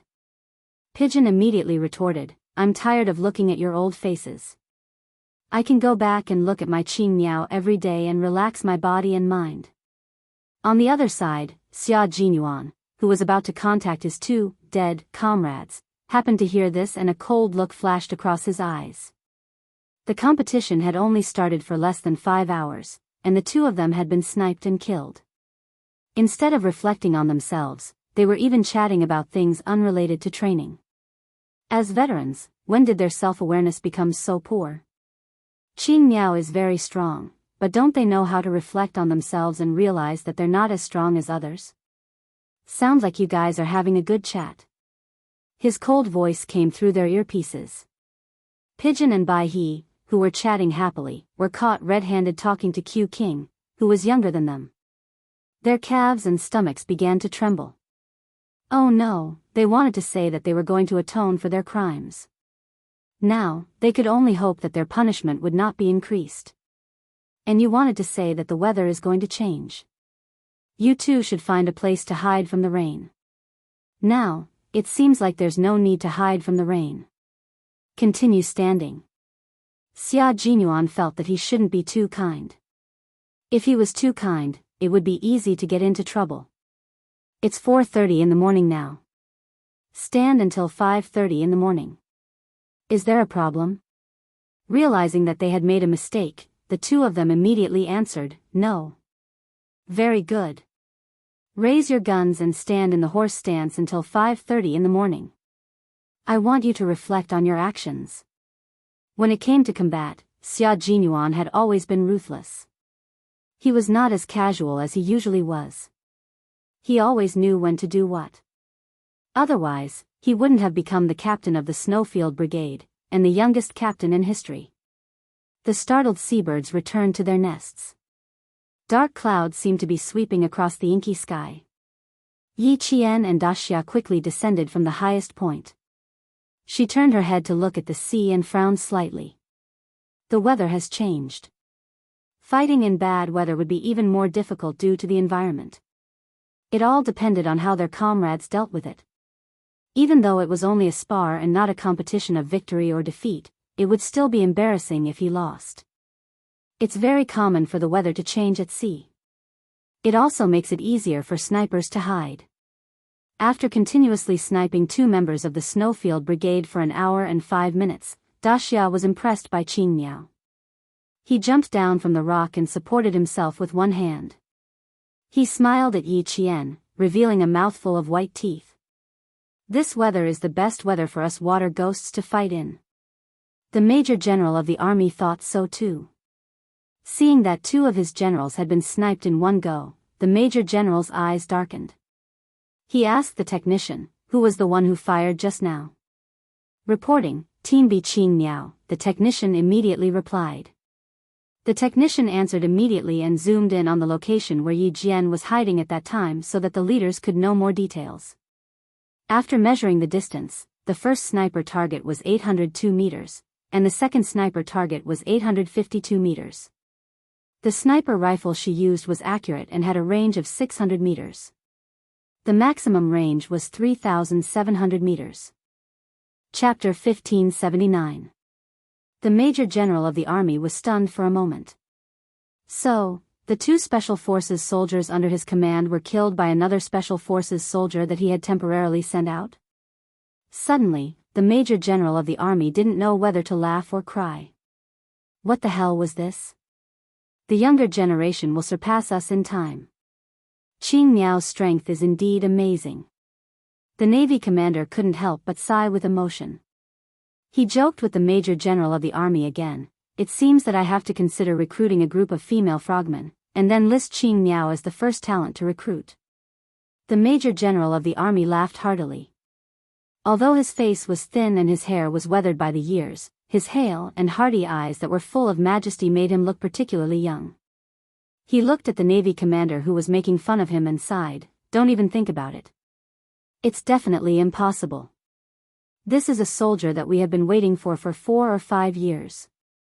It was not easy to train her into a talent. How can I let you take advantage of her?" Ha ha ha, I do want to take advantage of her, but Qing Miao's intention is not here. Even if I want to take advantage of her, there is no chance for me to take advantage of her. The atmosphere in the command room had been tense before. The 2 senior generals joked with each other, and the low pressure made the tense atmosphere a lot less tense. It didn't last long. As the battle went deeper, the 2 senior generals seriously discussed the advantages and disadvantages of the 2 teams. The torrential rain hit at 5:05. The heavy rain swept across the entire island with the wind, blowing the trees to the side as if they were about to be uprooted. The stormy waves that were several meters high slammed against the shore, as if there was a dragon under the water that was going to swallow the entire island with the huge waves. The tornado came from the horizon of the sea with the power of nature. It moved from the sea to the shore and then to the island, bringing about a devastating and terrifying disaster. J5, please answer if you hear me. J5, please answer if you hear me. Xia Jinyuan, with a tense expression, called out to J5 who was closest to the beach. With rainwater dripping down his face, he moved forward quickly and kept calling out to J5. As the storm hit, J5 only said one sentence in the channel: "A tornado is coming. Brothers, be careful." Then it suddenly cut off, leaving only the buzzing sound of the radio waves. No matter how much Xia Jinyuan called, there was no response from J5. He immediately ordered the channel: "J5's situation is unclear. Eagle, Sparrow Hawk, support J5. 50% were captured, 50% were knocked out by the waves." Roger. 2 robust voices were heard. Then, 2 shadows of almost the same height and body shape dashed out of nowhere, braving the torrential rain to rush out for several meters. It was only the first day of the tournament, but it was already extremely difficult. Out of the 6 members of the Storm Commando sent by the Shuiyu Brigade, 3 of them were killed and 1 of them was missing. Standing in the heavy rain, Xia Jinyuan stared at the dark clouds in front of him. A cold smile gradually appeared on his face. Tornadoes came from the east and west of the island, bringing disaster to the island and breakfast to the water ghosts. They cut open the stomach of a sea fish with a dagger and dug out its innards. They rinsed the innards in the rainwater and put them in their mouths to chew. Yi Qian picked up a squid. She ate it gently, cutting it into strips before chewing. Beside her, Big Prawn, who was watching her eat, couldn't help but laugh. "Put a few strips in a Ziploc bag. We'll have it for lunch. Chapter 1580. They rested temporarily under a rock to replenish their energy. The two of them happened to be outside of the tornado. Once the tornado passed, they would have breakfast. Yi Qian really did grab a few fish and put them in a sealed bag. He then cut them into slices and put them in. After wiping away the traces, he walked with Prawn to the rendezvous point. They needed to meet up with the rest of the team. The sky was already bright, and they could see the dark clouds above the sea clearly, as if they were going to merge with the sea. The rain was so dense that it was like a net, and it never stopped. The leaves were crackling under the rain, which covered the sound of movement very well. At 7:00 in the morning, 2 members of the Storm Commandos were assassinated and even their guns were taken. In terms of numbers, the two sides were once again tied, but from a tactical point of view, the 2 members were obviously killed by a close-range sneak attack. The Snowfield Brigade was good at sneak attacks. Li Jinyan took the fish that Prawn handed over and slowly chewed on it before saying, "Don't worry, we still have their captives." The captive J5 was also eating seafood. He was treated well, and he didn't even need to deal with it himself. "I'm the same as you guys, I don't know anything. If you capture me, based on my understanding of Q King, I'd love for you to get rid of me so that he won't be angry." J5 used to be an instructor. He was so eloquent that he could escape with his mouth. Even if he was captured, he wasn't in a hurry and could even talk to them with a smile. Yi Qian knew that J5 had once used his mouth to escape from danger. His eyes were full of pity. He really didn't understand the Devil King. Now that he had become his captive, it would be difficult for him to escape. Li Jinyan looked at him calmly and said to the water ghost who was feeding him fish, "Feed him until he's full. Don't let Q King think that we're harsh on our captives." This sentence didn't sound wrong at all, but for some reason, J5 felt a chill run down his spine, as if he was being targeted by a vicious beast. He suddenly felt a sense of danger. The wind and rain made visibility quite low, but this was nothing to the water ghosts. They had changed into jungle camouflage combat uniforms upon landing. Even though they knew that there was danger ahead, they were still fearless and continued to advance. The 2 scouts sent news that there was movement in an abandoned building. They were requesting the Devil King's instructions. This news lifted the spirits of the entire Storm Commandos. Needless to say, this was definitely their target. "Give the order," ordered the Storm Commandos to take down the occupied building before 12:00. The command center issued the order of the Marine Commander. The originally calm eyes of the Storm Commandos who received the order suddenly burst out with wolf-like gazes. They all stared at the Demon King. Seeing this, J5's expression changed. The Water Ghoul team was about to engage in a great battle. This. All of them were pinching him to death. After training together for so long, it wasn't that they didn't know the Demon King's strength, but they only knew how strong the Demon King was after seeing his commanding ability. "Sniper. I don't need you to snipe too many targets. Open up a gap for me." Li Jinyan used a rock as a target building. He held a tree branch in his hand and began to deploy. "The 3 of you, complete the blast. Block their retreat." Chapter 1581. Li Jinyan, codenamed Demon King, was an expert in close and long-range combat. His skills were excellent, and he was especially good at commanding. His goal was to annihilate the enemy. His fighting style was tough, and he did not give the enemy a chance to counterattack. Li Jinyan left a deep impression on Yi Qian once again. Moreover, Demon King Li's strictness was beyond her imagination. Because they did not have a battle map, although the scouts had explored the abandoned building in front of them, they had not investigated the surrounding environment in detail. In order to make the arrangements more detailed, he ordered 2 more scouts to quickly get a general understanding of the terrain around the building. They had to take down the building before 12, and it was already 8:17. Now that they knew the mission, Li Jinyan was not in a hurry. He first went through all the arrangements in his mind, and then gave them one by one. He was the battle commander in the competition. Only by making the battle arrangements in advance could he be clear about everyone's mission. Never fight a battle that you are not confident in. That was Li Jinyan's motto. The water ghosts were not in a hurry. They patiently waited for news from the front. Yi Qian had always been patient. While waiting quietly, she leaned against a rock and closed her eyes to rest. The rain was so heavy, but she was still able to calm down and rest. Li Jinyan could not help but look at her a few more times. There was a faint, inexplicable darkness in his cold eyes. Qing Miao, able to endure hardships, stronger and more resilient than he had imagined. She was a very outstanding female soldier. He did not look at her for too long. After looking at her a few more times, Li Jinyan moved his gaze away and contacted his team members who were also fighting on the periphery. Demon King, one of our brothers died. 2 people from the Snowfield Brigade died, and 1 was bitten to death. Both sides did not show up easily. The big shark reported the situation of their battle on the periphery. Like Xia Jinyuan, Li Jinyan would not gather all his team members. He would split a small team to eliminate the smoke bomb team that Xia Jinyuan had released. Both Li Jinyan and Xia Jinyuan received the report from the Great Mermaid.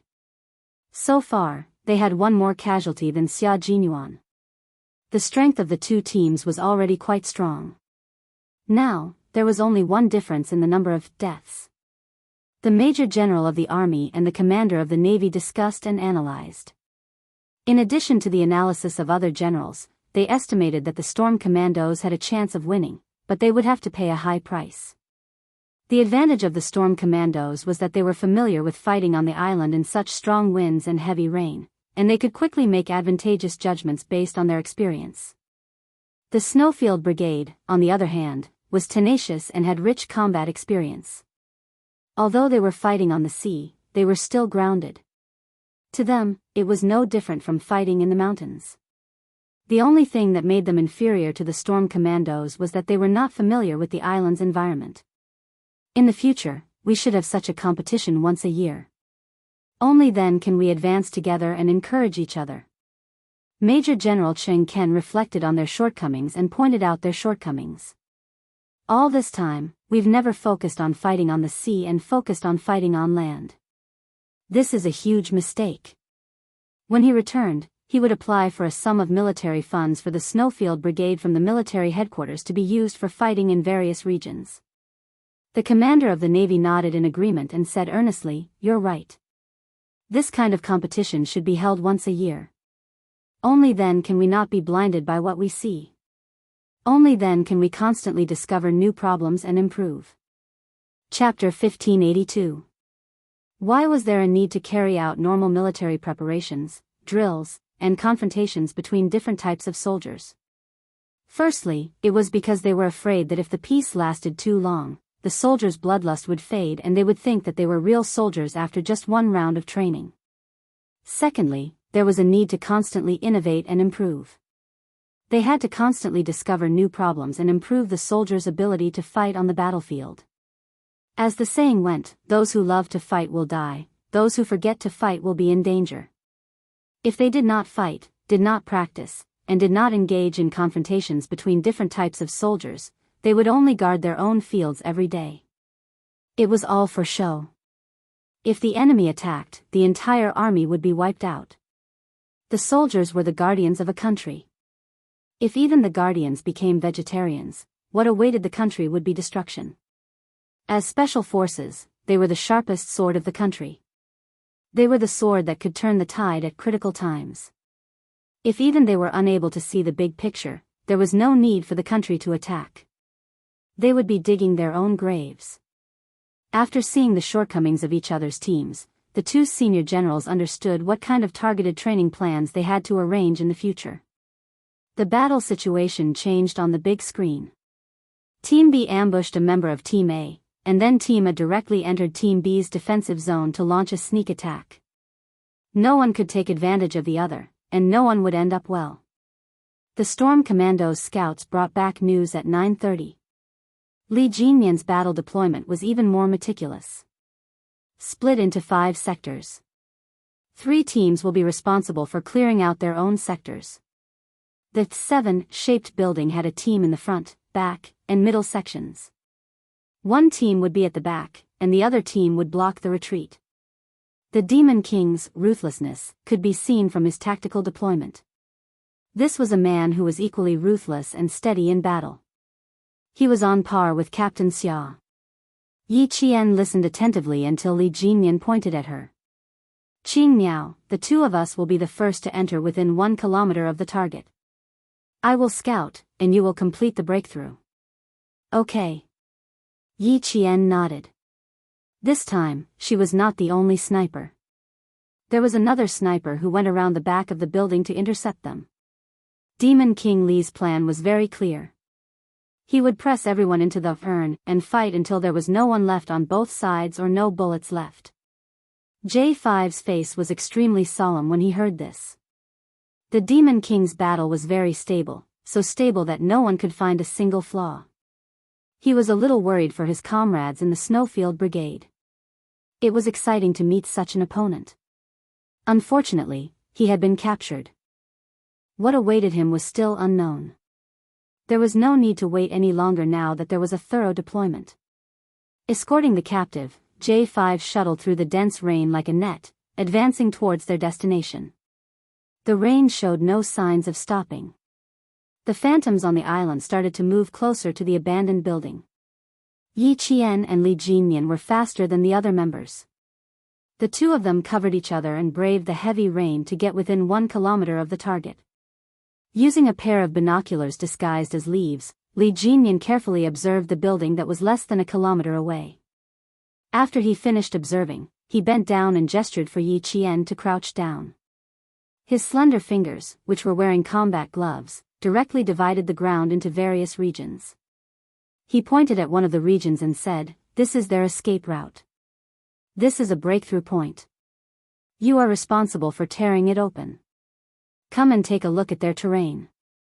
Yi Qian took the binoculars from him. After she finished observing the terrain, she pointed at the region that she was responsible for breaking through. "I will hide here. This is a turning point in the crossfire between the 2 sides. I can attack and provide cover." Chapter 1583. The island's environment was complicated and the rain was heavy, which provided her with a lot of hiding spots. This spot could be used for both attack and cover, and it was also convenient for her to change positions quickly. This was also the spot that Li Jinyan was optimistic about. Seeing that she pointed it out so quickly, there was a hint of appreciation in his cold eyes. "Okay, I'll wait for your news." At 10:00 sharp, the members of the Storm Commandos all went into battle. Yi Qian did not approach directly like they did. She fought alone and carried out a sniper operation. Therefore, while maintaining contact with the water ghosts, she reached the spot that Li Jinyan had agreed on with her. This spot could be used for both attack and cover, and it was a sniping spot with a wide field of vision. Sniper Qing Miao in position. Over. After sending her position and coordinates, Yi Qian began to aim her gun at the bottom of the building, waiting for the water ghosts to arrive so that they could finish the battle together. The comrade in charge of reconnaissance noticed the situation and reported that the water ghosts of the Storm Commandos were approaching them.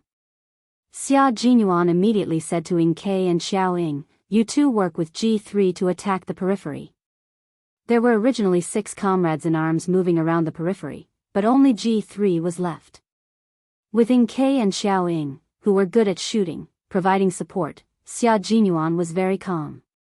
The 2 special forces of the country were fully engaged in battle. The water ghosts directly sneaked into the building and started to kill. Yi Qian was even faster, aiming at the entrance on her side to complete the mission that Li Jinyan had given her. The big screen in the command room showed the situation of the battle between the 2 forces. All the data was analyzed by the technical staff so that the senior generals in the command room could understand it in time and send the data to the military headquarters in time. In the military headquarters, General Xia placed his hands on the conference table quietly. His eyes were fixed on the data on the projection screen and the situation of the battle between the 2 forces. There were not many generals in the conference room. Other than the 3 senior generals in military uniforms, the leader that Yi Qian had accompanied before was also present. Beside the leader sat a dignified leader in casual clothes. This was the country's highest leader. He attached great importance to the battle between the two forces of the country and arrived at the military headquarters at 7:00 in the morning to watch. The combat standards of these two groups are very strong. However, Group B is obviously more suited for naval combat and can accurately find the Mingmen. Group A's counterattack is strong. Not bad, to be able to remain so calm in someone else's territory. It's clear that their combat skills are above average. China's highest leader gave a very high evaluation of this confrontation. Although he was serious throughout the whole process, his gaze was very gentle. Although the invisible pressure was still there, it could be seen that the highest leader was quite satisfied with this day's confrontation. When the leader saw the last scene, he couldn't help but point at the screen and ask Commander-in-Chief Xia with uncertainty, "Lieutenant General, this soldier is a female soldier, right?" "Yes, she is a military student from the National University of Science and Technology. She is currently in her first year. Her code name is Qing Niao for this operation." Commander-in-Chief Xia replied calmly and said admiringly, "She's a very outstanding female soldier. If there are no accidents, she will also become a soldier who will go abroad to participate in the competition next year. She is also the only female soldier who will participate in this battle." Yi Qian was outstanding, even more outstanding than that rascal of a son of his. Her excellence was not only seen by him, but also by the people in the room. To be fair, Yi Qian was worthy of praise. An orphan, a child without roots, since she was so outstanding, he would give her a good wind and hope that she could soar to the top. Chapter 1584. Yi Qian's vigorous and fearless figure appeared on the projection screen. When the Storm Brigade broke through the Snowfield Brigade's defensive line, Yi Qian switched out his sniper rifle for an assault rifle. In the heavy rain, even though it hurt when the rain fell on her body, and her body was so cold that it felt like her blood had frozen, she was still able to aim and protect her comrades as they attacked. Over there were comrades who had charged forward without a care for their own lives. Over there were people who had died. It was as if they had stepped over their bodies to enter. Over there, she saw the cruelty of war and the sorrow of blood and tears. The rapid sound of bullets could be heard amidst the rain. The signal device that signaled the death of a soldier let out a long and rapid beep. This made Yi Qian's expression turn colder and colder. This was a competition, but it was also a war. Her bullets were fired to protect the lives of her comrades. Her mission was to protect the lives of her comrades. Why did she appear here? Because she was a soldier. She shouldered the mission of a soldier, the sacred mission of fighting to protect her country. Their country had risen, and behind its rise was a strong military force. They had the new weapons that had appeared during the celebration, as well as millions of soldiers who were protecting their country. This was a country that had risen. She was a soldier of this country, a soldier who fought for glory. At this moment, Yi Qian was like a cold unsheathed sword. Wherever the sword pointed, it would be invincible. In the end, not many members of the Storm Commandos managed to enter the 3-story building. In the end, there were only 8 of them. But the Snowfield Brigade wasn't any better. Xia Jinyuan and Li Jinyan were both ruthless soldiers. Even though their combat zone was limited to the 3-story building, the Storm Brigade couldn't advance any further, and the Snowfield Brigade couldn't go up or down either. Above them was the open roof. Outside, there was Yi Qian's suppressive fire. Below, the Storm Commandos' water demons appeared and disappeared unpredictably. Those who couldn't avoid being shot were shot from behind. Qing Niao's firepower is strong. It's all lethal suppression. Take a muzzle and aim it at her. The Snowfield Brigade had been suppressed by Yi Qian twice when they tried to charge up the hill. There was no way for them to charge out. The ability of a sniper was terrifying. They could cause serious and far-reaching damage to a small or large formation, or even an entire military area. They could cause great damage to a unit, and sometimes even destroy an elite unit. This was definitely not an exaggeration, but an indisputable fact. With her superb marksmanship, she could even go up against an armored unit. It seems that the last time I worked with her, she didn't display her full potential. K7 said in a low voice. He had almost been hit as well. If Q King hadn't pulled him back, he would have been one of the casualties. The Snowfield Brigade member codenamed Eagle had his back against the mottled wall. He raised his assault rifle and fired a volley of shots outside. Then, he quickly returned to his original position and crouched down. He said to K7, "If we don't kill the sniper outside, we won't be able to get out." Not to mention an armored unit, with her accuracy, even large equipment would be turned into a sieve by her. Another Snowfield Brigade member finished suppressing the enemy. He wiped the rainwater off his face and said in a low voice, "It's difficult. We still don't know where she is hiding." A sniper had fired multiple shots. She had fired so many shots that no one knew where she was hiding. This ability was enough to make people fear her. Chapter 1585. As for why they said that even an armored vehicle could be destroyed by a sniper, they weren't just making an analogy to describe how powerful the sniper was. If a sniper were to fight against an armored vehicle, such as a tank, people who didn't know better would think that a sniper wouldn't be able to defeat a tank. If they had such a thought, they would be gravely mistaken. Today's tanks relied on computers and optical equipment, but to a sniper, these were suitable targets. As long as a sniper targeted a tank, the tank would be destroyed by the sniper. The reason why Headmaster Chen was able to become the Soldier King of that era had a lot to do with his superb marksmanship. As for him, before he retired from the army, he had also trained a group of outstanding snipers. It was a pity that he had retired in a hurry, leaving behind too many regrets. Fortunately, his regrets didn't last forever. He trained Yi Qian to be an excellent sniper. Even though Yi Qian was still young, with Principal Chen's guidance and her own hard work, her sniping skills had reached a level where no matter how good the enemy was at hiding, she could still kill with one shot when she was in stealth mode or lying down. This was Yi Qian's ability. It could be said that no one in the entire Snowfield Brigade could surpass her. She could feel the reaction of the bullet when she held the gun, and she could even see the 4D dynamic anatomy of the gun in her mind. This kind of unique talent wasn't something that everyone had. If Yi Qian were to fight against a small or large squad, she wouldn't have any problems. Xia Jinyuan listened to the conversation of his comrades and felt an indescribable sense of pride. "Little fox, I said that you would definitely become an excellent soldier. Look, you haven't even joined the Snowfield Brigade yet, but my comrades are already praising you." He wiped the rain off his face. His eyes were filled with the wildness of a wild wolf. He looked at the time and said to K7, "There are still 5 minutes until midnight. Don't even think about winning, but it was a good fight. Fighting with Demon King Li again, it was a good fight. It was too good, the joy of meeting a strong opponent and killing them."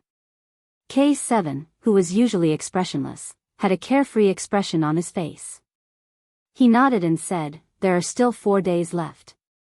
The best is yet to come. I'm looking forward to going up against Qingniao." "That's awesome." This time, it was different from the kind of continuous matches where once you died, you couldn't return to the battlefield. This was a match that was split into stages and subjects. The members who died on the first day would return to the team the next day to complete the next match. That was why K7 said the best part was yet to come. The military's highest-ranking leader who had been observing all this time saw this and spoke again. "The female soldiers showed the bravery of soldiers earlier than the male soldiers. They have a sense of righteousness and are not afraid of sacrifice. The National University of Science and Technology has always been the cradle for cultivating the new generation of military officers in our country. Such female soldiers did not disgrace the school and have won glory for the school. There was no mention of winning glory for the country. The top leaders did not know that Yi Qian had carried out a mission before. However, they admired Yi Qian's state of mind. She did not treat this match as a competition. Instead, she treated it as a real battlefield filled with smoke and flames of war.